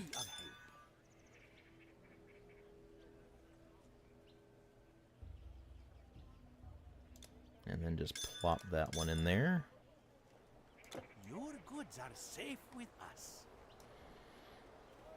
You don't think the story of some FromSoft games past Kingsfield or Echo Knight were that interesting? I mean, what I find with FromSoft games in general is that their stories have never been particularly great. They're not awful, but they're not great either. The Gate of Hot Ships. What is my current main quest anyway? Search for the Telkeen in the Valley of... Oh, yeah, that's exactly what I was going for. Okay.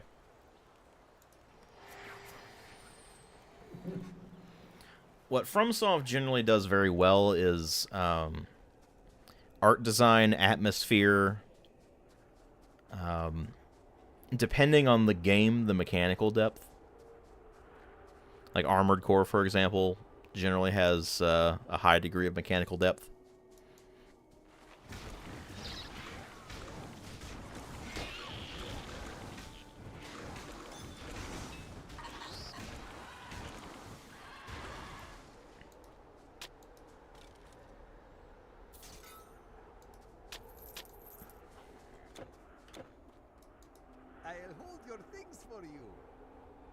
Do I have another Rigid Carapace? I do, in fact, have another Rigid Carapace. There we go.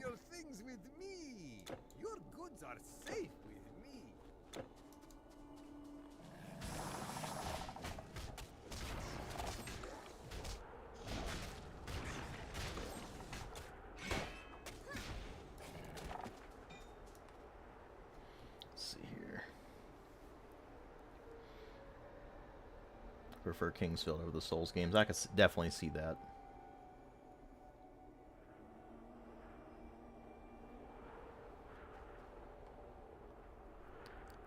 You say Dark Souls 2 could have been Kingsfield, but I don't really know about that.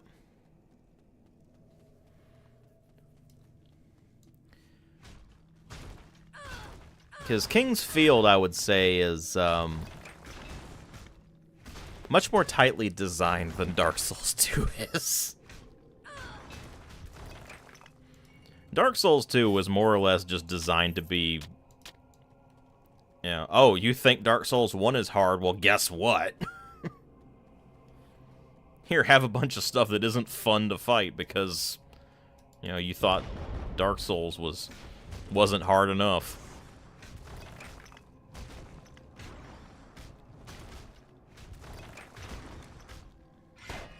Speaking of, in case you're wondering, I will not be covering Shadow of the Erd Tree for Elden Ring. Since we're on the subject of FromSoft games here.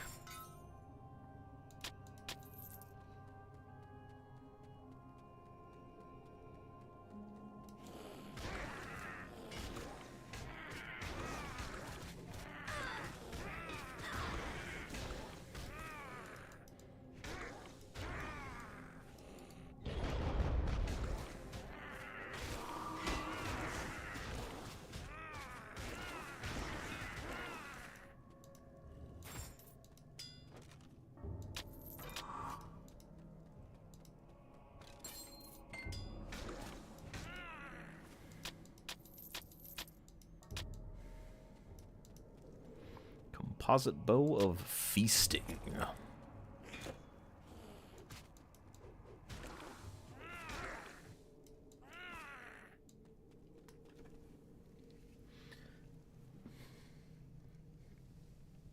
Lead design for DS2 is now Toshitsune. Huh, that's interesting.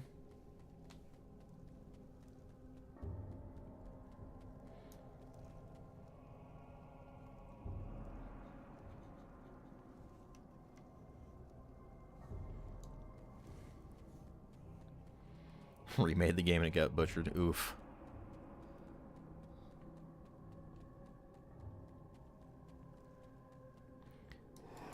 You know, honestly, I miss old FromSoft where they just kind of made whatever. You know, they tried different things. If it didn't work, then they You know, maybe they'd make a single sequel. If not, then, you know, whatever. Just move on to some other thing. Nowadays, it's just... I mean, think about the last several outputs from FromSoft. It's been almost exclusively games that play like Dark Souls, with the exception of Armored Core 6. Which is, I mean, that's very, very much in keeping with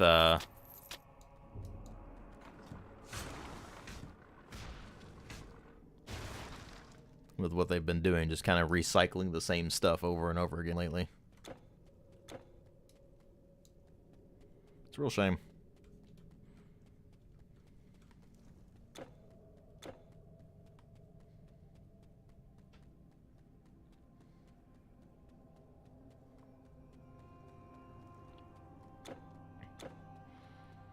Some textures look like they were lifted off of Kingsfield 4. I mean, they probably were. FromSoft is really, really bad about reusing assets. And a lot of times it being very obvious that they're reusing assets.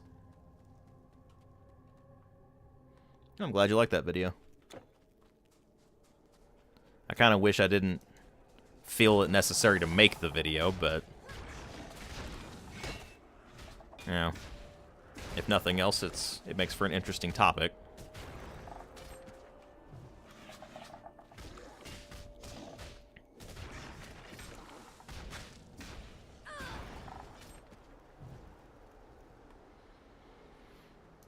And I mean, as far as old FromSoft games and such go, I would love to see them bring back, not even necessarily do sequels or remakes of, just re-release a lot of their older games. I mean, Kingsfield hasn't been available for, what, 30 years, give or take? Well, close to it anyway, at least at this point. Oh shit, yeah, it has been almost 30 years. That was 1995. Oh man. Ugh. We're all getting old.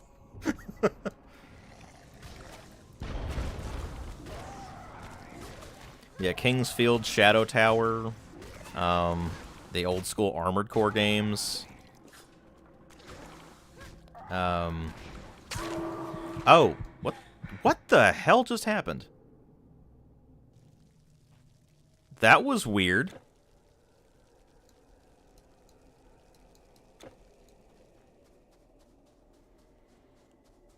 I think the blade trap hit me with all of its shots all at once. Somehow. Anyway, Kingsfield, Shadow Tower, Armored Core, Lost Kingdoms 1 and 2. People forget those, but Lost Kingdoms 1 and 2. Let's see what else. Of course, Eternal Ring, not to be confused with Elden Ring.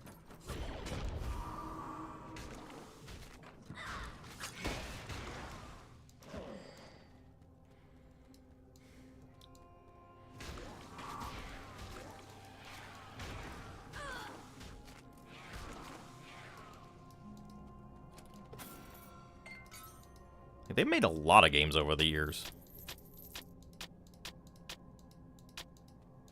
I mean, these days they don't even have to do all that much to them either. They just throw them in an emulator, throw them on Steam or PSN or whatever. Just make them available again somehow.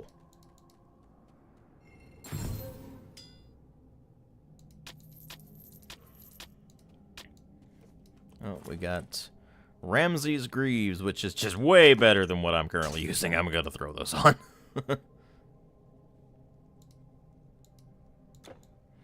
At least that's part of the Ramses set.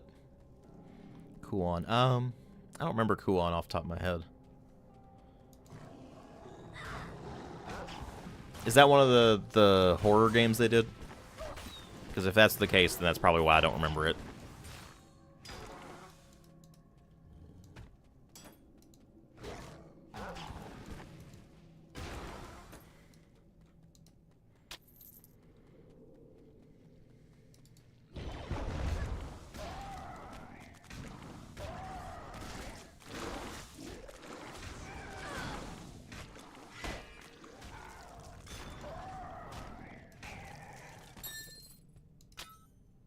Horror. Okay, yeah, that explains why I don't recognize it off the top of my head, then. I didn't pay much attention to their horror games. Because, well, I don't like horror games. I just find them boring, so...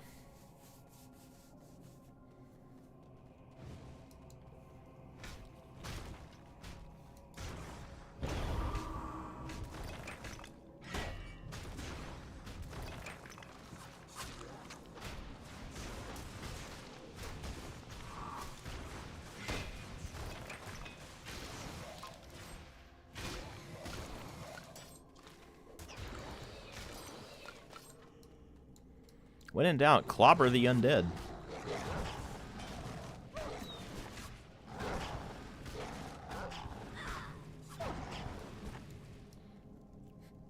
Time for you to go play Kingsfield 4. Have fun with that. My streams are very welcome and glad you like them. I'm glad you feel welcomed.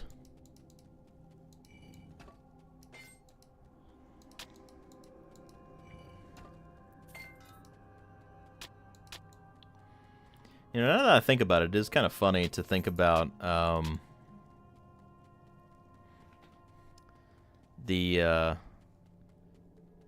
the years, I have always been seen as very standoffish, very antagonistic,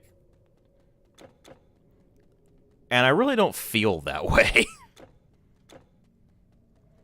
I mean, I don't take crap from people, but it generally becomes pretty abundantly clear to people when they actually pay attention to me in a more casual situation like this, where it's just, you know, whatever.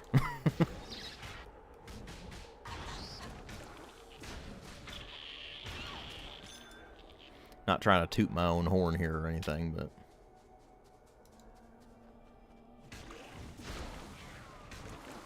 I do know a lot of it as well, is that I come across as very... It's not even necessarily that I come across this way, but I know that a lot of people interpret when I'm saying things in text very differently than when I'm actually saying them. And it's a combination of using proper grammar and punctuation and just not mincing words, anything like that. I'm very blunt in text. Whereas in regular speech, it's obvious from my tone of voice, I'm way more casual.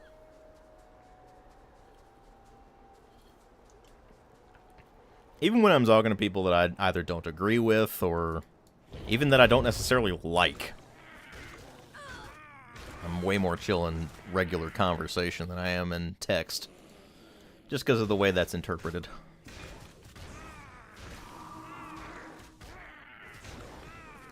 So.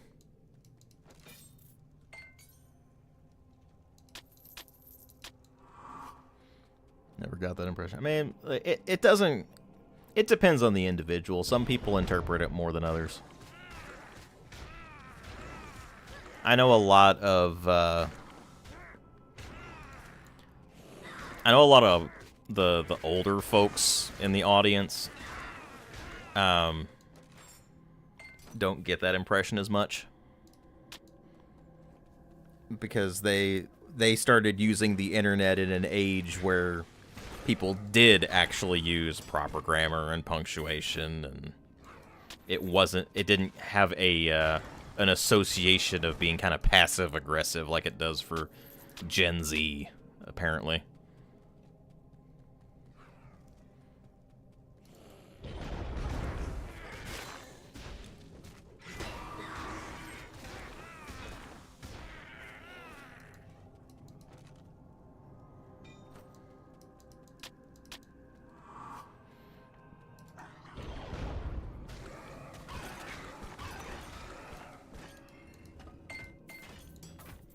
Alright. Get some gold.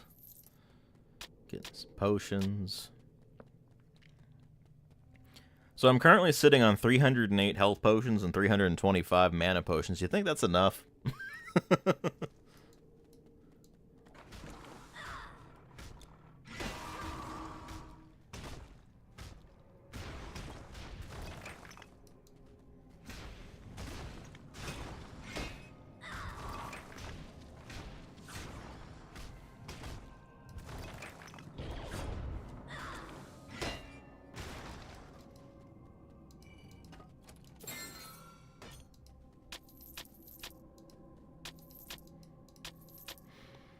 Because honestly, I think I could go for a good 500, 600, maybe even 1,000 health potions and mana potions.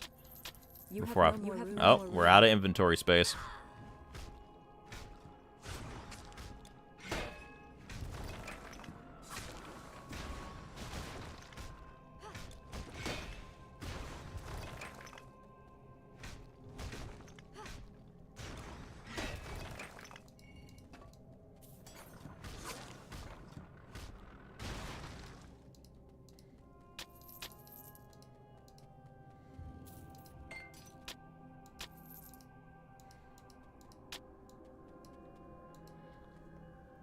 See, itemization is very important for you in RPGs, but you don't get Diablo. They make the loot less valuable. I'm like, yeah, it's obnoxious. These loot and click kind of games are entirely about addiction factor. It's a Skinner box. It's not about good design. Oh crap! I didn't mean to sell that.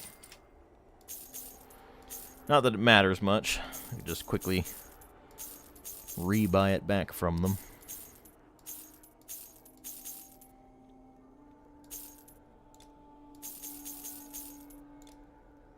Let's see here. So long.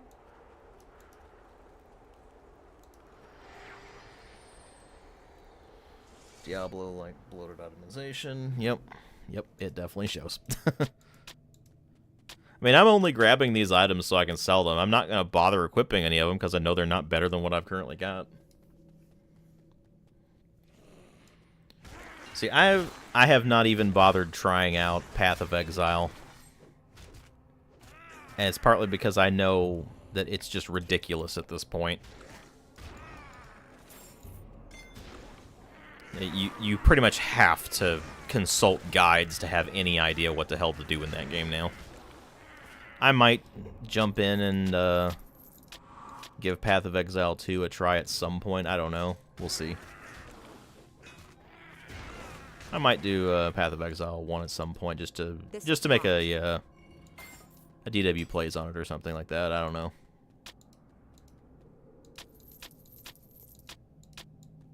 MTO, DW plays, whatever.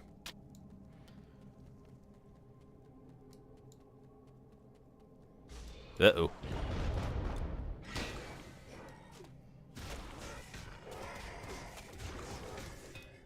That's a lot of damage.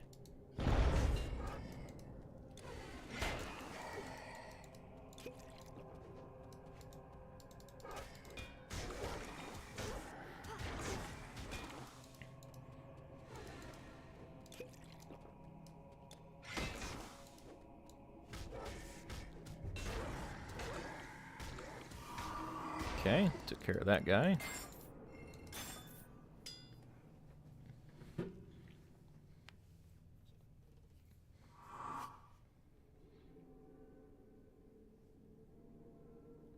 Let's see. Currently finished your playthrough of Trephang 2. Don't know why a lot of people are sus like the modern Doom. Trephang 2, I don't know if you saw my video on Trephang 2. Feel free to look it up. But it's a game that's mechanically really solid, but it does leave quite a bit to be desired in terms of the amount of content in it, and especially the writing and story. And it just kind of isn't as good as it could be. Let's put it that way. Now, Sulaco, on the other hand, which, by the way, just released into early access a week or two ago. Sulaco, from what I've played, is fan-friggin-tastic. I still need to pick up the... I still need to pick it up, but I played the demo of it a while back, and it was fantastic. It really does play a lot like Fear. But, of course, it's in the Doom engine, so... It's just bonkers that it even works.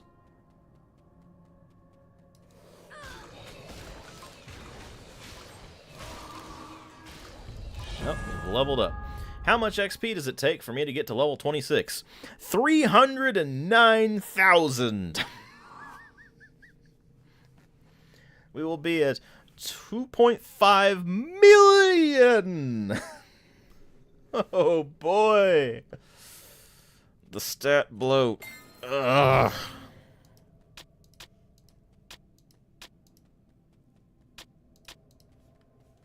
What have we here?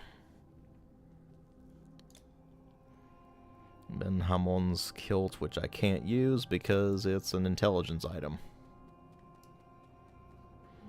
Most retro shooters kind of average. I mean, that's just kind of how it is. The really good ones are the ones that really stand out. The rest are just kind of there. Cyberpunk review is still happening. Yeah, it's probably pretty late in the year. I think fall or winter.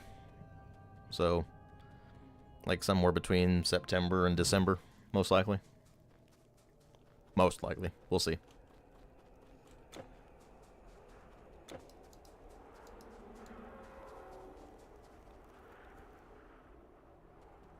Oh, I've already been in there.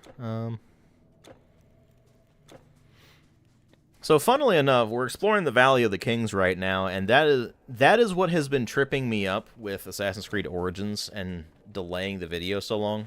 It's the Curse of the Pharaohs DLC, which, of course, has you go to the Valley of the Kings and do things there. It's also some very hard roadblocks, which are very frustrating. I forgot to level up again, didn't I? Well, let me grab that.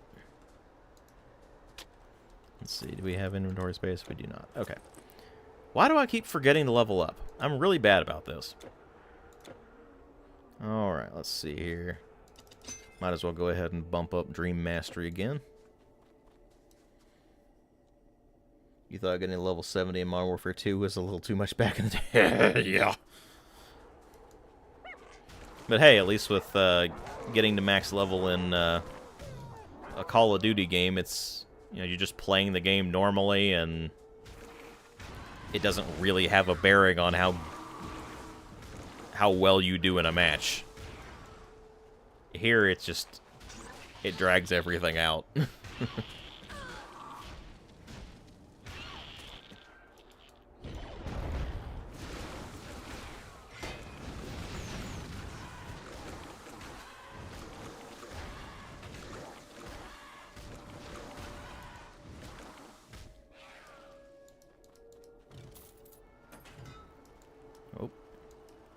Some freezing up there for a second. Not sure what's going on there. And here's the Tomb of Ramses. So I think this is where the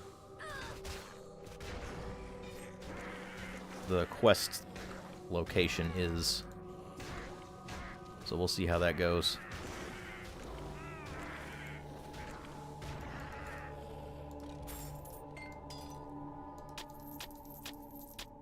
You can't carry anymore.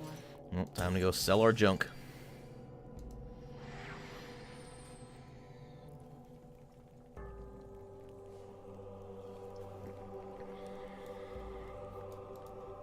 Please.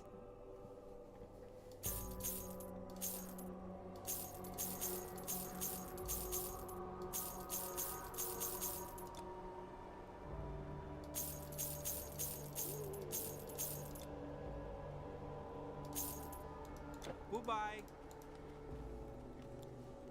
Need to go back to do some storage here.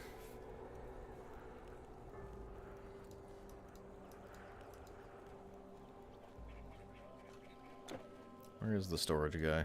Here he is. Do you need to stow something? Let's see here. I think Essence of Set's Betrayal. Amun-Ra's Glory. Anubis' Wrath. Do I not have another Anubis Wrath? Doesn't look like I do. Nope, I do not. Okay. So we'll just stick that in there. Your goods are safe with us.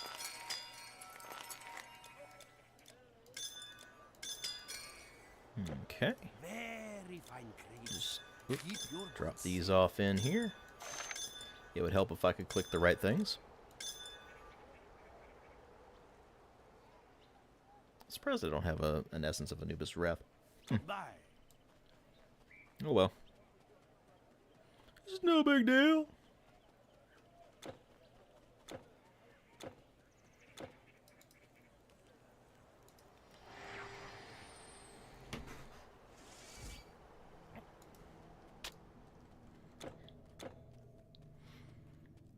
Oh yeah, speaking of the new Doom games, I know I haven't done a video on the big summer gaming announcement stuff, but I wanted to mention that I was very pleasantly surprised by Doom: The Dark Ages.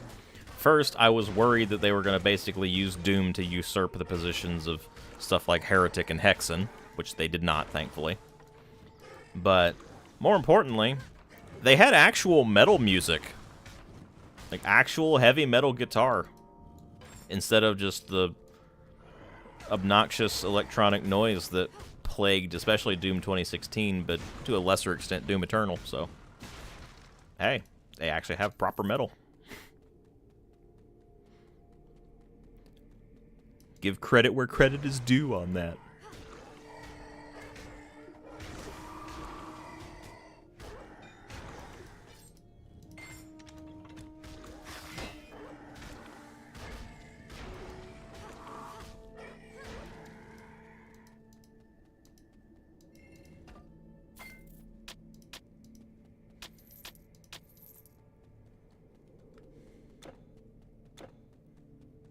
All right.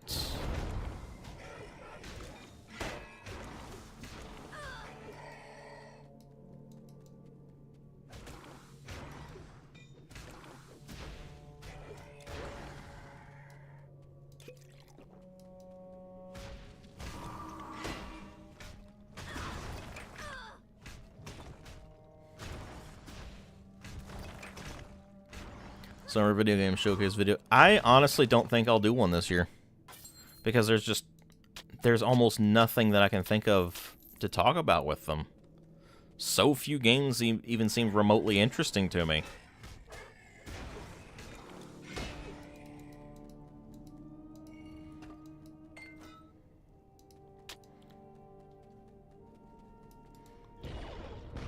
I mean, I can scarcely think of anything that's upcoming that I'm actually looking forward to on any level, other than just stuff I've been aware of for a long time.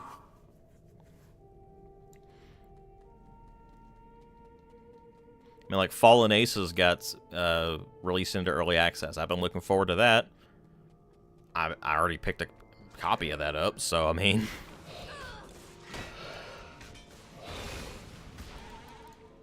but it's not done. It's in early access, so... And then, of course, there's Zelda Echoes of Wisdom. That's the only thing from Nintendo that seems kind of interesting.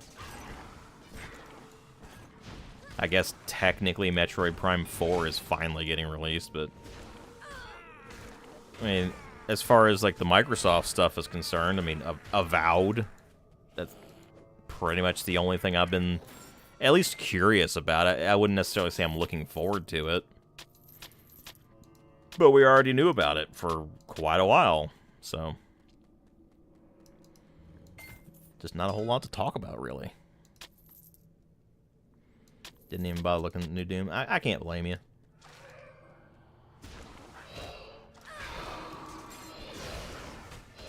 It definitely looks like modern Doom, let's put it that way. Or New Doom, as we've taken to calling it. With an NU, like in new metal. Although that's kind of insulting to new metal, honestly.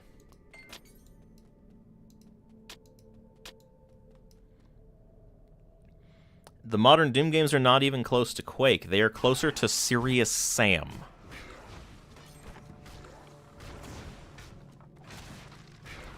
I would be happier if they were closer to Quake, because honestly, the original Quake was basically Doom, but 3D.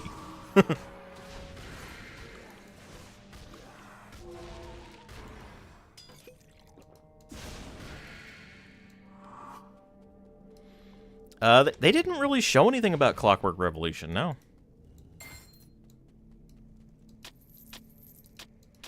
Let's see, they did Avowed, they did Perfect Dark. We finally revealed something about that. It looks okay, I guess, but eh. I've never been much of a Perfect Dark guy. Not to say that Perfect Dark is bad or anything, it's just... When it came to N64 first-person shooters, I was a GoldenEye guy, and I never had an N64 of my own, so I never got a chance to play Perfect Dark until a long time afterwards. But they had that. Let's see, what else did they do? Oh yeah, Gears of War. Whatever. It was just a cinematic. Most of what they showed off was just cinematic trailers anyway, so it's not like not like you can get much out of that other than just the general vibe.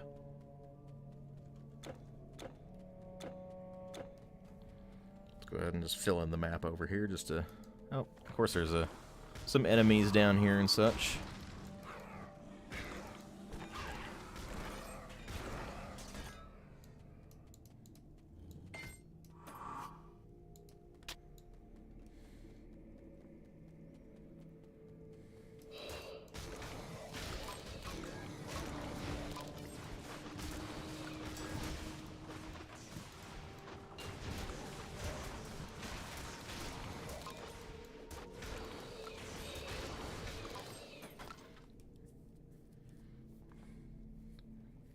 Way more HP than OG Quake. So let's feel like over is Doom Eternal's kind of its own thing. Do the weaknesses?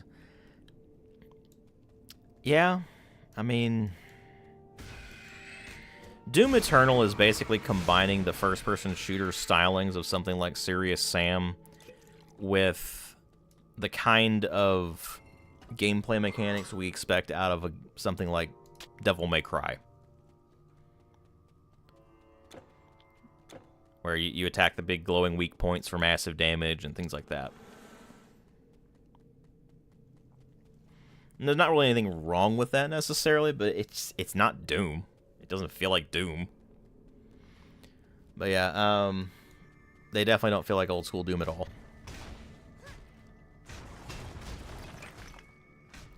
And speaking of old school Doom,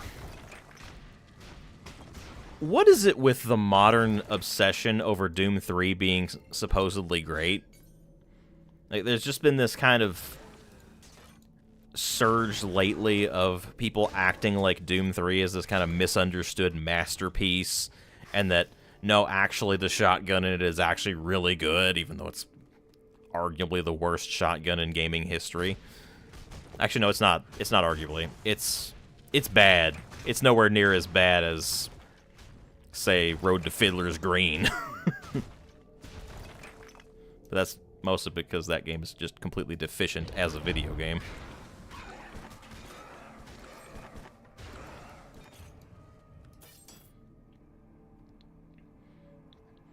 But that's the thing. Doom 3 doesn't play like Doom. It plays like a really crappy attempt at some sort of survival horror game, but in first person.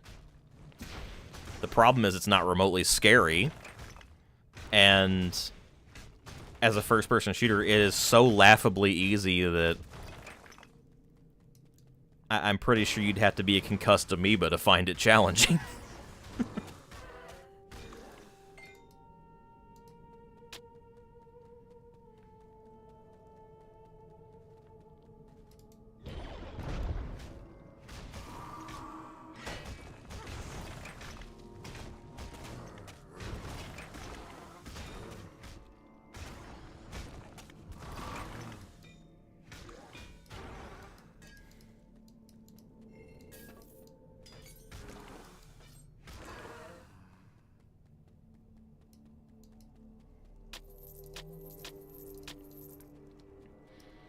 Quake 1, double tap to grenade launcher, it takes less than a second, a little part of Death Knight, yep. There's nothing like that in New Doom, no. It's every single enemy in that game is a bullet sponge.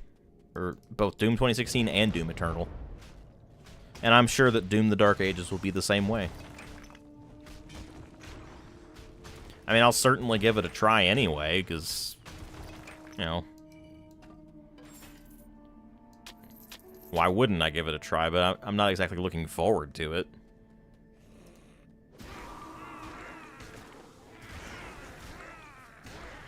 Now, the only really weird thing this year, as far as gaming is concerned, is Call of Duty is coming to Game Pass. I have no idea how that's going to turn out. Oh look, it is a Telkeen. It's time for a boss fight against an enemy that has a massive health pool. That sounds like fun.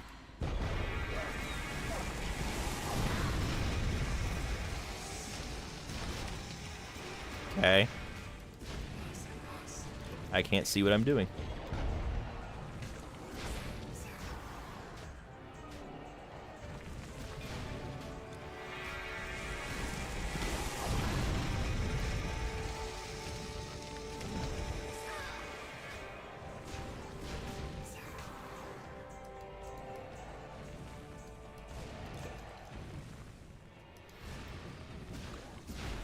By the way, this is a major boss fight. This is the capstone fight for the entire Ancient Egypt section. Notice my very complex strategy of it requires expert timing and precision, which is of course to click and hold the left mouse button on the Telkeen, and occasionally press the 3 key so that I do a shield bash. And occasionally step away so I can take a healing potion every so often, if need be.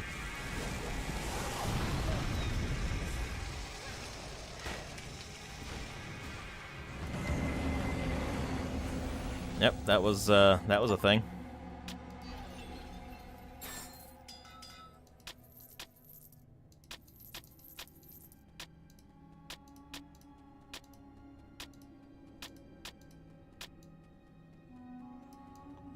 Okay.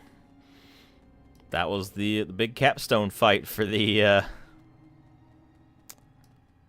Ancient Egypt.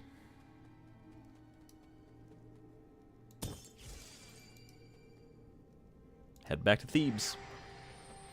Very risky frontal assault. You admire my courage, and indeed, yes. I appreciate your admiration.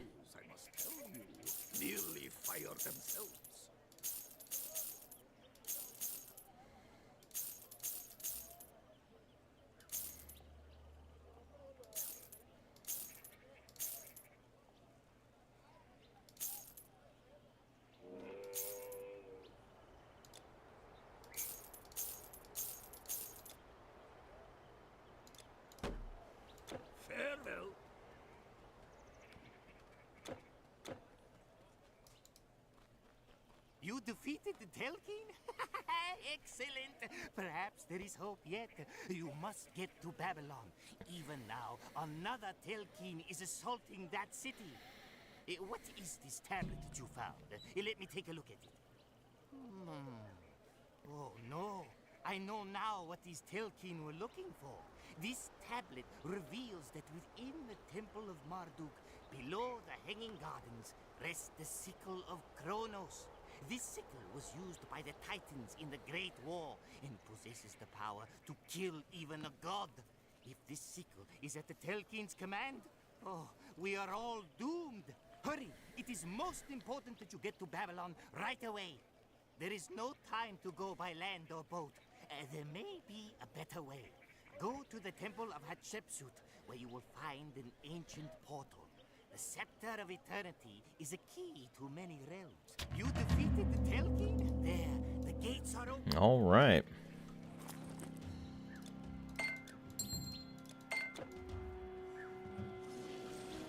So now we head over to the Temple of Hatshepsut, and that should clear us out of Egypt and get us over to Babylon. And I think that'll be a good spot to call it for today. Make some actual decent progress.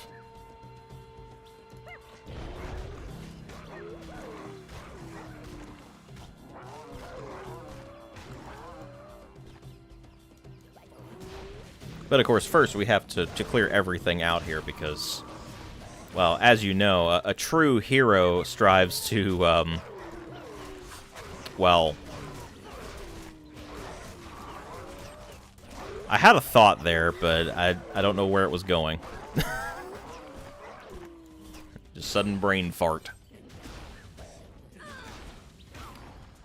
Ah yes, a true hero strives to completely slaughter every single monster or monster-like creature in the entire world. Millions upon millions dead.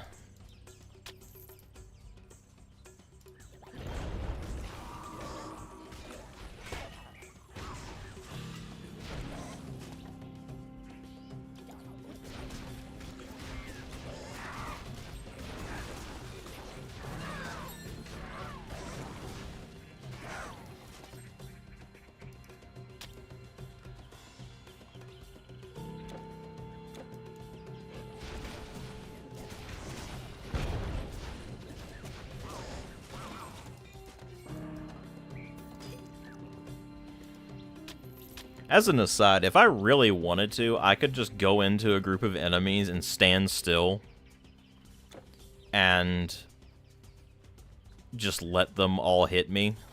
In fact, I think I'm going to do that. I'm just going to stand here and let these guys all hit me.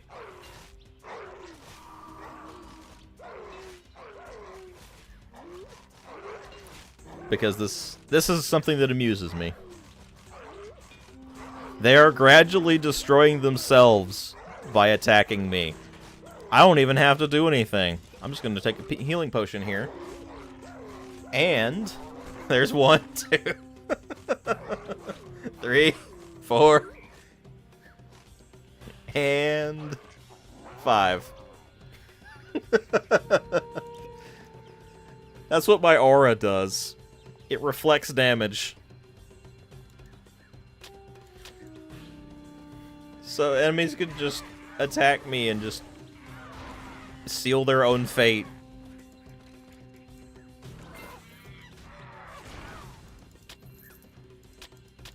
Obviously, I still have to manage health, but it's just silly and ridiculous.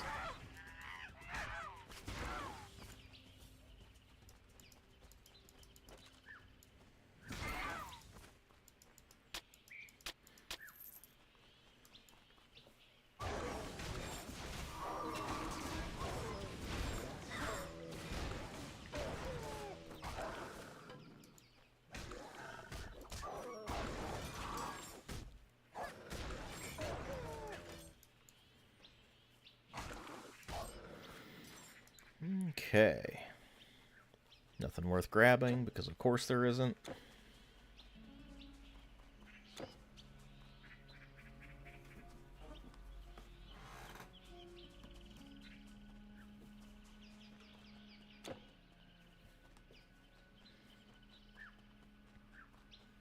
I have a limited supply. Oh, definitely. Yeah, definitely a limited supply of them. And only 2.67 million gold to buy more of them with, and yeah.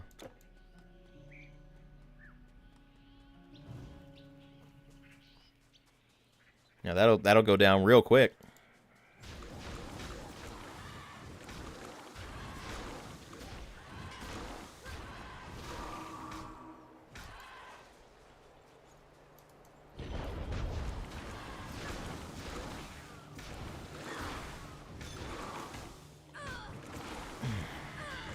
I got something in my eye. Wonderful. How did I manage that?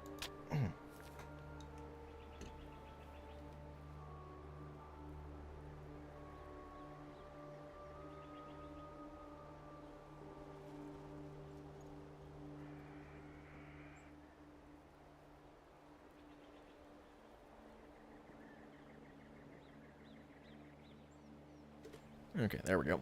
Sorry about that.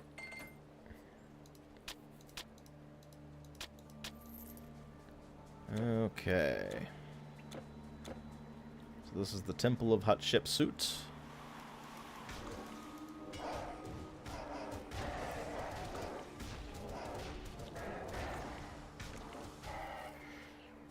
And, you know, this is also something I talk about in my Assassin's Creed Origins video. How cool it would be if, instead of having to tie the Assassin's Creed branding to ancient Egypt, they could just kind of go wild with it with the mythology. But they have to tie everything back into the Assassin's Creed franchise, so it all is dumb and has to tie in with precursors and precursor artifacts and all that crap. And then you get a game like this where they do actually go kind of wild with it, but they use it only to change the way that the different enemies look, or influence just the way things look, not the way things actually feel. Like, how cool would it be to just delve deep into actual ancient Greek, Egyptian, Babylonian, and later on in the game, Chinese mythology? It's super cool. But they just don't do anything with it. It's set dressing. Just such a missed opportunity.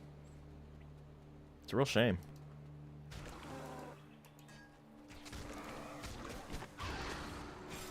Because, I mean, I don't know how much you all know about ancient mythology, but it gets wild.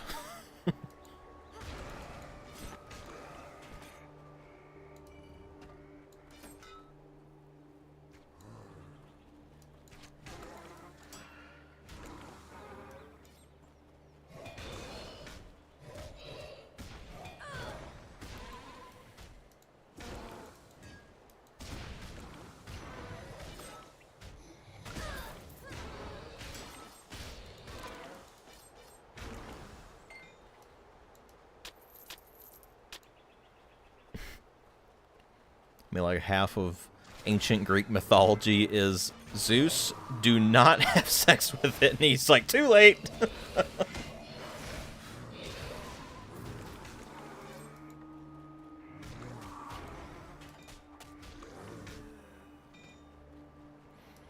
Oh, man.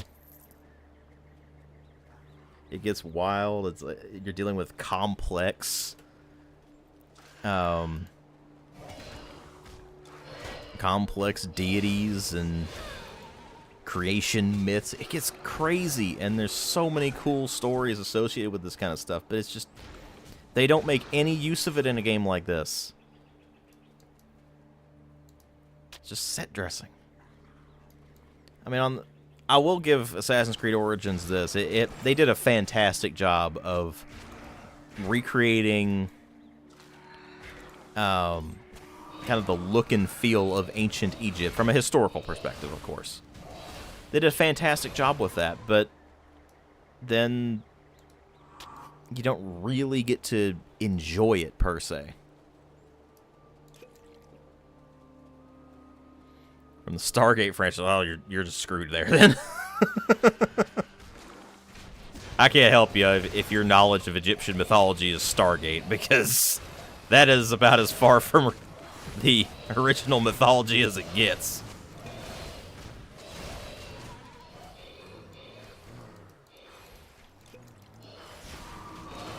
And don't get me wrong, I like Stargate, but yeah, it's definitely not accurate to the ancient mythology.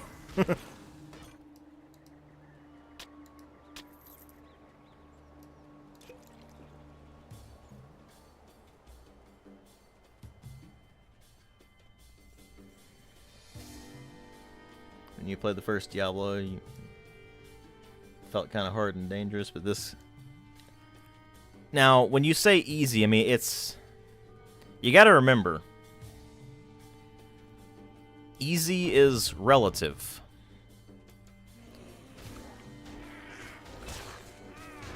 Does it require any kind of complex strategies or mechanical mastery? No. In that sense, it is very easy.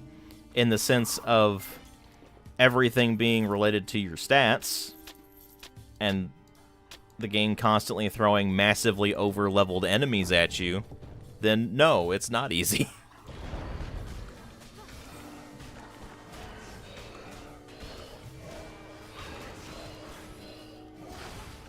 I mean, right now I'm level 25, and this Dark Obelisk is level 40. And that's just something this game does all the time. Just constantly throws enemies massively higher level than you at you. And expects you to deal with it. Because they just have no idea how to actually balance the game out. Now, is that difficult? No. It just means you have to chug a ton of potions. And be very, perseverant. But I wouldn't necessarily call that difficult. So yeah, it is easy. And that said, Diablo isn't really easy, or isn't really difficult either, it's just tedious. A lot of people associate difficulty with tedium, and I really don't know why. Actually, no, I do know why. It's because games like this have misled them into thinking that's what difficulty is, instead of raw mechanical mastery or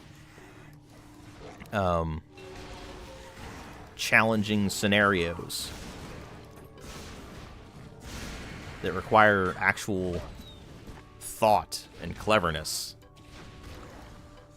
thinking outside the box and things like that.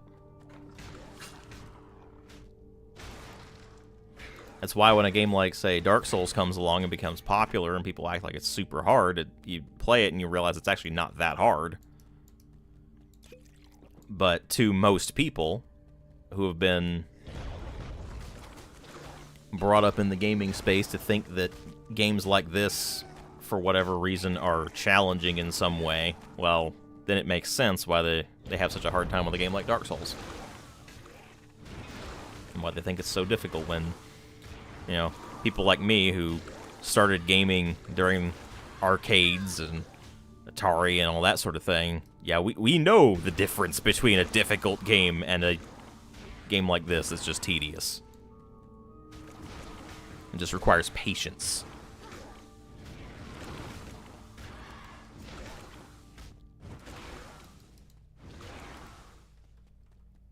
Games that require precision and timing, and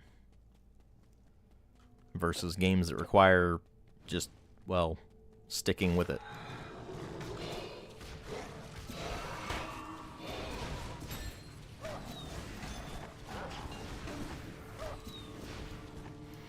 As an aside, my current weapon is actually making these fights seem a lot easier as well, because it does 150% extra damage to undead. And I'm fighting almost exclusively undead right now, so there is that. But yeah, the ragdolls are fun. It's that kind of early to mid-2000s glorious, ridiculous ragdoll effect that we just don't get anymore, unfortunately.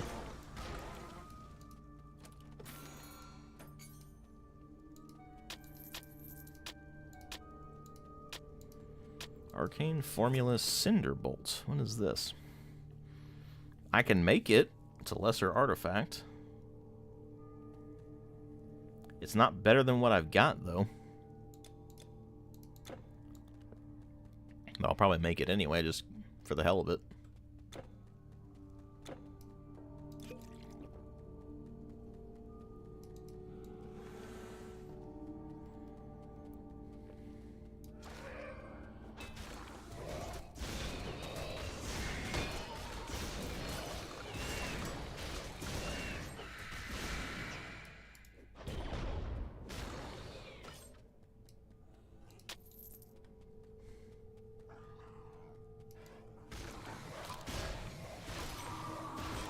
Alrighty.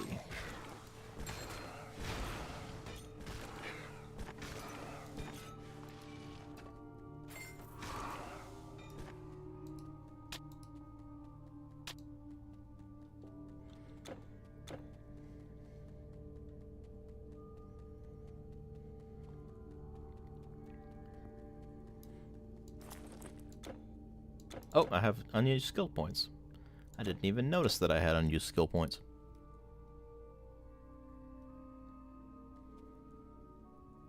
Can only have one trance active.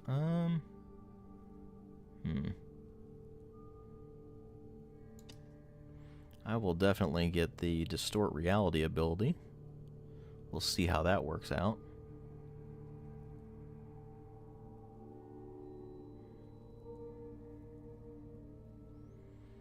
And let's go ahead and get Psionic Burn. Why not?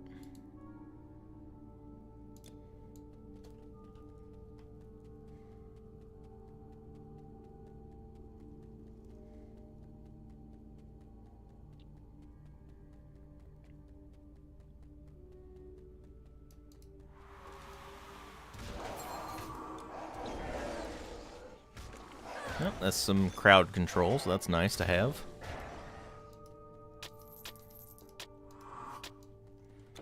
Something I don't get a lot of as this particular build.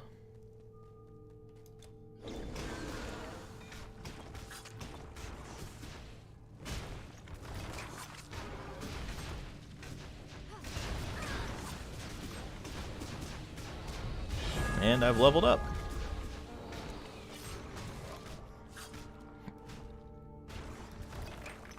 Let me just quickly check here. So now we're up to 333,426 experience to the next level. It's just gonna keep going up. It's gonna get silly.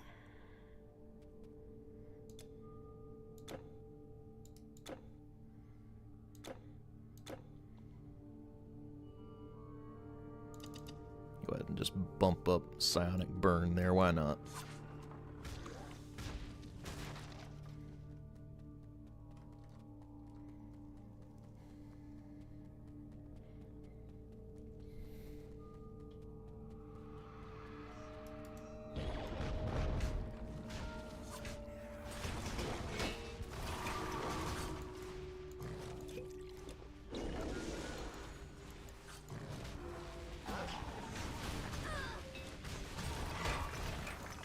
Alright. Getting hit with a lot of projectiles all at once. It's very irritating.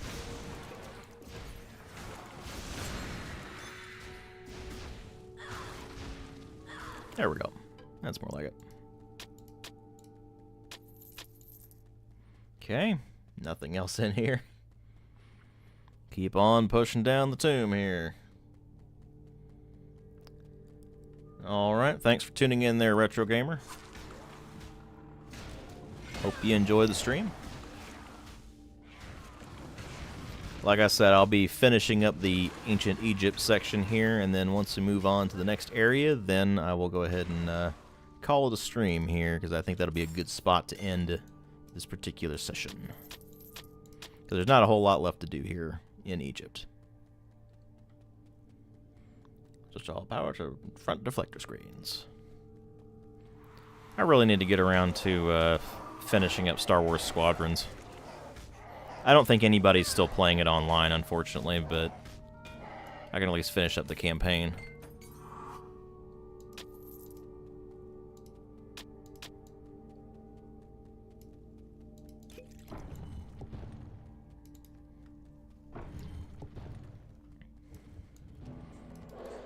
A Sand Wraith Lord, Nightmare of the Desert. Well, why aren't you in a desert, then?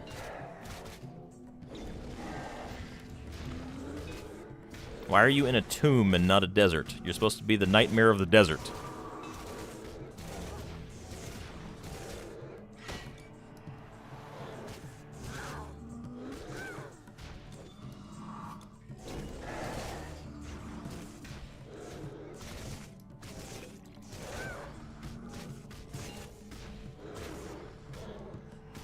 Once again, employing our very advanced strategy of holding the left mouse button. Occasionally pressing 3 and 5 for that matter. Because now 5 is my little area effect ability here. Okay. Took care of that.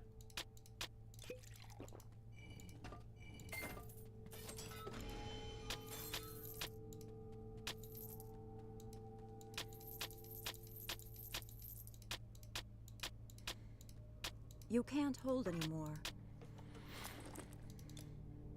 Is that so? Well, in that case, we'll go ahead and drop that down and head back to this dude and sell my junk, and then go back and finish this whole area up. Greetings.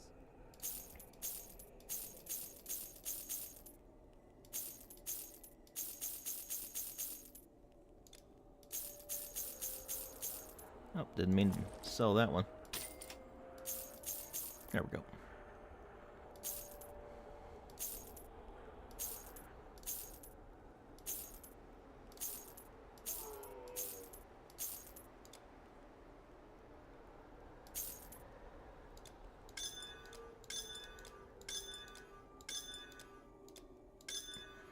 Alrighty, let's see here. Be healthy.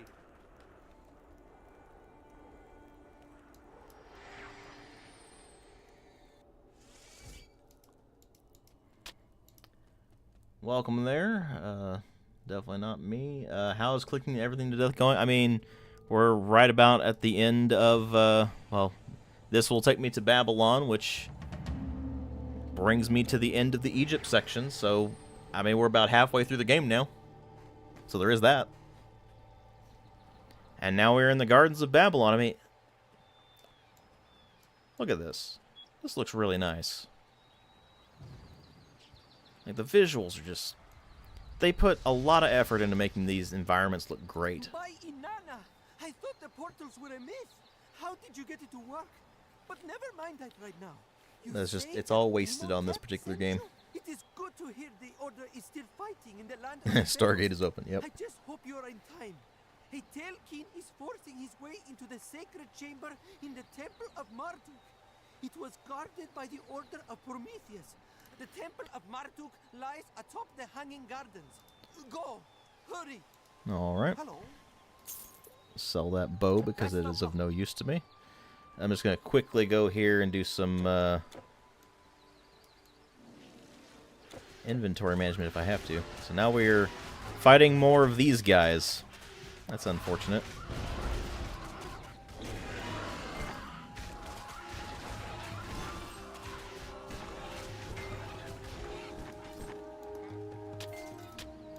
Essence of the Domain of the Dragon Kings. That's an interesting item. I'm just checking to see if there's any kind of... It doesn't look like there's going to be a storage guy around here. So, let me just clear all this crap out here. Essence of Lineja's Guile. Okay. Yeah, doesn't look like there's going to be a... Let me check something here. So yeah, this is the Orient. So, it starts with Babylon, but then it moves over to China after that. So that's all one area. Actually, no, we're over halfway through the game now, technically. But yeah. So let me go ahead and just sell some junk here. Oh, no, I don't need to sell the junk. Okay. I'm going to go ahead and click on Save Game here. And I hate to break it to you, definitely the Hot Beat, but you kind of came in right when I was wrapping the stream up. So sorry about that. Because I figured that making it to Babylon is a good spot to go ahead and call it a stream here. So, then next time I'm messing around with Titan Quest, we'll pick up from here and continue on to into the Orient, and we'll go from there. But I'd like to thank you all for tuning in. I hope you all enjoyed the stream. Stay tuned for tomorrow's review. Tomorrow will be the review of Assassin's Creed Origins, including its DLC. It's going to be a long one. Like I mentioned before, it's probably going to be around an hour and a half long, so brace yourselves. But we'll pick this up some other time here. I don't know if I'll do another stream later this week or not. We'll see. But hopefully I'll be able to do one next week. Again, we'll see. Just depends on whether I have time. But thank you all for tuning in. Hope you all enjoyed the stream. Thanks for watching, and I will see you all in later videos and streams.